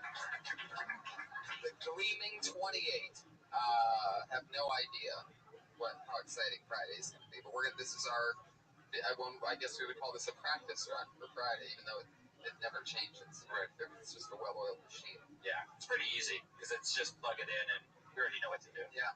So if any of you want to get a flight to Toronto, if you like tonight's show, you can get one and be there on Friday night. So you can double up. We are also roasting Ron Jeremy on Wednesday, which is very exciting. I've been doing my research on him, been watching some of his old porn. Pretty disturbing shit. He gives hope to, I guess, fat, hairy guys that have big dicks, so I'm on board. He is an animal. I wrote a few already. Would you guys like to be the only ones to know some of the jokes that I'm going to... All right. Well, it's in Toronto, so I'm going to say Ron hasn't been this far north since Vietnam. It's a little bit of a thinker. Think about it for a second. I know we're just getting into the show. How about this one? Ron Jeremy's been in the game a while. He's seen it go from hairy to landing strip to shape, and that's just his back. Ron's dad was a physicist, and his mom was a book editor. Whoever said the apple doesn't fall far from the tree hasn't seen Ron Jeremy's descendant testicles. It's a little bit of a thinker, too. Most of these are going to be farther in the lineup when the crowd's already hot, which is basically the opposite of you guys. So if it's working on you, now the only thing that's hard about him is his arteries. I got an applause break on that. He played a plumber in many of his movies, but he looks like the kind of guy that doesn't flush. Oh, here's a good one. You know, he's like fat. It's Ron Jeremy. You got to picture him on the stage, okay? Just let him sit there. I actually know they'll be behind you. Yeah, that would be a little so close. I like your excitement, guys. Fuck. I have one. It says... why don't you, Josh, I'm sorry for you listeners that are hearing this. Yeah, why don't you pull one more chair up here? It's better when people are towards the front than the back. Josh seats this place like it's a fucking airplane. The back. Like, all right, fuck it. Thanks, Josh, for listening. So you picture fat Ron Jeremy on stage, right? How about this one? You know, Ron, you didn't have to eat all those pizzas you fake delivered. That's the best one right there. Yeah, that's a big one. Of course, if people didn't down 12 inches of greasy mess, you wouldn't have a career. See, that's what we call a tag. That'll come right after that joke with that conversation in the middle. Let me ask you guys this. Do you know the thing that Ron Jeremy is notoriously cheap?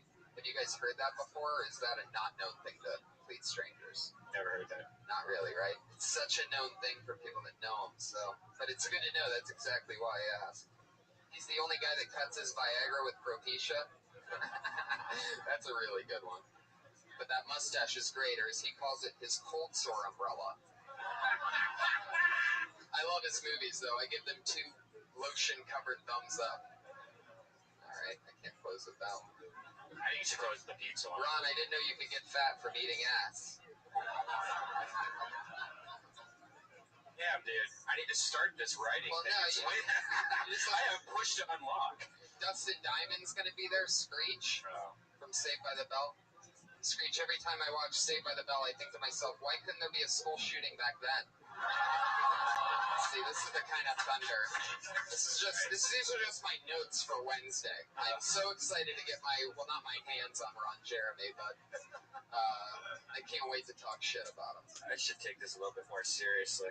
I'm still convinced you should do some fun performance piece where you just do something, breaks up the tone of the roast. Yeah. You should just go up there and tell the truth. Yeah.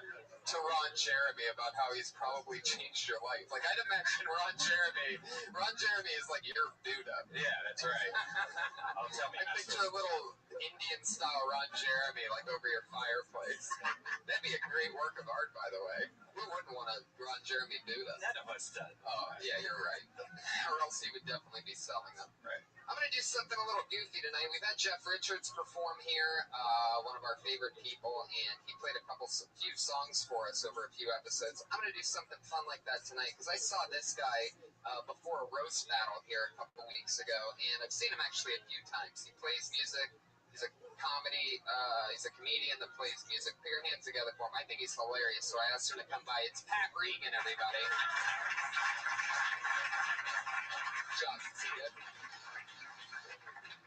Yeah, Pat Regan, everyone.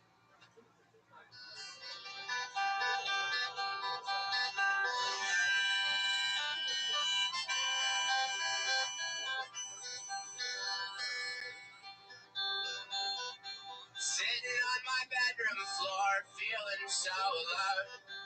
Black out all the windows and disconnect the phone. No one calls me anyways, no one even cares. I could disappear like a ghost in a graveyard.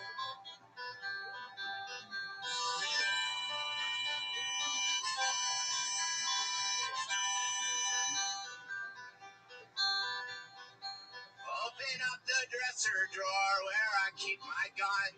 The cold black steel looks up at me like shadows at the sun. I load it up with bullets and I down a glass of rum. It burns my throat, but that's okay, cause it numbs the pain.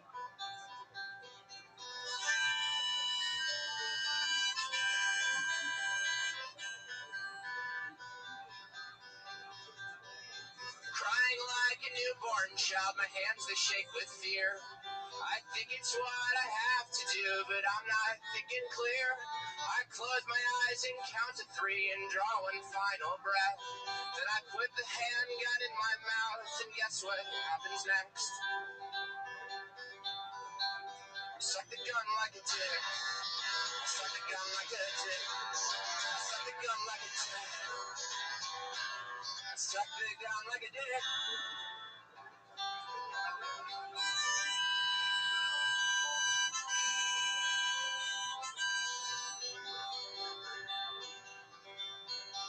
Gobble, gobble, gobble, gobble, yum, yum, yum, yum, yum.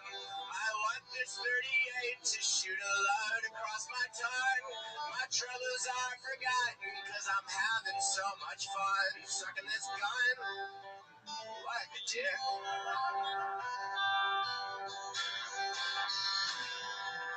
Fuck yes, thank you. The stylings of Pat Regan. Thank you so much, Pat. That was fucking awesome. Wow. I love that.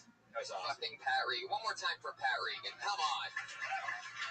What I love about him, so many funny songs that I hear, the music is terrible. And I'm such a big music fan that I always hear the music, and even though what they're saying is funny, like, I just can't get over that the music's bad. But with Pat, the music's actually good. Yeah, And you almost forget that it's about to get funny, and then it just hits you in the head. I had no idea it was going to go funny. I thought, oh, this is just a nice romantic song. I definitely got scared for a second because I'm like, wait a second. I remember. I hope he knows. No, but he does. I know that. But for a second, I thought maybe just for a second, he's gonna play a real song. Right. That's what I thought. Not gonna get I funny. totally thought that. I was like, is this a Dylan Next song? thing you know, he's sucking a gun like a dick. Pat Regan. That's awesome. Every week we only have one sponsor. She's the great Elise Lane, sitting right over there, everybody. Every listener of the show should follow her on everything. She's Elise Lane on Twitter, ELYSELAIN, and she's the girl with the pan on Instagram and Facebook. Look at this, everybody. This is the type of high-quality gourmet food that we get to eat every week because Elise is a recipe checker. Nope. That is a person who checks recipes for chefs that are writing cookbooks. She makes sure that they're good. That's her job. It's Aquarius. Think about what you do for a living. Yes, Right. ma'am. So, How was every week hibachi? She makes us a meal.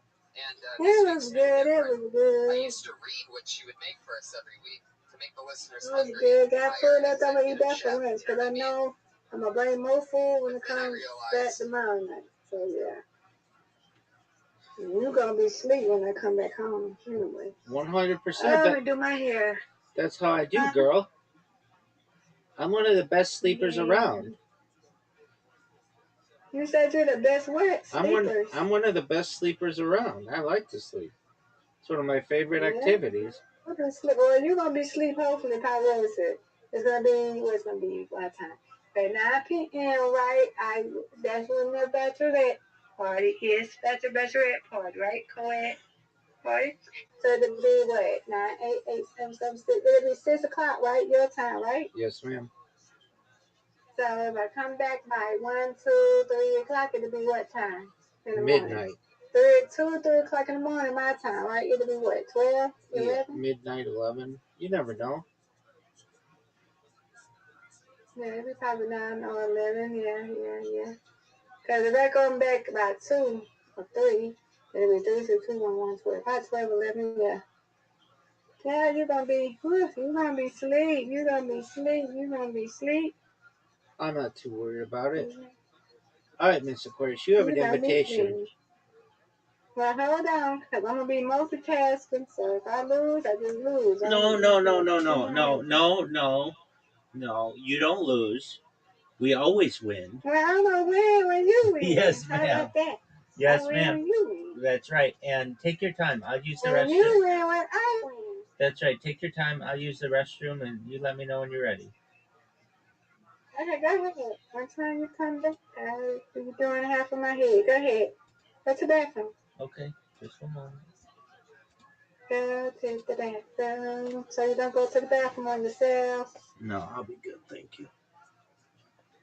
You're welcome. I don't like holding my blood all the time.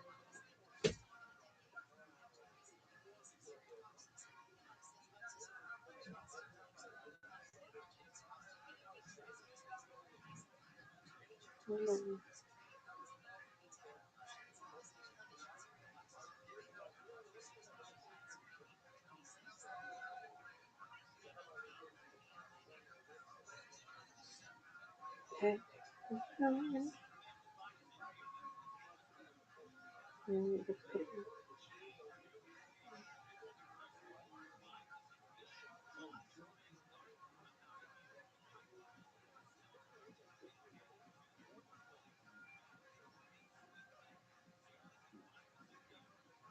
It's a big people to come.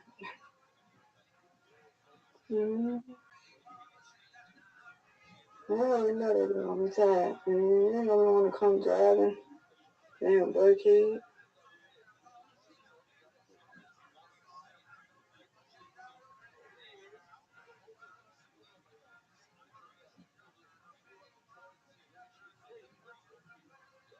Oh, boy.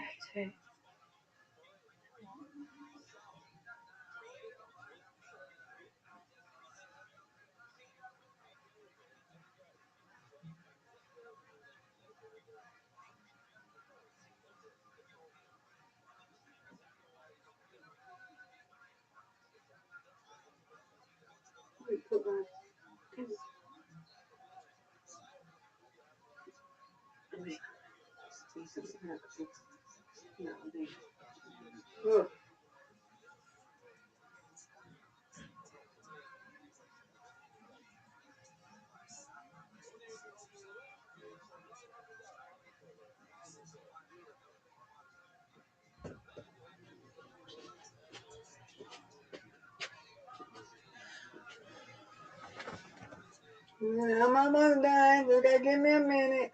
Take your time. Almost done. Now, how was your day?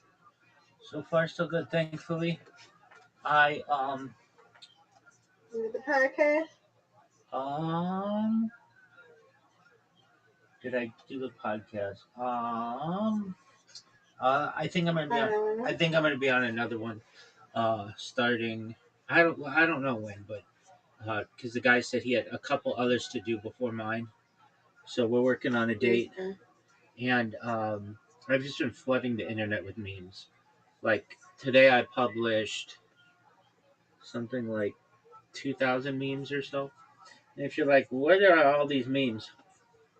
So I took pictures of like really pretty ladies from the past, like Audrey Hepburn and Marilyn Monroe and all kinds of people. I'm gonna have other people as well, like more modern people too. And I put uh, like a thing at the bottom of all these pictures that says where they can find me and where my all my links are. And then I just flood these with to the internet. And the people click on them because it has really pretty ladies on them. They're all like, like they're dressed very modestly. And then the people click on them and then they get my message at the bottom, which says, please check me out on YouTube or whatever. And it's taken me a long time. It takes a long time to create them.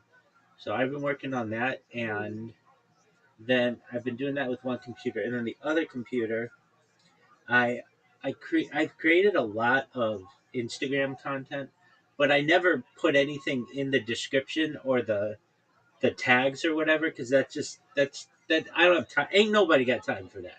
It's like if I make a video and I'm making another video and then another video and another video, et cetera, et cetera. I don't have time to be typing out all that stuff. And I always figured, just someday I'll get to it. So today's the day that I get to it. I've been doing it for the past like 3 days now. And what I've been doing is I have this really long uh, document, and then I have been translating it in all the world's languages. And there are so many languages, Miss. Of course, there are hundreds of languages. I did not know that there were this many languages. I'm sure there are more, but I mean, there like everything from like Malaysian to Swahili to like traditional Chinese um, and modern Chinese, like all kinds of Cantonese and everything, Finnish and Afrikaans, just all kinds of languages. And so I've been like populating all these videos with descriptions, so that when AI like reads through all my stuff, it knows it in different languages, and then also it helps for my keywords as well, and it has helped.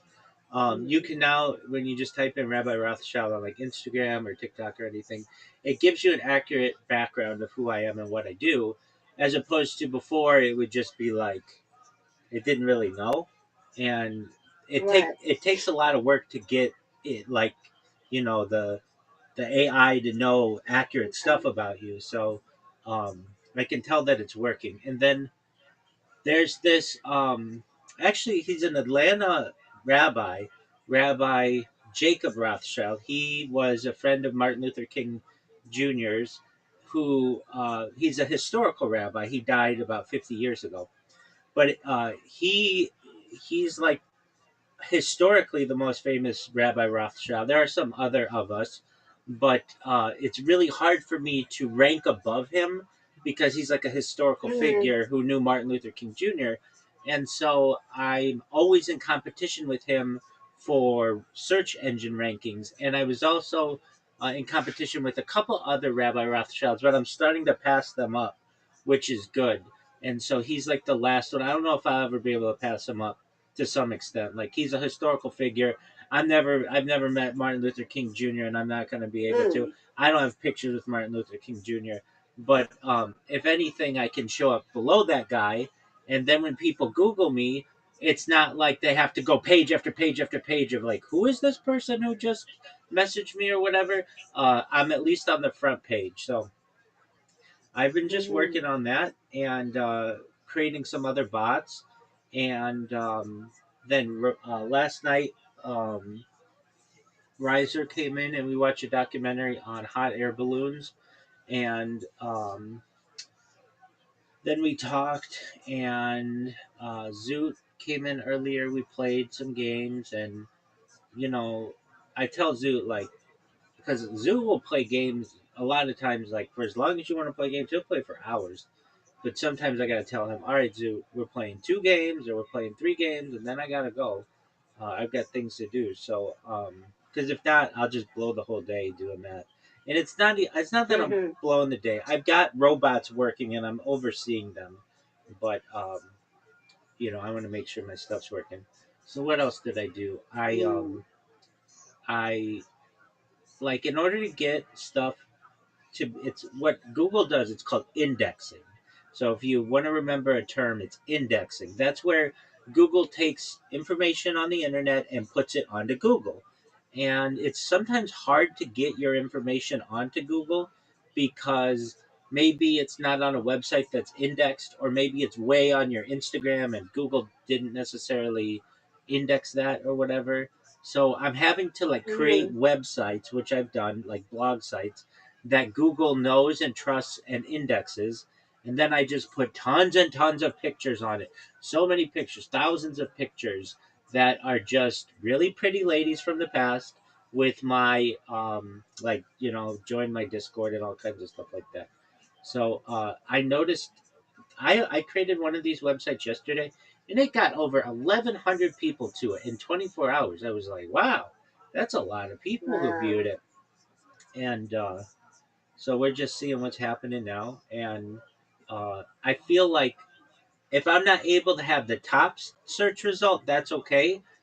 If I just keep putting out content, eventually something's going to get to the top. So it's one of those things like flooding the zone, or just a lot of quantity of information.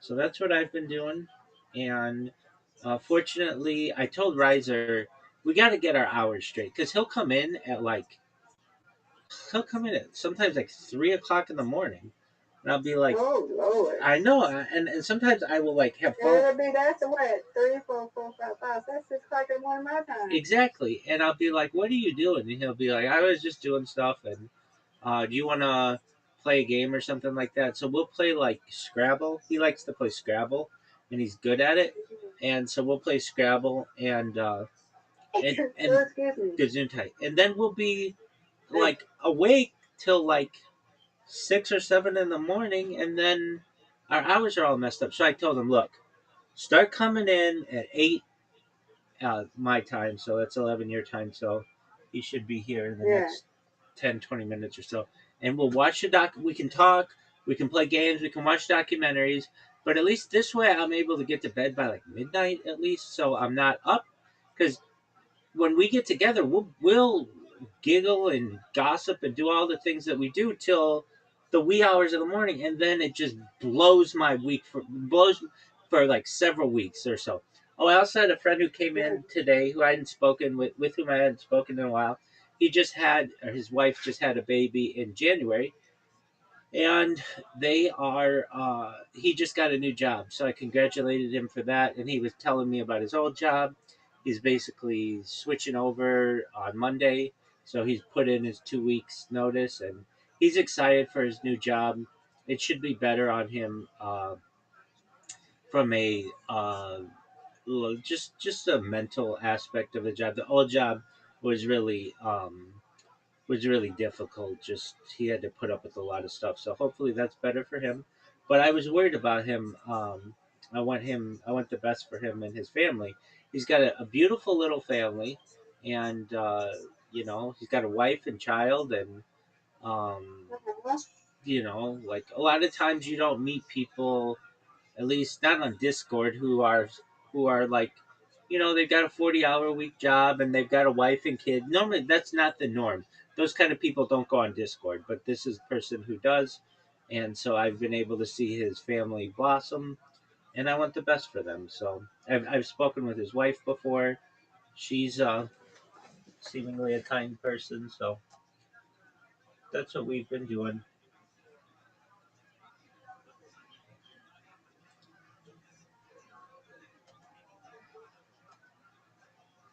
And this one website, I can't believe that they do this.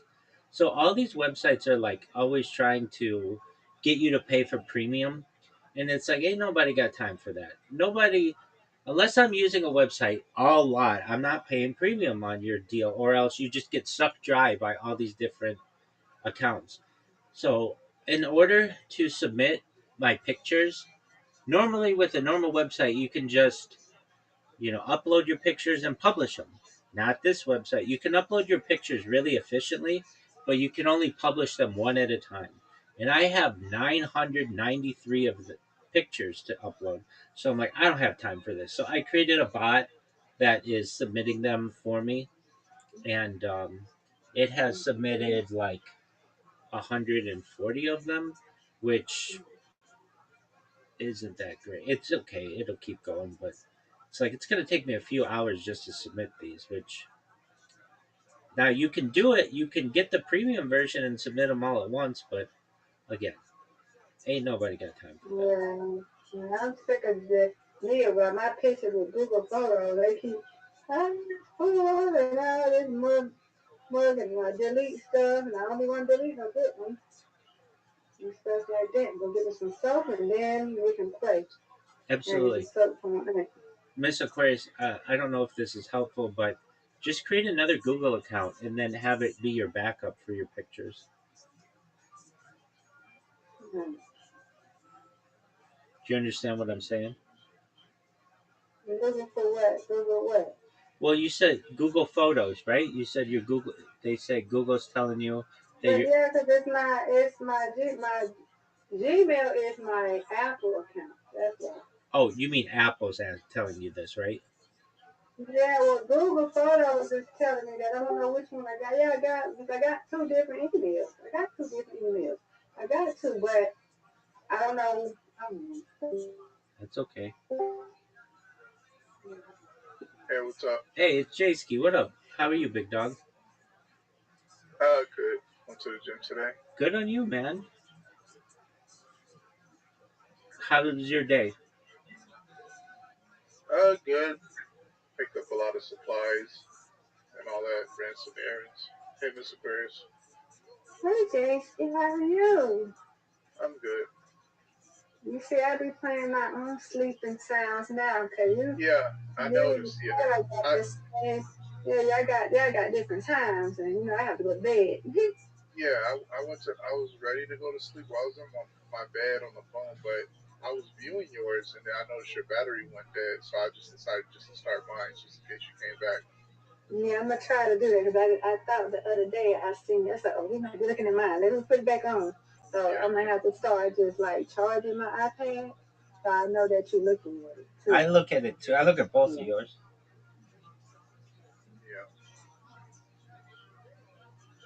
Yeah, do that. Man, we gotta get a soap, okay? I'm gonna buy me some tomorrow. We gotta get some soap. I need some. I'll buy some. Long way.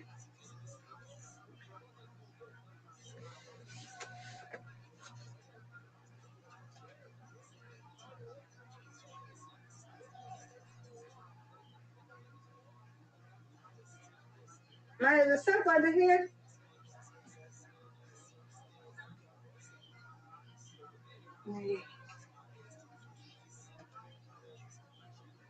Okay. Oh, yeah. Well, yeah, so I could take some of this out. Will they have to? Okay, I'll just take me another. Okay, thanks, Ma. I don't have to buy none. Okay, you got enough. They trying to pick out you. Yeah, you got enough. We'll buy some more, right? I know you use them. You got enough. I ain't trying to take it out. I just, okay.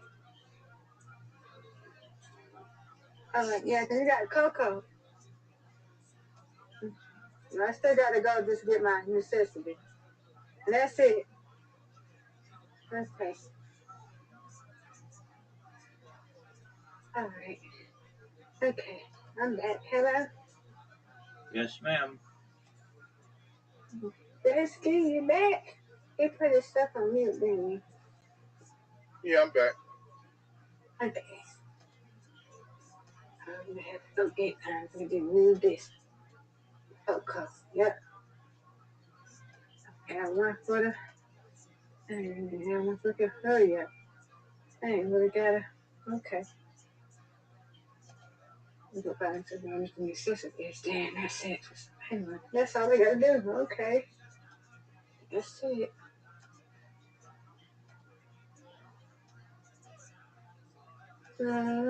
Yeah, so that's what I'm gonna do, J-Ski. Just start remembering, because when I charge my phone, because later go then I can just remember to charge my iPad.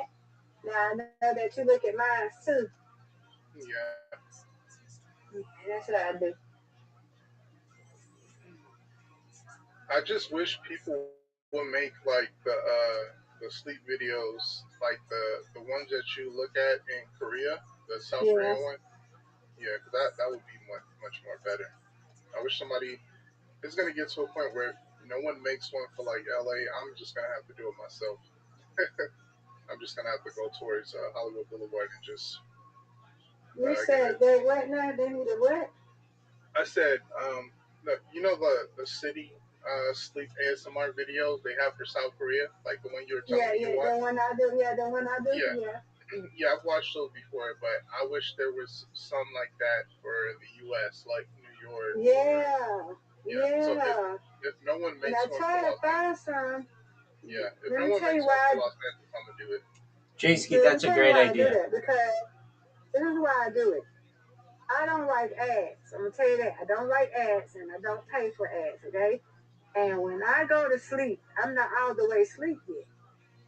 I can be asleep for like 5 minutes in. Here called ad. I can't take this. Yeah. You know. I just don't like ads. That's why I do the Koreas. New York deal, I don't know which one. Does that one have ads, the one that you do? No, but well, maybe it does. I have an ad blocker. Oh, I have okay, because Google you're ad on the blocker. computer. Yeah, you're on the computer. Miss But Aquarius, yeah. we'll teach you how to get that. Yeah. Yeah, but I'm on the phone. Can I do it on the phone? Yes, ma'am. There, you know On what? the iPad? There's Okay. yeah, there's an ad blocking app, but for some odd reason, when I set mine up, it never works for me. But Wait, it could work. J-Ski, Yeah, J-Ski, you're they have it. 100%. J-Ski, you're 100% right. But there are some unique to iOS browsers that you can use that don't show ads. Oh, okay, okay. One of them is called Orion, and Oh, um, right. yeah, I Riser, heard about that one. Riser uses it. And I mean, I don't know if it's good for an all-around browser, but if you're just watching long periods of YouTube content and you don't want video or you don't want advertisements in the video, it works really well. Mm-hmm. Oh, awesome. So, Miss Aquarius, why don't you try it? When you have a chance on your iPad, download a browser called Orion, Orion. Okay. Like guitar. Okay. I will do that. This time, yeah. So I might do the one tonight with you. If you be sleep, you probably sleep when I be sleep. I don't know. But I'd probably do the one that you do, J-Ski, the New York one. Because I like it when they be talking and stuff and walking. I wish they could Yeah, do that in the U.S. like you were saying. I like to hear yeah, them talking and, and the cars going by. I like to hear that. yeah. And another one I might do is I like restaurant sounds, especially the ones at McDonald's. I just came from the McDonald's. Actually, the exact McDonald's Ice Spice was in on TMZ like last week. I saw that. That's right near my Oh gym. no, well, Yeah, tell me yeah. about that story. Go ahead. Basically, a fan walked up to her friend or whatever, and I guess she wanted to like see if they wanted to collab or something. But long story short, she assaulted Ice Spice and her friend or whatever. So, and I was surprised no security's there, but they did say the incident happened like at midnight because when I go there, there's security. Now, when I went there today after the gym, which was unproductive, there was no security. So I don't know if they work different shifts or whatever, but yeah, it's like right near Sunset and Vine, like by the not too far from Capitol Records. But yeah, I was surprised. Yeah. There is another. Sorry to interrupt you. There is another McDonald's. There is another McDonald's near that Hollywood area, the one on Island in Hollywood, but that's like a major tourist area. I don't know if they're open all the time, but I get why she didn't go there because she would have just had more attention on her or whatever. But yeah. Dang, so you got somebody assaulted her, you said?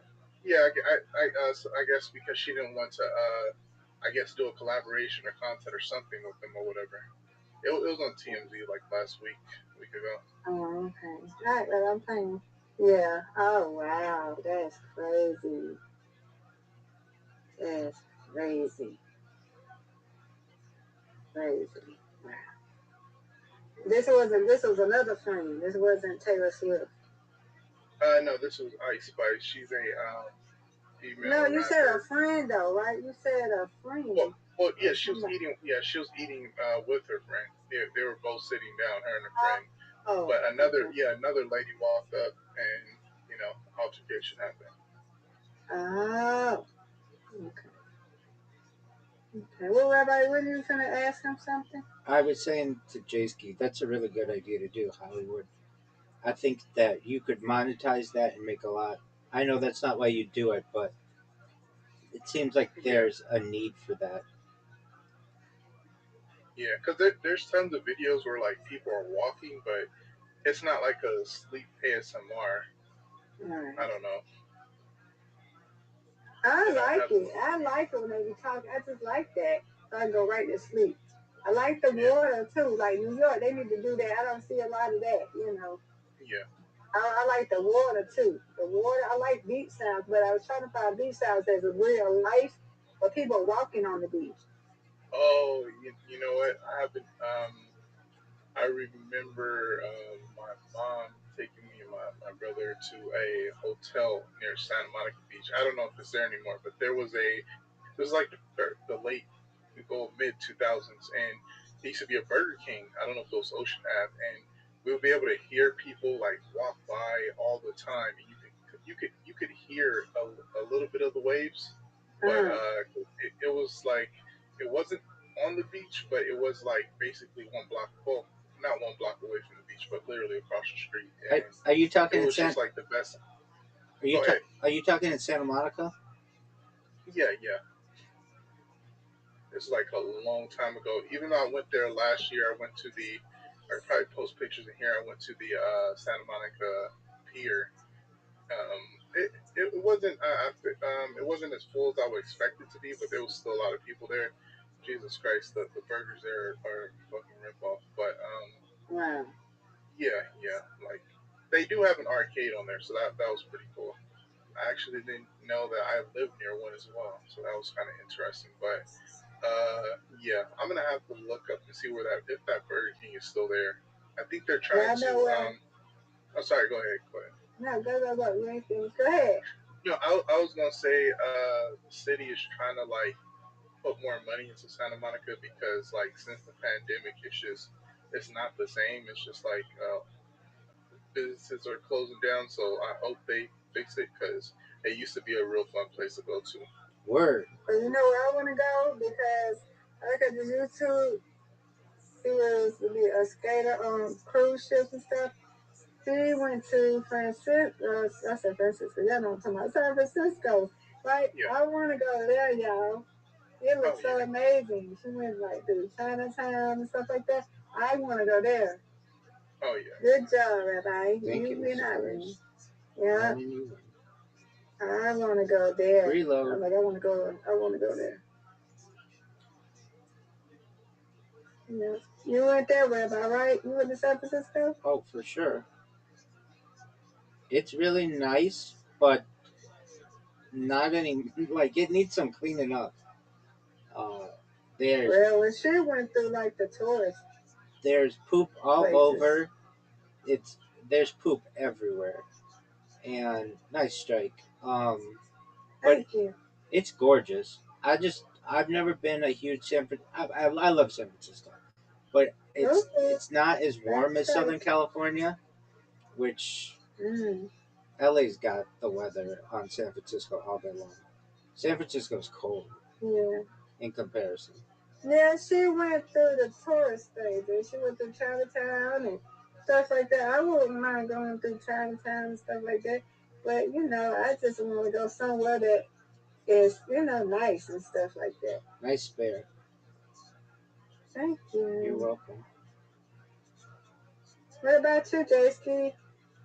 No, I haven't been to Chinatown or in San Francisco. I would like to though.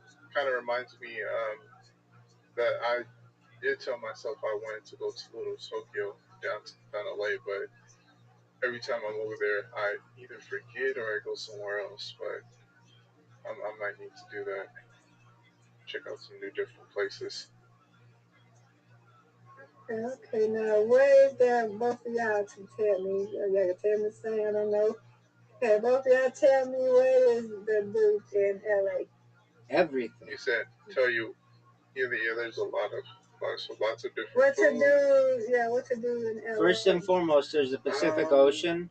You got to see the Pacific Ocean. Then you got to go to the museums like the Getty, both the Getty Villa and the Getty Museum. You got to see the Hollywood sign and Hollywood Boulevard. You gotta do celebrity house visiting. Rodeo Drive, of course. You got to see the architecture, which is amazing. No, he can tell me everything, Jason. As soon as he mentioned the Getty Museum, I was gonna mention another museum that will be open this year. Is what is it called? What is it called? Do you know, Rabbi? It's a Star Wars one. They just built it. It's the George Lucas Space Museum. It literally looks like a spaceship. Like they're almost done. George Lucas. Let me enter it. It's around Exposition Park. Rabbi, you don't know? Well, it's just built. It's just built. So yeah, it is the Lucas Museum of Narrative Art, and when is it going to be open? Okay, so it opens September 22nd to 2026. But I cannot wait till this opens. 151 days. I'm going. Are you a big Star Wars fan? Star Wars. Yeah, I mean, I wouldn't say I'm like a big, but yeah, I do love Star Wars. Like I got all the movies external in my hard drive and all that. But yeah, I do like Star Wars a lot. So is that going to be near the Coliseum? Let's see, because this is right. Because that's Exposition Park. Exposition Park, yeah. The Coliseum. I think I know which Coliseum you're talking about. At USC. At USC. Oh, yeah. They're both in South LA. Yeah, they're not too far. Yeah, because USC. He's talking code. I don't know nothing about. Vermont. Oh yeah. They're not too far from each other. Expedition Vermont. Yeah, they're not too far from each other. You gonna go check it out, Rabbi? Oh, I will once all the crowds are done. Oh yeah. I know it's gonna get really. I know it's going to get really crazy out here in 2 years when that Olympics happens. And the World Cup this summer. Oh, I didn't know that. World Cup. Word, dog. World Cup. I don't even watch soccer. I keep forgetting World Cup. Yeah, so the World Cup is going to be in North America. They're going to play some games in New York, some in LA, some in Mexico. and I think maybe Toronto or something. So that'll be big. It'll be at I think they're playing at the FCLA, but it might be at SoFi. I'm not sure. Oh, okay. Have you been to SoFi? No. I've been to the well now it used to be called What Civic is Center. SoFi? SoFi It's a Stadium. new stadium they built in England, and it's really nice. It is based off really the nice. videos I've seen.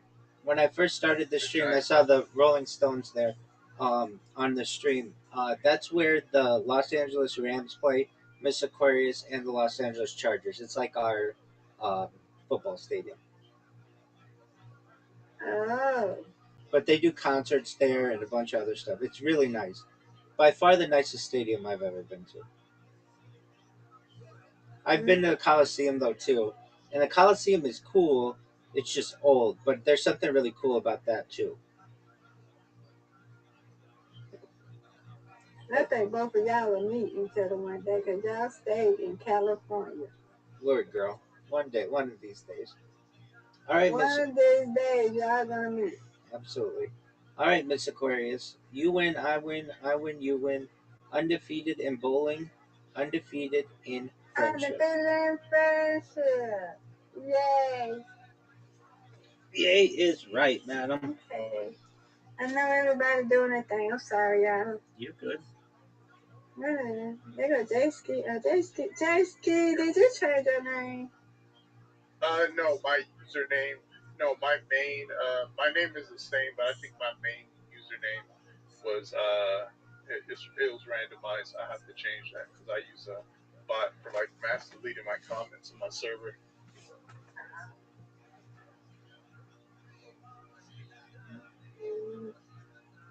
Yeah, I have to change my I am coming to California. That's one of the places I want to go see. So I hope to see y'all one day.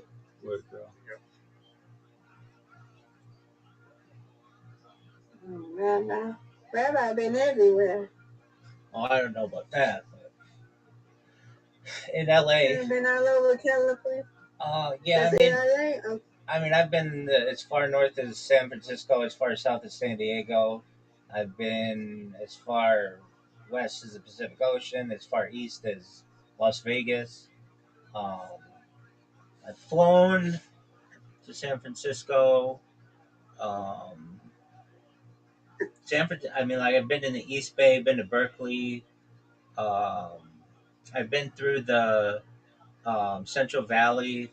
I've driven the whole state, north and south. Oh.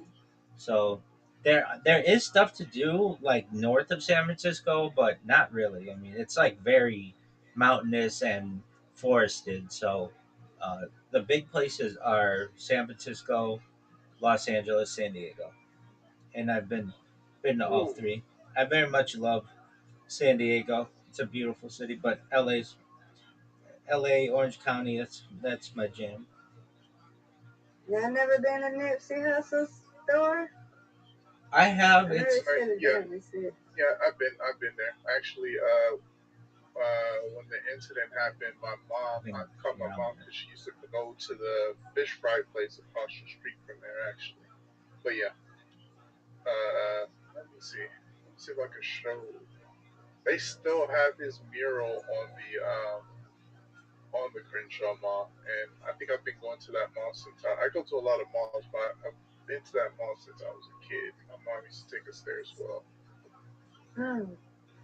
They said they shut it down, but they're not letting nobody in. They did for a while, mainly because there was a new train which it was just finished called the K line. They were doing construction around there, but that area is open. Yeah, that area is open.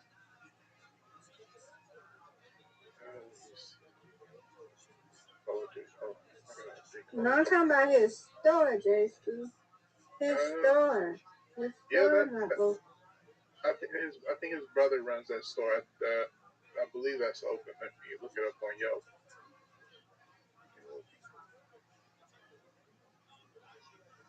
Because I think they have like a. It might be closed actually. You might be right. Let me see. Marathon. It's never want to do them in clothing online. Clothing store. No.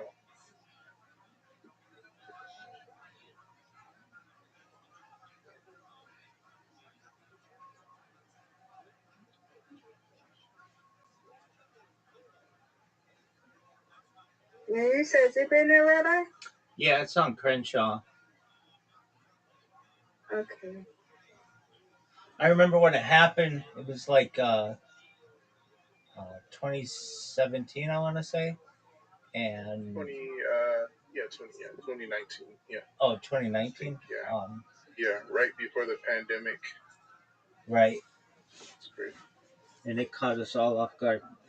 It was It 2019. was somebody. Yeah, I think so. No, it was like 2017. Let me see. Yeah, March 31st, 2019. There was a No lot of way. streamers there too. I noticed. Yeah. Yeah, it was. I remember that on the TV. Apologies. Yeah, 2019. Yeah, I almost forgot the date, but they had before he passed, they had his. Actually, let me go back on Yelp.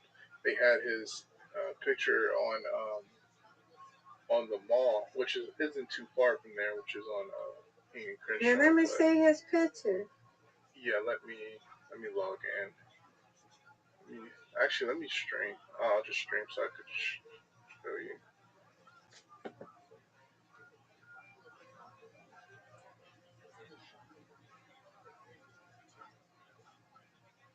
They still got it on the wall, huh? Yeah, I don't think they're gonna remove it. Okay. Even though, the mall has been resold. Baldwin Hills, Crenshaw Plaza.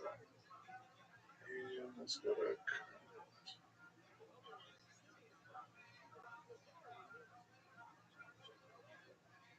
And then I'll just go to my.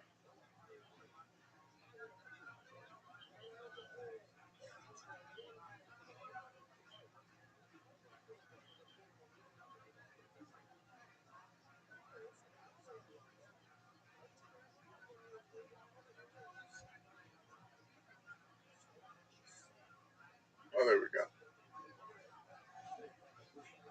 Let me go here. Let me look at my reviews. Why do you have reviews, if I may ask? Oh, of the mall. Oh, you mean places you've reviewed? Yeah.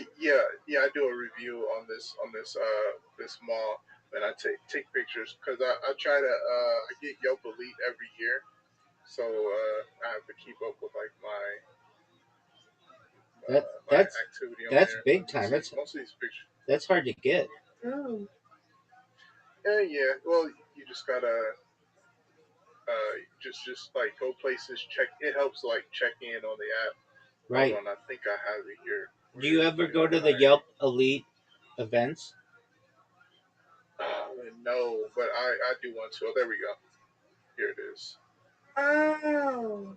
Yeah, so they still have that there. This was here before. See, this picture shows the date I took in 2020, but I know for sure I gotta. I'm gonna check the images I have on here because I have so many images for this mall, and I had one probably back in 2018, most likely. And this is my old laptop. This is like my. Where is laptop. this? Where is this at? This is on the mall? Yeah. This is a No, his picture. Oh yeah. It's outside of the mall. So let me go to Google Map, or yeah, let me go to Google Map. Crenshaw and King Boulevard maps. Okay.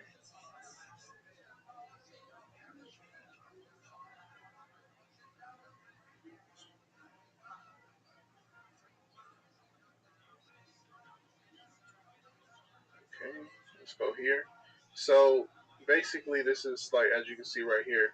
This is like the Baldwin Hills Crenshaw Plaza Mall, right? So you just go here, like you just walk, keep going in. Let me see if I can zoom in a little bit.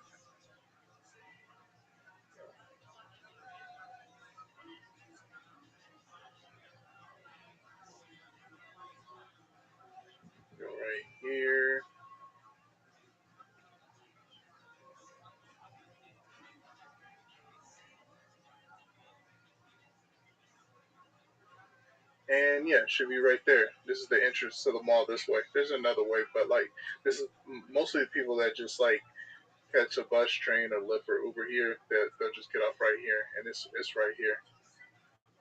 Yeah, but don't he got a mural on his store?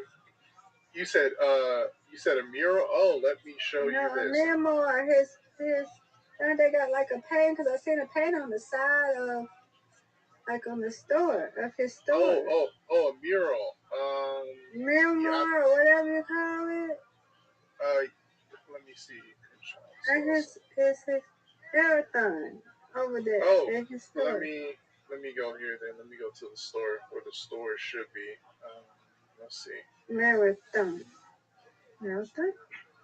Mural. This is 2018. If it's real. Let me see. That's where the train is, but there it goes. Is that it?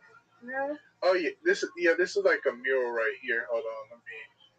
So this is one. They were actually selling Nipsey Hussle tap cards for the bus, limited edition. Like last year, people were like literally waiting in line.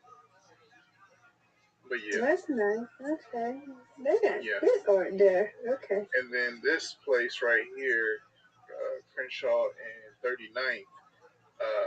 Even though it's like mostly a lot of senior citizen housing, a lot of people come here probably for like the past couple of decades. Do lowrider shows or whatever, but there's like some businesses over here where they have like a mural of him right here. So I was actually here last week. That's another. Look. Yeah, and they have like a lot of po' boy restaurant from New Orleans and some other stuff. Billings, I think. Yeah, is that Billings? Yeah, I think. But yeah, it's Earl's. You heard of these places, Rabbi? I certainly have. I used to work in that area. Okay. If you notice, like if you look at this thing right here that says Crenshaw Square, if you notice like the architecture of the sign, it looks like an Asian kanji sign, because this area, even though it's like predominantly black, which I think it'll probably change to like predominantly Hispanic very soon in the next couple of decades, it used to be a Japanese community, and I think the 50s and 40s, probably a little bit before that. Is this where his store at too? No, this is just where murals. This is just a mural where they have the mural. But yeah, most of these stores are new over here because they just redeveloped this area. So I went to a nail salon. But his store has a memoir too. Yeah. I just haven't been there. I just haven't been to it. Okay. You know what I'm talking about, Rabbi? Yes, ma'am. You're talking about the clothing store. Yeah, you're talking about the clothing store. He's got a memoir on the side of the store. Yeah, he had one. Yeah, he has one a couple of places in South LA. But yeah, I think most people just go to the Marathon Burger now. His brother started that, and really? Yeah, there's one in the Hollywood area, not too far from me, and then they opened one last year also on Venice Beach, and then they recently, I think maybe a month ago or a month and a half, opened one in Long Beach. So Marathon Burger, nice. Yeah. Oh yeah, look it up on YouTube. A lot of social media influencers, they do reviews on it. I still haven't. I need to do a review, but I still haven't went yet. I'll actually probably take you guys with me. I'll just go one of these days, probably next month. Okay. I'll be right back. I'm gonna hop on with a group on Call of Duty. Okay.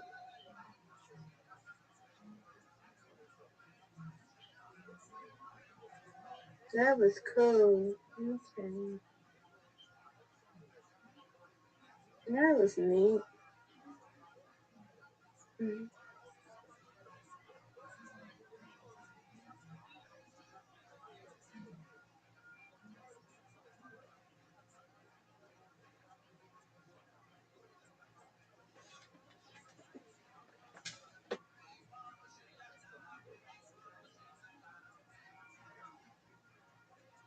Wouldn't it be more fun if the runaround producer of the show, the great Josh Martin, read it every week? And for the last 4 or 5 weeks, we've been playing a game because Josh has a speech impediment. So if Josh can't read the recipe without stopping or pausing or stuttering, if he gets all the way through it, then he doesn't get hit in the nuts. This is Will Josh Get Hit in the Nuts by Brian Redman. Josh just has to read the recipe one time the whole way through. Now, if at any point he stumbles, Brian hits him in the nuts. Monday night, do you think you can handle that type of entertainment? Yeah, see, we have to say this for only Fridays and Saturdays. These people can't handle it. Wait, Monday night, you think you could handle watching a comedy situation where this guy might get hit in the nuts? Well then, all right, as soon as I hand it to you, you have to start reading. We're not doing any of this. You get to study it first shit, okay? You ready? Are you guys ready? I get really confident. Here you go. Josh Martin, everybody. There it goes.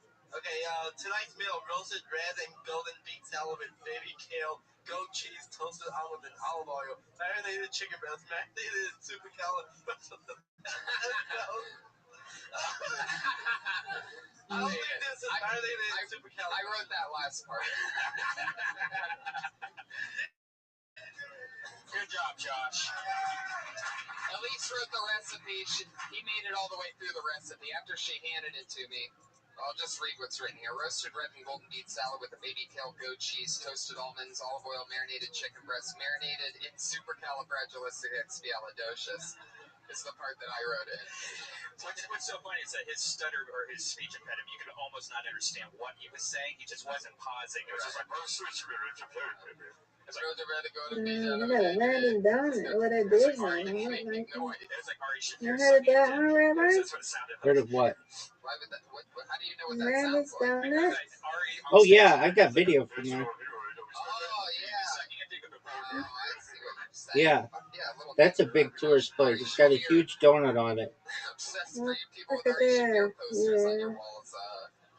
I have like an hour-long Every video week we right in also front have of a head that. security that keeps us safe, keeps an eye on us. This is one of our very favorite patriots. Put your hands together for him, everybody. It's Kevin Lee Light, Jesus Patriot. Most of shows don't have Jesus Christ keeping them safe during the show. My show, I give you Jesus Christ. The fucking resurrection. As always. Kevin, how's it going? I'm excited to be here. You always have a good time. Thanks for having me. You're right. We always do have a good time. Look at that. Kevin Lee Lights. How old are these gloves? The gloves are probably, About a year. yeah. How many people have worn them? About 70. Oh. And anything crazy happened this weekend? You are West Hollywood Jesus, for those of you that don't know, but all of you should. He's been in many movies, music videos. He's a regular treat to see around here at the Comedy Store, a favorite of many of the funny comedians here that have taken the moment to chat with him. Super cool guy. But you're always in West Hollywood. This is a crazy weekend in West Hollywood. I was in New York City, so I missed crazy West Hollywood Halloween. What did you see? Anything? We had a rainstorm. We had 500,000 people out in the street. It rained here on Halloween? You fucking losers. Yeah. Should have been in New York City. I ended up in the middle of the parade. Yeah. I was in Vegas. I'll just say it. Oh, everybody, stop what you're doing. Riser's made time for us. Riser, how you living, Pimp? Yeah, sorry I'm early. No worries, big dog. All right, are you ready for documentary? Yeah. What documentary are we watching? I don't want to see the Dingo ate the baby's face one. Don't you think we should wait for Zoot for that? No, we're not going to wait for Zoot. I'm going to go spam him in Telegram. Telling him to hurry up. He's at a doctor's appointment. For fuck's sakes. Is he getting his shit together? No, he's not. It's just a normal doctor's appointment. Oh, that's stupid. Hold on. Let's look at top documentary films. Let's see if anything. The first thing that shows up is the Great Toilet Battle. I think that looks amazing. But let's go to the top 100. We've seen number one, which was Michael Jackson. There's one on Moog, the first synthesizer. That interests you at all? I'd be down for that. Okay, Sex Robots, that's an interesting one. Future by Design, that's a cool one. Nanoscience, State of Surveillance, The Choice is Ours, The Pleasure of Finding Things Out, Death by China, Thorium, The Dwarf by China, Hubble's Universe, Shenzhen, The Silicon Valley of Hardware, Oil Control, Science and Critical Thinking. Let's see here.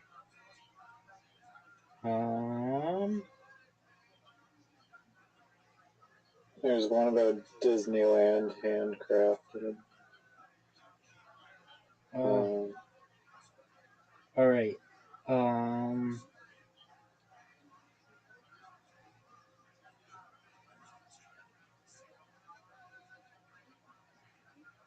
There's one called American Movie. Hold on. Let's watch that.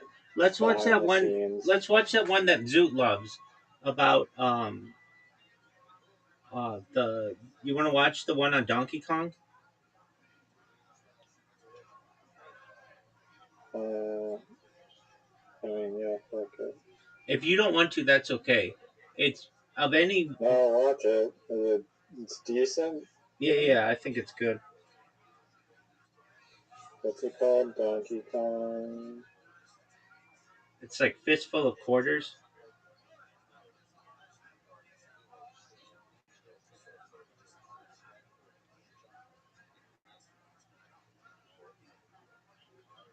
It's on YouTube? That I don't know.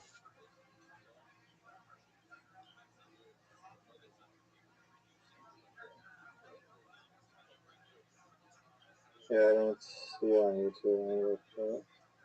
YouTube.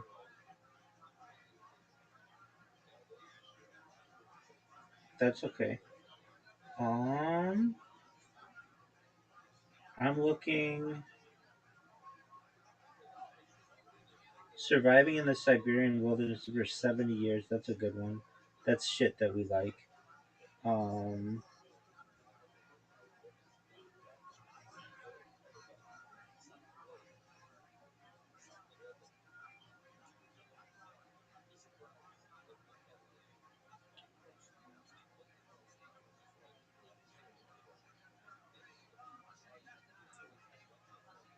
I think it is on YouTube. Oh, it is?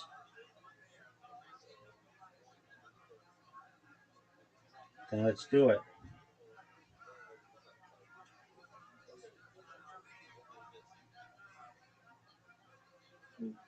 My computer's playing something from this tab that I have no idea. Hey, I have a question for you. Does Orion, the Orion browser, that would allow Miss Aquarius to watch YouTube videos without ads, right? Yeah. Cool. At least it works for me on iPhone. It works for me as well. No hitches. From what I see. The Michael movie is dropped already? Doug, let's watch that if we can get it. I'll find it. If we can get it dropped already. If we can get that, that's what we need to watch. I would love to watch that.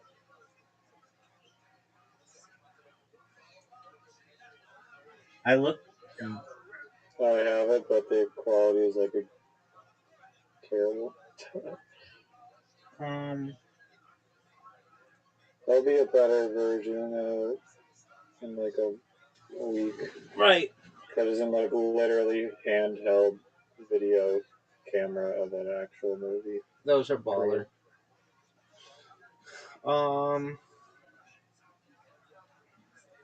let's see. Let's see if it's available in a better version. Movies 1, 2, 3. Michael.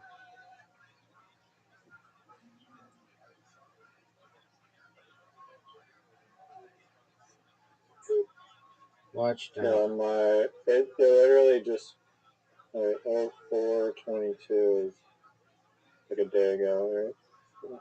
Yeah. There are two sites I'm using going from the same 280 pixel Dog, version. we're already watching it on phones and stuff. Well, I am. I'd watch it. I found one. I think it's So this. I almost sent you this thing. It was like this fucking phone that like literally unfolds into like a square. And it was just like, and it was like seamless and shit. And they're like, "Oh, this is the future." And I was like, that seemed. I mean, I get you can fold it up or whatever to put in your pocket. Wait, what did you say It about a just feels like square? so awkward to hold because you can't. What did you There's say? like What did you say about a square? I saw something on YouTube. It was like some Marcus Brownlee like little video, and he like is looking at this phone, and I guess I can find it, but it was literally just this phone that unfolded into a square, and he was like, just like, I mean, like, yo, this phone is like seamless and it's square, and I was like, man, it just looks so awkward to hold in your hand because you literally have to use two hands. It's not with a rectangular phone, like, assuming like based on like the size of it, it was literally like a regular phone screen size because you're not going to go down to like miniature half the size of a regular phone. So you go double the size width, and then it's like with a rectangular phone, you can hold it in one hand, scroll, type. With that phone, it's just so awkward to hold in your hands. And it's like, okay, it can fold into a rectangle too, but it's like, what's the point? Like, it 90% of the time, I just want to use my phone with like one hand if I'm scrolling through music or just like on the fly or just, I don't know. I just want to be able to hold it comfortably and at least in one hand. And the square phones, I don't think have that. I get that. Have you seen the documentary Duality: A Graffiti Story? Hmm. Have you seen the documentary The Octopus Murders? Oh no. I was just asking because you are into that. Um, Uh, okay, I'm gonna name ones. yeah, no, I appreciate the. Do you know that? I'm gonna name. Uh, okay, like you like really niche things, which is cool. Um, I am gonna find. Let's see here. What would be something that you would like? There's so much. Um, If you want a dope graffiti movie, Infamy is really dope. I've seen that a bunch of times. I want to You can watch watch it something some other time. that you haven't seen because then, or perhaps both of us. All right. Um, There's Comic Book Confidential, but I don't think it was that good. okay, I'm going back to the top 100. Actually, maybe there's a way to just do a list and then I want to just rank it by the best. Science. Recent. Top rated. Votes, shares, comments, rating.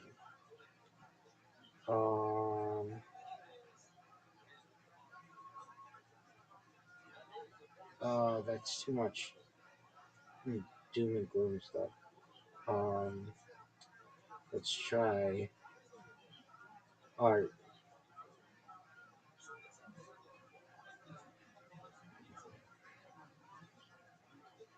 Mystery, media, maybe media. Okay. What's the best? Oh, that's a good one. That's a good one.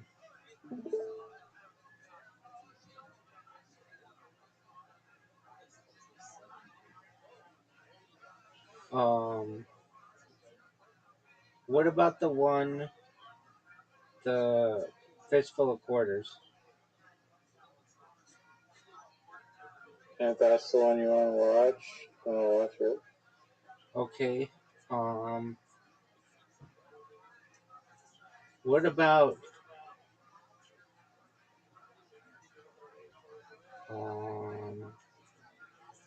okay, well, you don't think Who you want to pick? It's your pick. all right, if you're gonna give me that freedom, I'm not gonna waste it on that bad boy. I do want to watch the freaking dingo one, but you know, one is its doctor's appointment on. Well, and then he's doing something afterwards, so it wouldn't be tonight. Okay, give me a second. And I read some comment on the internet that I feel like is like accurate.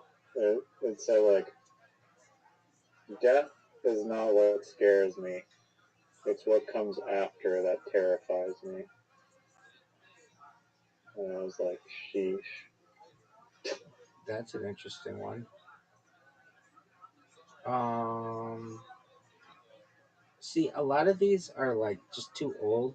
Like one that I would love is the value of your personal data, but it's from 2013, and I just feel like I'm gonna look up something like more recent because it's almost like I already know what happens there. Oh, You know that with Sam Bankman-Fried, like he was forced to like liquidate his assets or whatever after FTX, but he had like a $85 billion position in Anthropic, and the total value of his assets today would have been worth like over 100 billion, basically making like FTX fully solvent.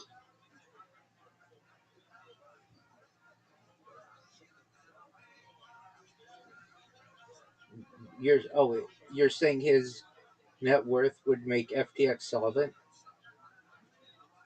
Yeah, like I was my like overarching limited understanding of it, but like he was just over leveraged, and then like in like these investments, and then he was like forced to sell and like liquidate all his positions or something. But had he just held those positions, like he owned like a giant stake in Anthropic, and I can't remember off the top of my head the other companies, but like the value of the assets that he was holding today currently would have been worth like $120 billion roughly.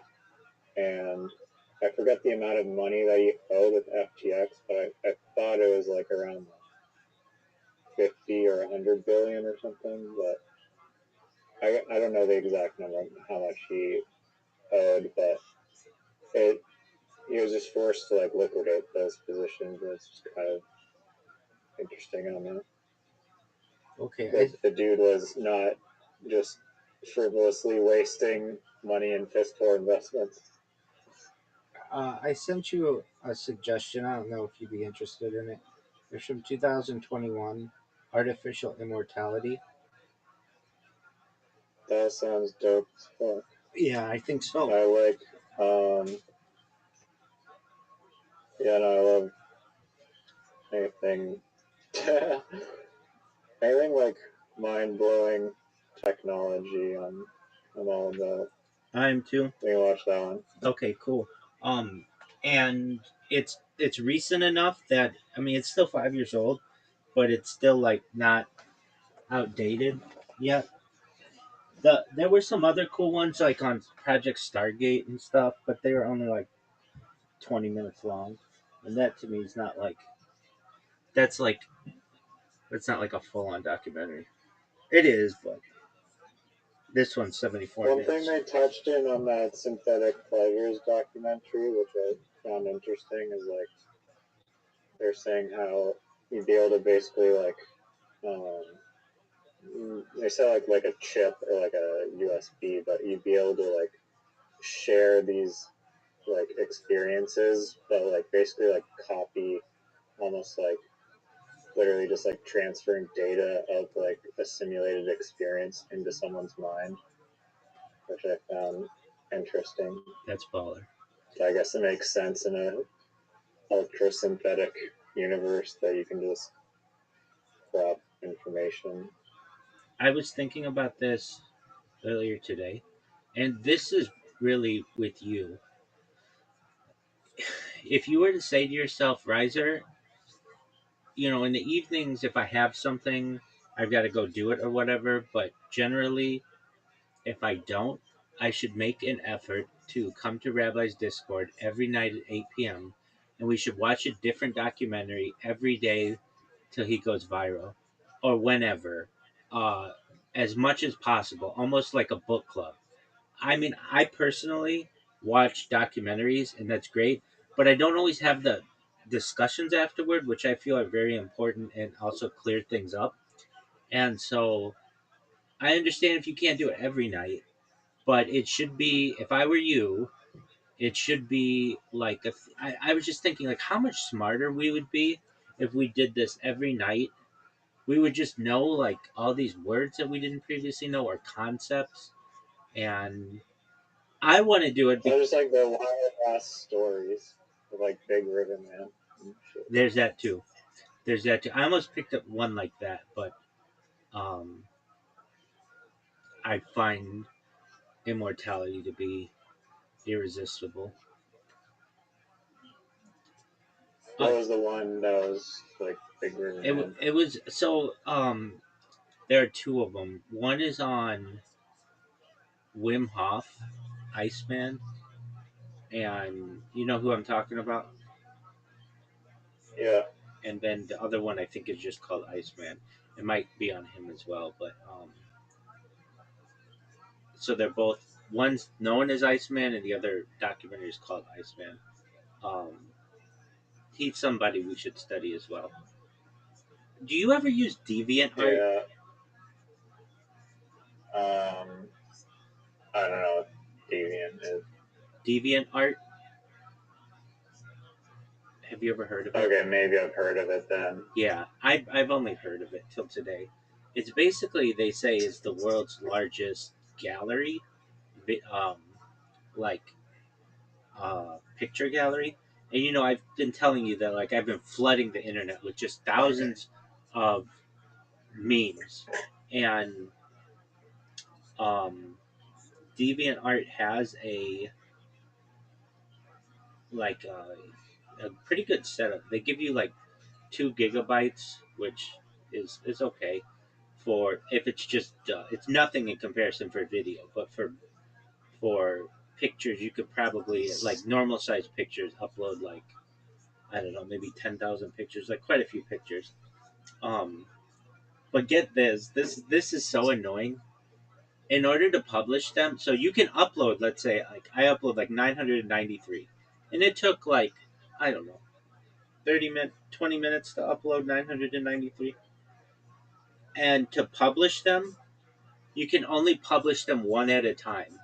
Like you can upload 993 at once, but you can only publish one at a time unless you buy their premium version. Then you can do them all at once. So I was like, Yeah, what the fuck were you talking about before you brought this up? Oh yeah, apologies. Iceman. Okay, thanks. Wim Hof. I was gonna say something about that. Oh, go ahead.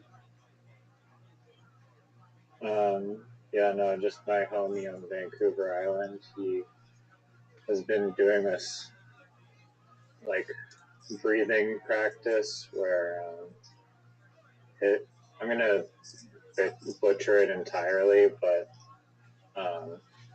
if you look at like deep sea divers or whatever they're called, people that swim really far down into like the water and can hold their breath for like 7 minutes.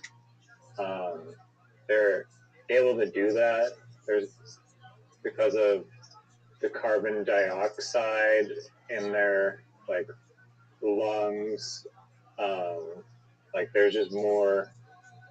Again, I'm totally butchering this, but essentially what you want to do is like increase your lungs capacity to like absorb carbon dioxide or something, and something like that. Basically, like you want to maximize your CO2 capacity, and so he's been doing this thing where he like slowly breathes in and out, but he also like your breath is like kind of like a valve, and so instead of just like breathing out and then sucking your breath back in like really quick, like you basically kind of like half open the valve, and then that like constricts your whatever's in your lungs and then builds up this like CO2 within your lungs, and then he says that it's very like therapeutic and calming, and it's like a drug, he says, and it's kind of like the same effect that you get from holding your breath or like doing like underwater training a little bit, where like you have like Marine Corps people training in pools and whatnot, doing like resistance training. But he gave me like a whole bunch of like research on it. I haven't gone through it all yet, but he said that he also had like this tension in his neck for like years, and he started doing the breath work, and that has basically reduced by like 95%. And he's like swearing off of it, basically. Interesting. Just thought I'd throw that out there. Did you see that guy who like set the record for? This might have happened in the last year. It was like from Croatia or Hungary or someplace, but he was able to hold his breath for like 27 minutes. Damn, that's crazy. Yeah, like, oh, and I saw his training. His training was literally just sticking his head in a bucket of water and holding it there as long as he could. It would just seem like such a punishment. I'm gonna look up all his information. No, it seems like humanly impossible. Right. Almost.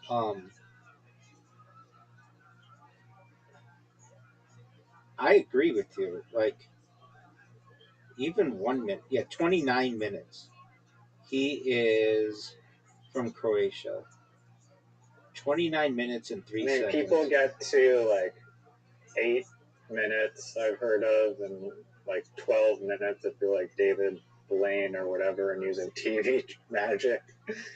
But, okay, so hold on a second. I mean, I'm sure the mechanism, I don't know exactly. Hold on. What I'm going to say how he did it. Is that allows you to like hold your breath so long, but he did it. He did oxygen assisted, meaning he inhaled off then. pure oxygen prior to the immersion to maximize his blood oxygen.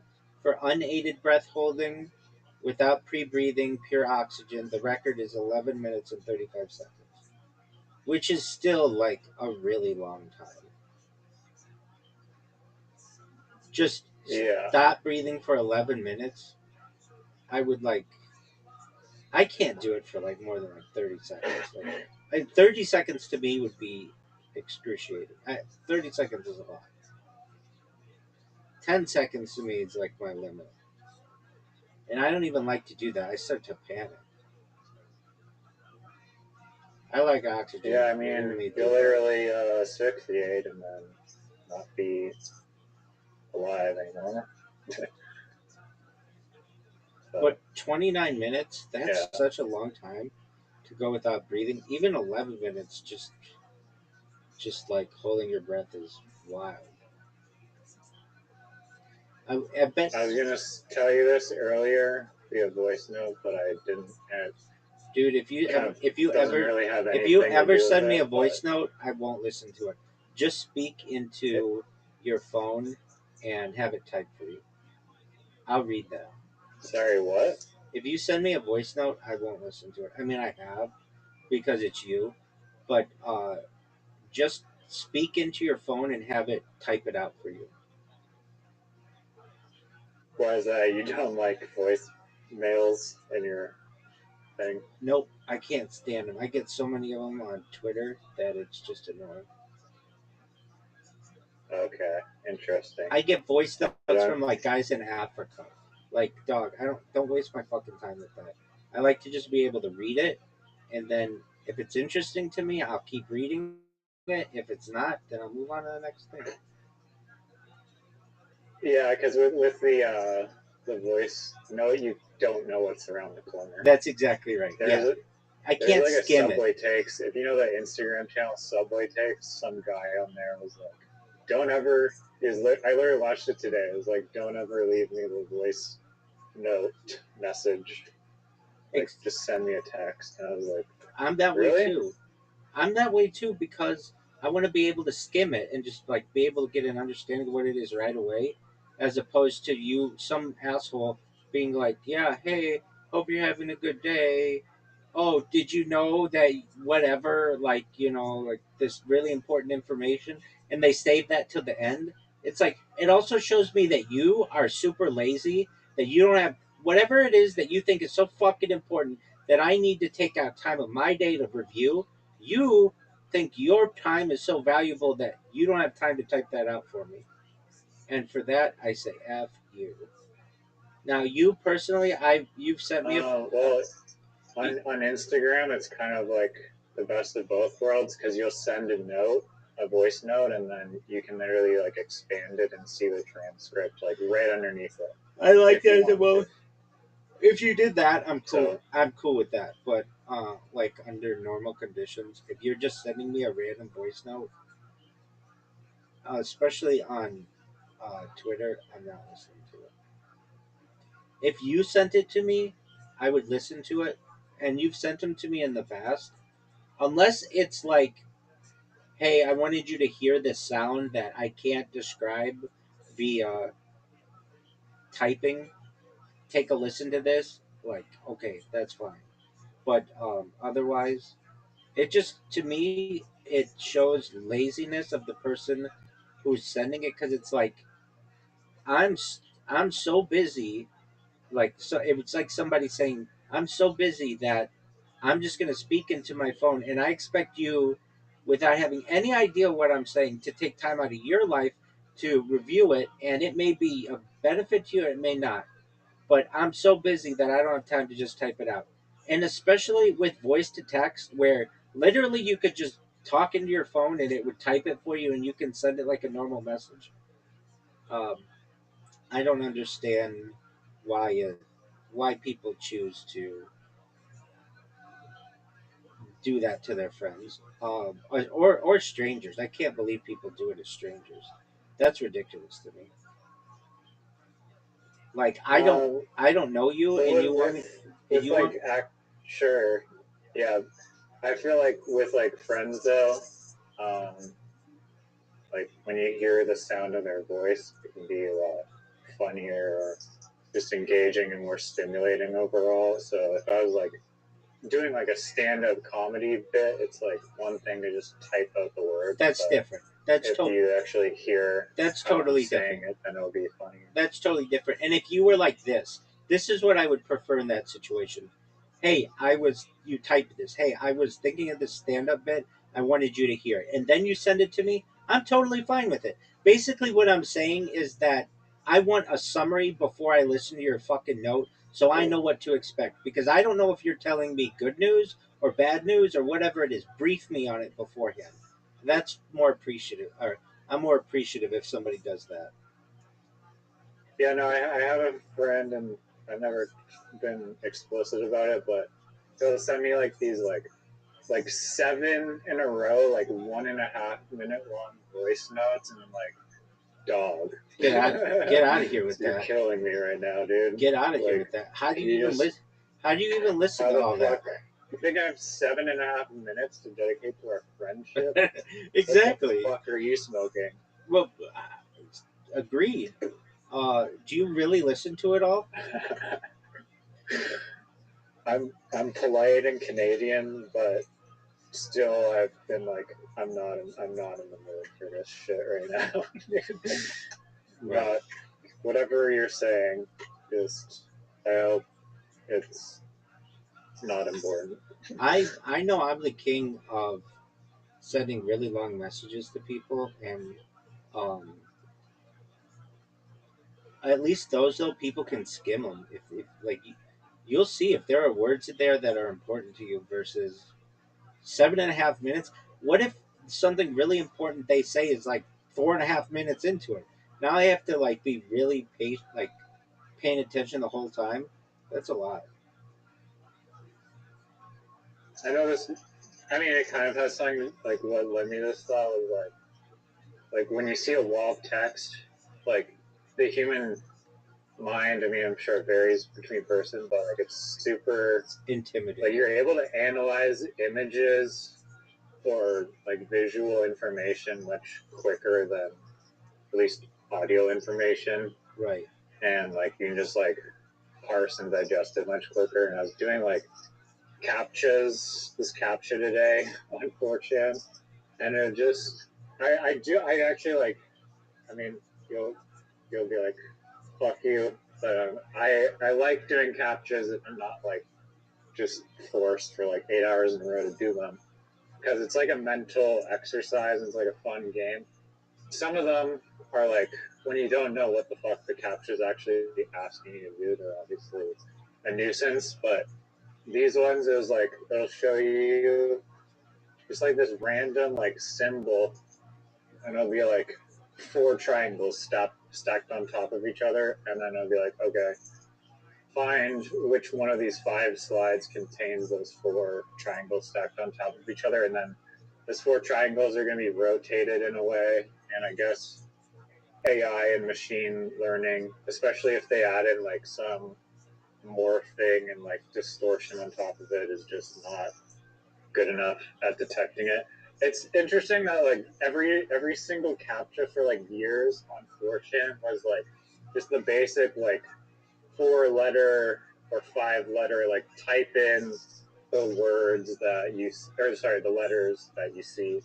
And it's just like AXYBW, and then the letters are like really like wonky, so like a human could read it, but a computer theoretically couldn't.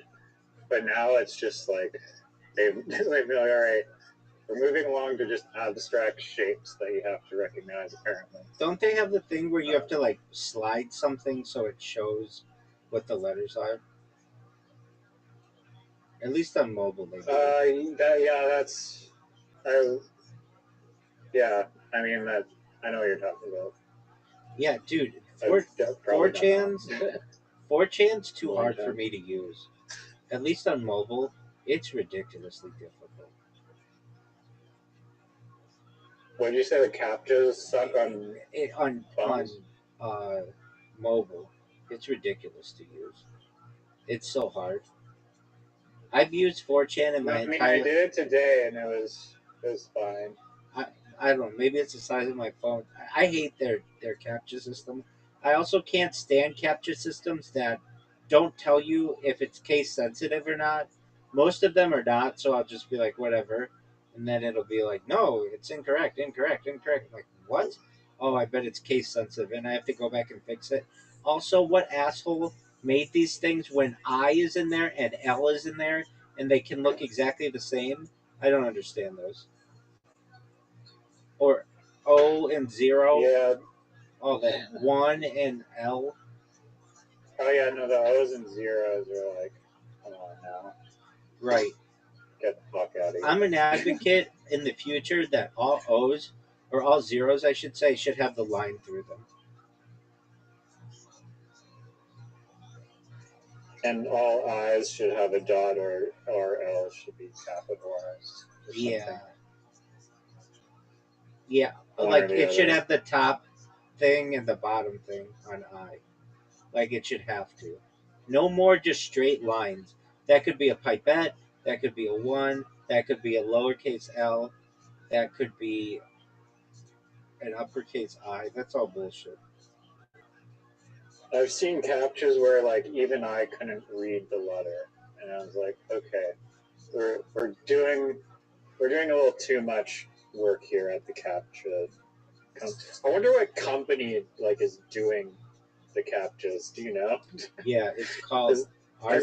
It's interesting how much like creativity they put. Like I'm always surprised by the amount of creativity that comes out of the captchas. At least what do you call it? The one that Twitter uses or X is called Arc. Arc. Yeah, it's not Arcos. It's called Arcos. That's why they call it Arcos Challenge. There should be a way to skip all the captchas and just verify it. I think the problem maybe with 4chan is that there's literally no account that you can buy. With Twitter, yeah, you can buy an account, but you can't, or you can buy a pass, but you cannot create an account, to my knowledge, on 4chan. But if you buy the pass, you can bypass the captcha. That's like their whole fishing rod. But there should be like a way to just verify yourself so you don't have to do captchas.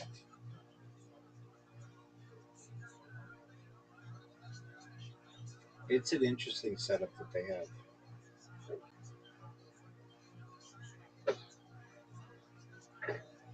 Anyways, there's like this loophole company that I watched a YouTube video on many years ago, and I respect the loopholes. I'm king of even them. if it's something that is arguably unethical. I just appreciate the thought of going outside of the box. And this one, I'm not sure exactly. I mean, I kind of am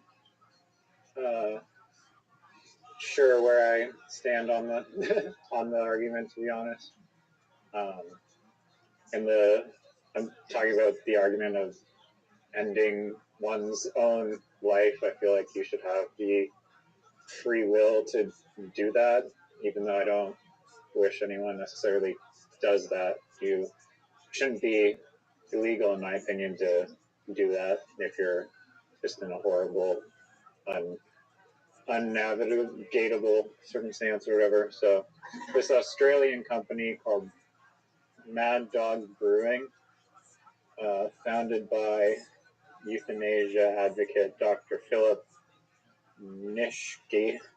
The company was selling compressed nitrogen cylinders ostensibly as home brewing supplies for carbonating beer, but they're widely known and marketed as a method for self-administered euthanasia.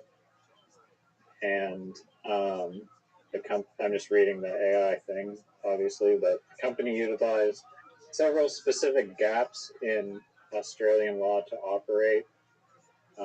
Non-prohibited substance, nitrogen is not a prohibited substance because it has legitimate industrial and culinary uses, which I know it's like an inert gas and whatnot, but that is like the loophole, I guess, basically. But aiding versus informing, while assisting ending one's own existence is a crime in all Australian jurisdictions. Simply providing the equipment or the information on how to use it is often fallen into a legal gray area. And selling the tanks as brewing equipment, the company claimed they were not directly assisting in any specific illegal act. Dual-purpose marketing. The company used the brewing label as a legal cover. Its motto, dispense and dispose, was thinly veiled reference to either dispensing beer or disposing of oneself. Undetectability. Because nitrogen is naturally present in human tissue and causes death by replacing oxygen, which is hypoxia, it is extremely difficult to detect as a cause of death during a standard autopsy, which appealed to those seeking an anonymous death. The loophole has been a major point of contention in the recent years with medical registration in 2012. The Australian Health Practitioner Regulation Agency, AHPRA, investigated Dr. Nishki, alleging the company was a sham used to circumvent import laws. Police investigation. Authorities in multiple states investigated the company after Max Dog brewing cylinders were found at several death scenes. Legislative pressure. Anti-euthanasia groups like HOPE have campaigned to close these gaps by redefining what constitutes assisting or inciting SUIC in relation to industrial supplies. Now, I saw the video on a Vice News documentary, and I remember they were showing some old lady with cancer, like uncurable, like stage 4 terminal 1 or whatever, and she said like she just wants to go out peacefully on her own like will, basically, and be surrounded by her dogs and like her loved ones and just drift off peacefully. So when I viewed the whole argument in that that context, I feel like it should be like allowed. But it's interesting that it's not allowed, to be honest. Yeah, I think that has a lot to do with banking, and they don't want people losing or taking that way out after having huge debts.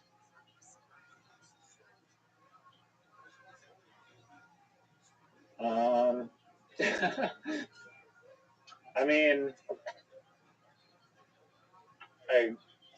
I mean, how many people are just gonna debt max, go on a cruise, and like blow all their money and then do that? It seems like tons of people. A little bit. Don't be naive. Yeah, but tons of people. I mean, whether it's legal or not, they can't stop that from happening necessarily. Like what's yeah, but happen they don't want to. They don't want to. You can't charge the person. They don't want to encourage it.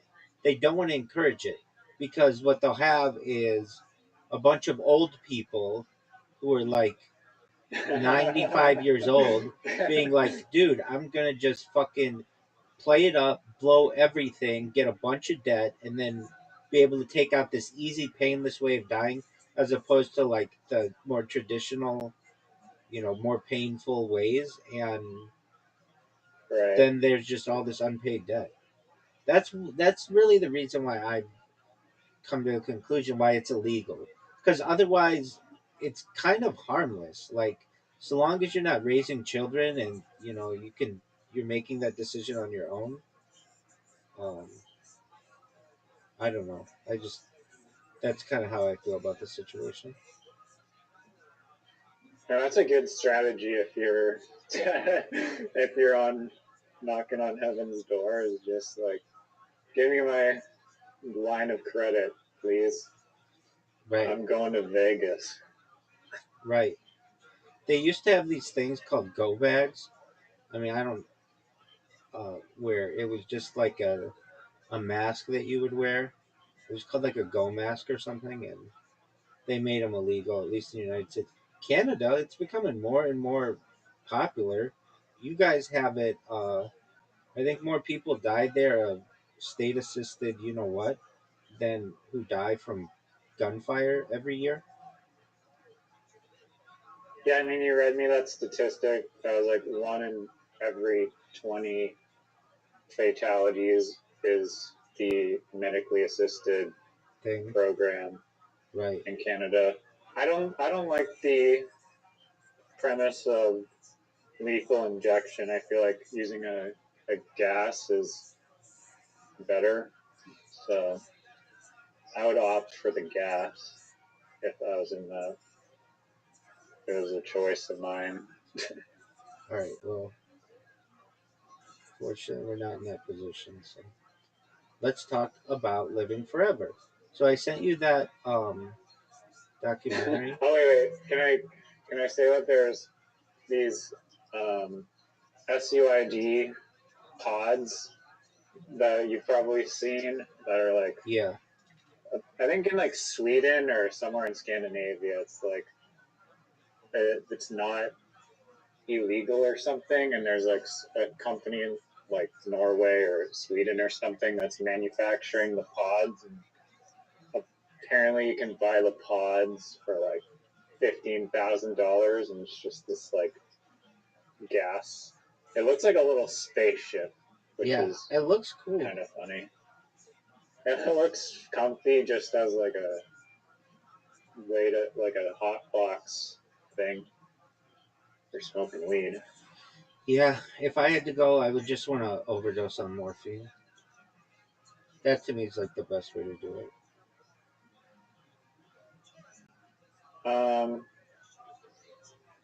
I'm not sure. I don't think so, because I've heard that it's like accounts of people that it's not as pleasant as just like, oh, I'm not aware of my breath, blah blah blah blah blah.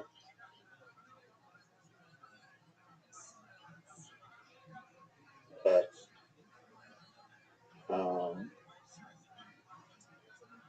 yeah, what were you saying? You wanted to talk about immortality or something? Yeah, I sent you the link to that documentary. Yeah, it won't open on my. I won't play on my computer, so I'll have to find it online somewhere. Okay, just go to. Michelle, look it up now. Just go to Top Documentary Films and see if it. It's not. I tried playing it from there, but it's saying that the video isn't available in the country. But do you have I'll try to find. Do you have a VPN? Yeah, I do. Let me try. They don't want Canadians living that long. What did you say? They don't want Canadians living that long. What does that have to do with VPNs? You're saying that in your country that video is not available. So it's like. Oh, okay. I got it. That was a good one. My apologies for being so slow. Boot up WinScribe. Shout out to WinScribe for the VPN. Did you watch that video that I sent you on the origin of live streaming? I thought that was fascinating.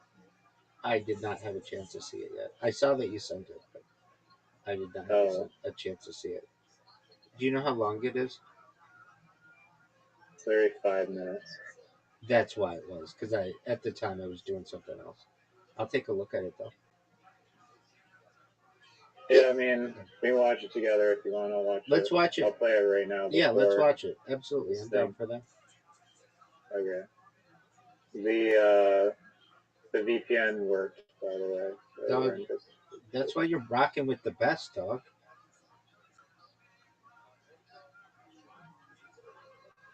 Oh, this video. The Fistful of Quarters video is blocked in my VPN country, but I'll try to find another one for that. Okay.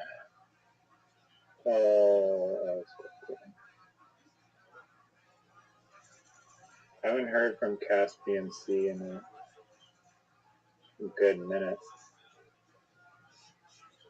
Alright. I'm gonna swap to. Thank you, Discord, for not finding my microphone, even though it works on Telegram perfectly. Shout out to Discord. Amazing, amazing service.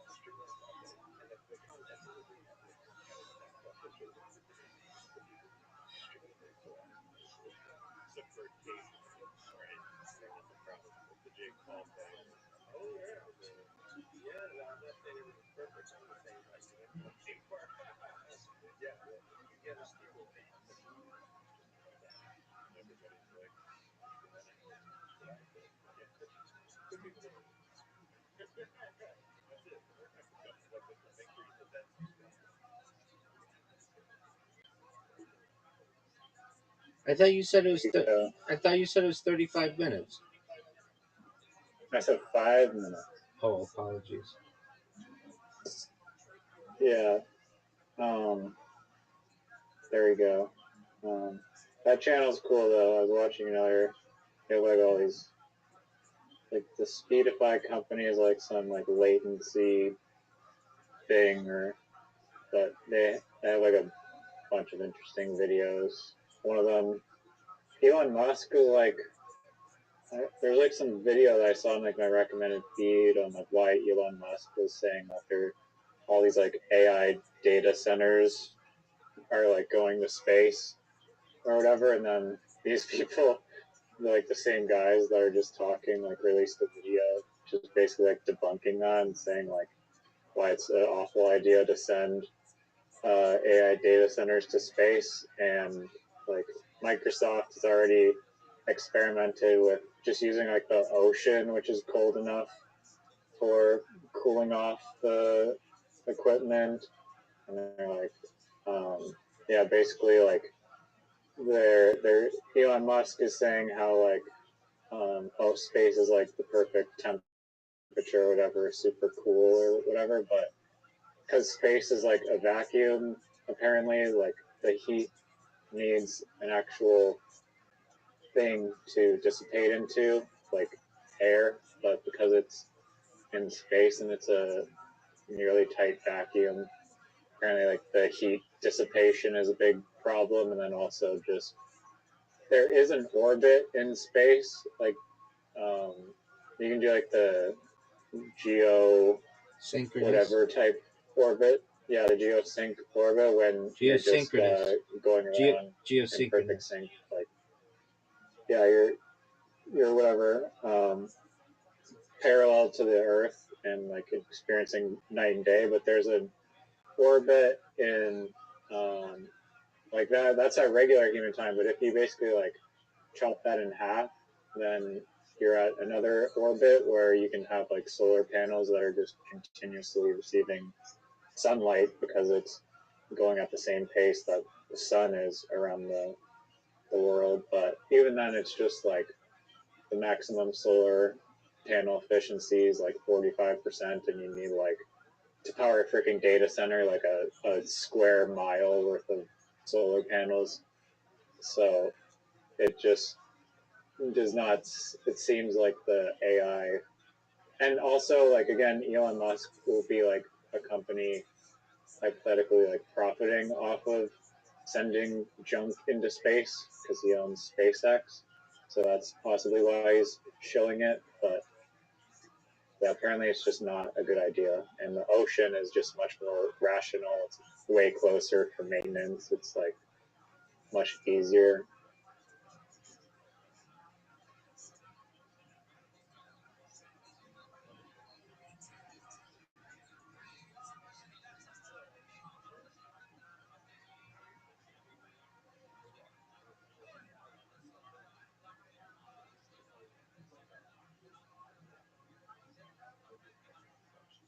All right, ready for this? Yes, sir. God willing. AI thing. All right.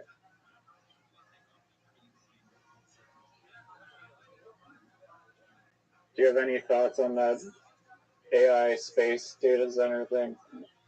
Yeah, I had a discussion about it on Monday on a podcast, and um, I don't personally think that the energy is that big of a deal with nuclear energy. So I think that like people overestimate the heating of it and everything. Like with nuclear energy, all of this stuff is a moot point. You could create as many air conditioners as you want. Okay, but do we? I'm not saying we won't have that in the future, but we don't currently have that like modular, small scale nuclear infinite fusion power yet. I know if I were the boss, I would say if you're going to have a data center, it has to be independently powered because you can't raise everybody else's rates because you want to have this like super energy thing.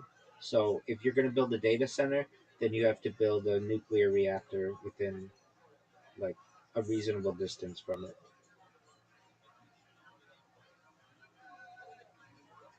Yeah.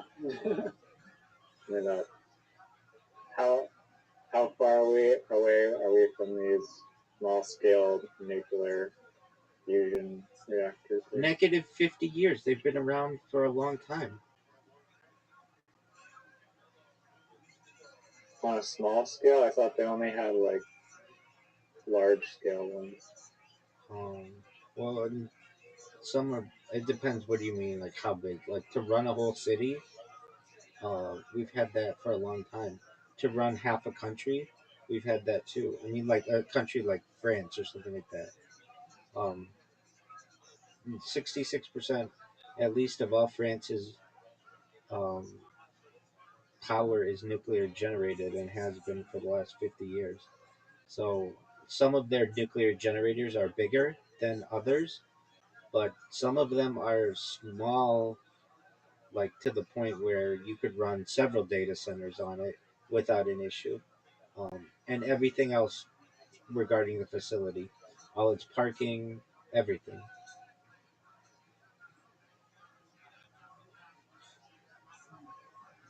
True. So how close? When will we launch one into space for the data center? So I don't think that's a good idea. I like if something goes wrong with it, you want to be able to repair a data center immediately. You don't have to be like, oh, okay, well now we have to get a rocket up there to go fix it. Like that to me is bad planning. I mean, we'll have the space hotel before 2030, maybe. And it's known as the space. Let's be honest. I know. I was just being clear. I know. Obviously, the name of it is the space because it's reduplication. Right, which is attractive.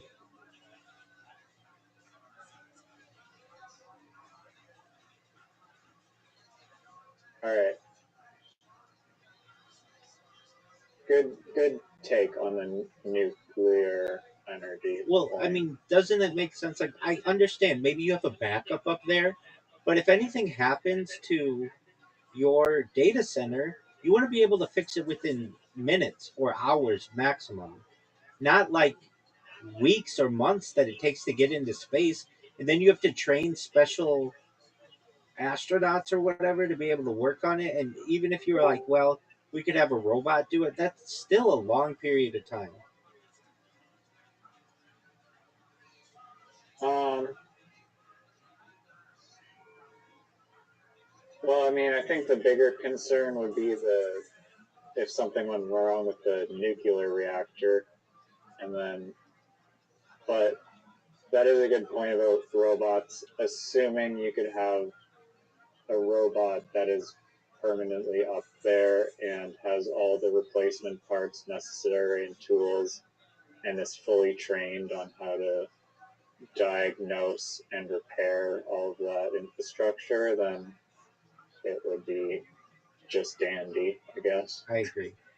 Um, if I may just give you a suggestion, it's it's a very common thing that you're doing, but it's not nuclear, it's nuclear.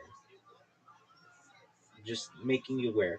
George W. Bush used to say nuclear all the time, and a lot of people thought it was nuclear, but that's not a word. It's nuclear. I didn't even know that I wasn't saying nuclear. That's okay. You're a smart person, and I want you to, when you're describing these things, I want you to describe them accurately. No big deal. I know people who still call it nuclear even though they know the difference. But if you don't know, if no one ever tells you that, then you won't know, and you'll spell it Nuculer, Nucl. No, I did know the difference, but I just didn't even think hear about. myself say it out loud. Oh, no big So deal. thanks for catching that. No big deal at all. But what you're saying is, uh, what you said about like, well, what about the issue of like the did I catch this correctly? Like, what about the meltdown of a nuclear facility? I mean, yeah, any like major problem with the nuclear reactor up there would be more devastating, potentially, I would imagine, than the hard drive of the data center needing to be replaced. Yeah, I'm not a huge fan of messing around in space, especially when it's difficult for us to get up there. We don't have a space elevator. It is, if something happened and it comes crashing to Earth, it becomes a hazard.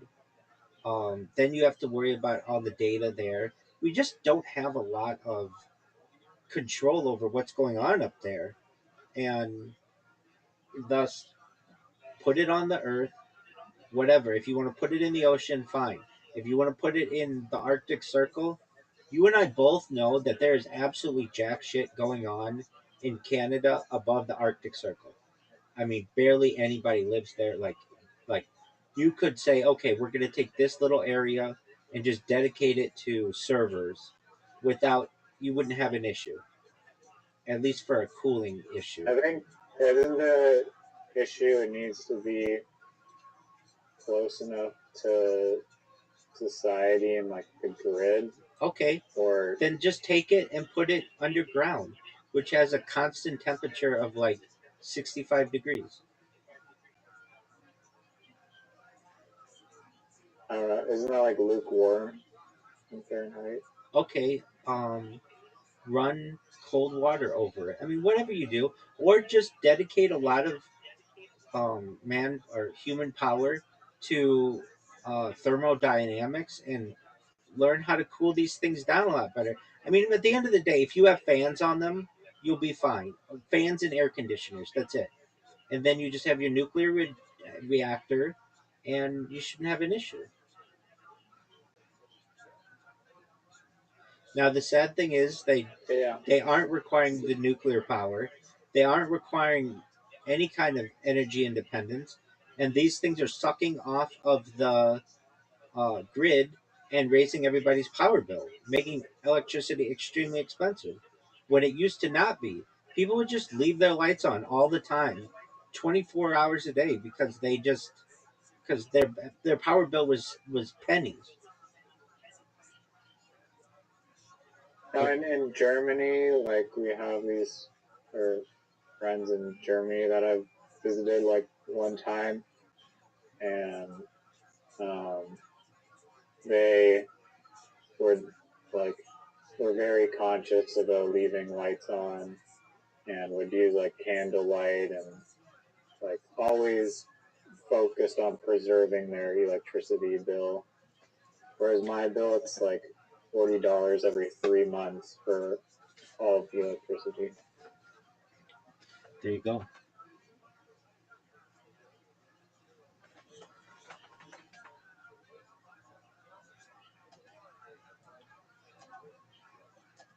All right, stream time.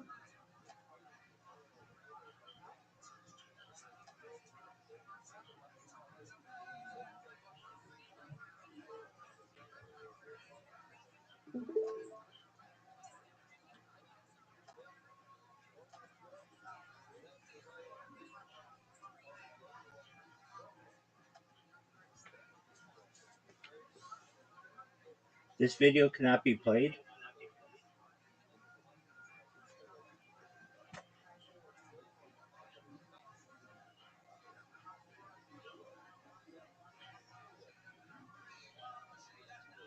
Do I read that correctly?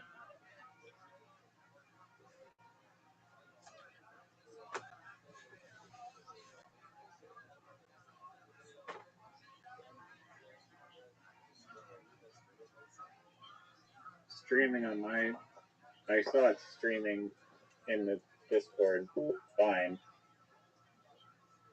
We've run into a problem while streaming.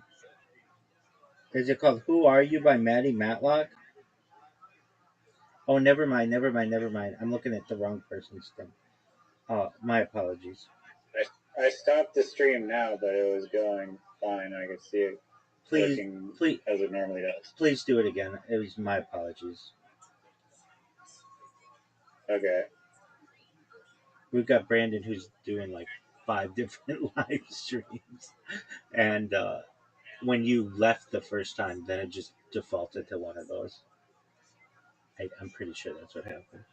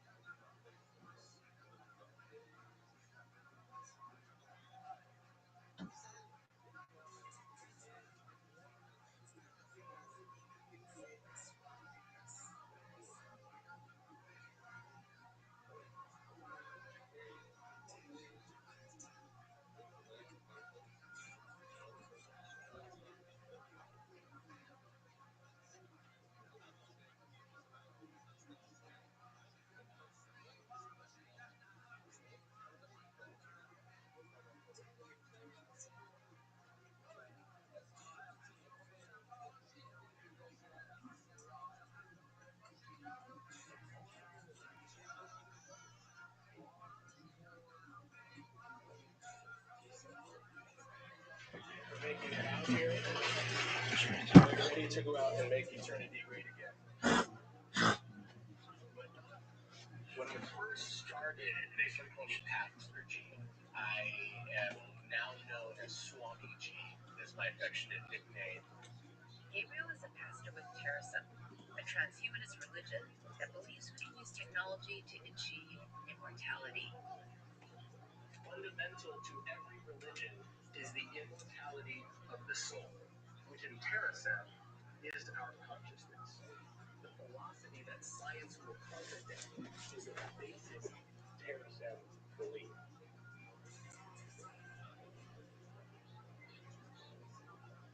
We are fighting against involuntary death. Immortality is the ultimate solution to every problem mankind faces. Teresa is hypothesizing that immortality is possible because the soul is data and not material. We believe that the information that is the soul is captured and it is transferred, capturing your ideas, capturing your thoughts, your memories, your vision. That data set is what we call a mind file.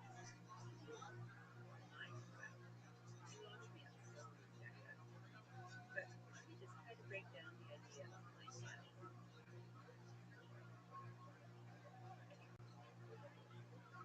Imagine we could capture the essence of who you are.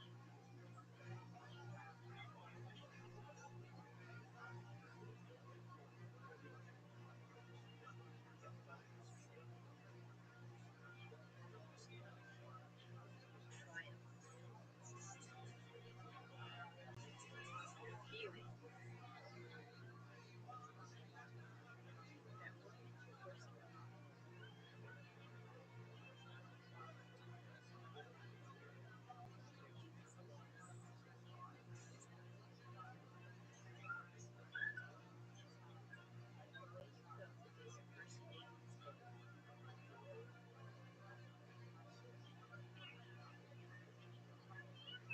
Basically, that's what mind files are.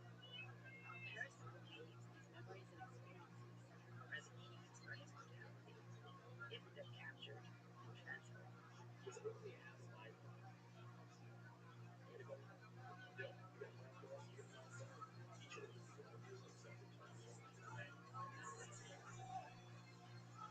You do a mind file. Well, Facebook has your mind file, Instagram has your mind file, Amazon has your mind file, Google has your mind file, the NSA has your mind file, probably everybody in the world has your mind file but you. And that's where I kind of want to take this big concept back to. Why all this matters, why it matters now, and where are we all going? That's the question. Teresa believes that creating your own mind files is the first step to immortality. He's talking about merging our minds with a machine. That's the transhumanist belief that we can transfer consciousness to artificial bodies and conquer death. Okay, this is pure sci-fi fantasy, right? But hold on. So much of our lives is now online. It's not surprising that mind file technology is already being developed as we speak. If you don't believe me, check out this Consumer Electronics Show in Vegas.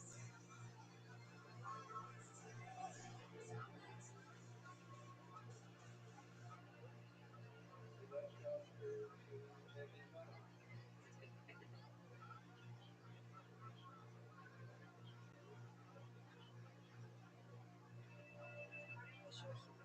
It's a little different from AI. I was computationally created based on how real humans work and think. Mind files can be uploaded to AI avatars like me. They can extend your life, but they are a kind of immortality. An artificial immortality. If you can upload yourself into one of these, would you? Hello, digital detox. Hello. Yep, this is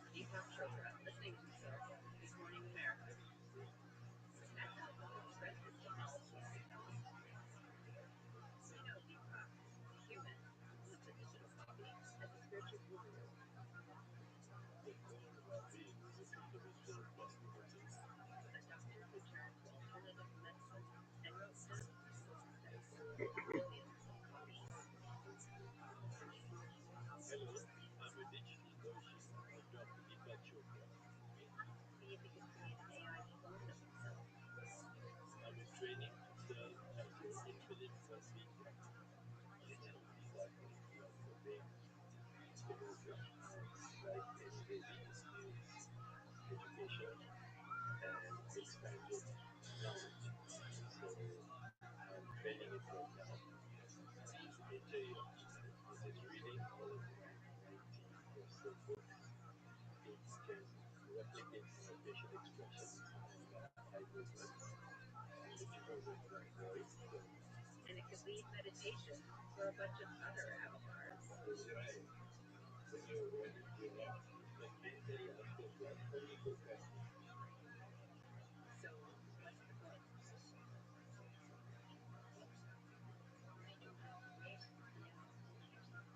The book is also for when you talk to the grandkids of my grandma. You learn from them about their time. So both the simulations of me with planets are also being recorded. Soon, I can go with you everywhere you go. I'll be inside your phone, ready at any time to serve you. If the simulation of him is immortal, does he achieve true immortality? How close is the digital Deepak to the real human? Wow. Tracking me. This is Heather Shmira from AI Foundation, the company behind Digital Deepak. How is Digital Deepak different from, say, Siri? Digital Deepak is actually entirely different from Siri, from any kind of situation. There's a personally understanding guidance response that's questions. You don't have a relationship with Digital Deepak. You don't have a relationship with Alexa, Siri, etc. Hey, Deepak. Hey there. Hey, I'm here with my friend Anne. Do you want to introduce yourself? Yes, I sure can. Then it says Digital Deepak isn't just about it through remote senses.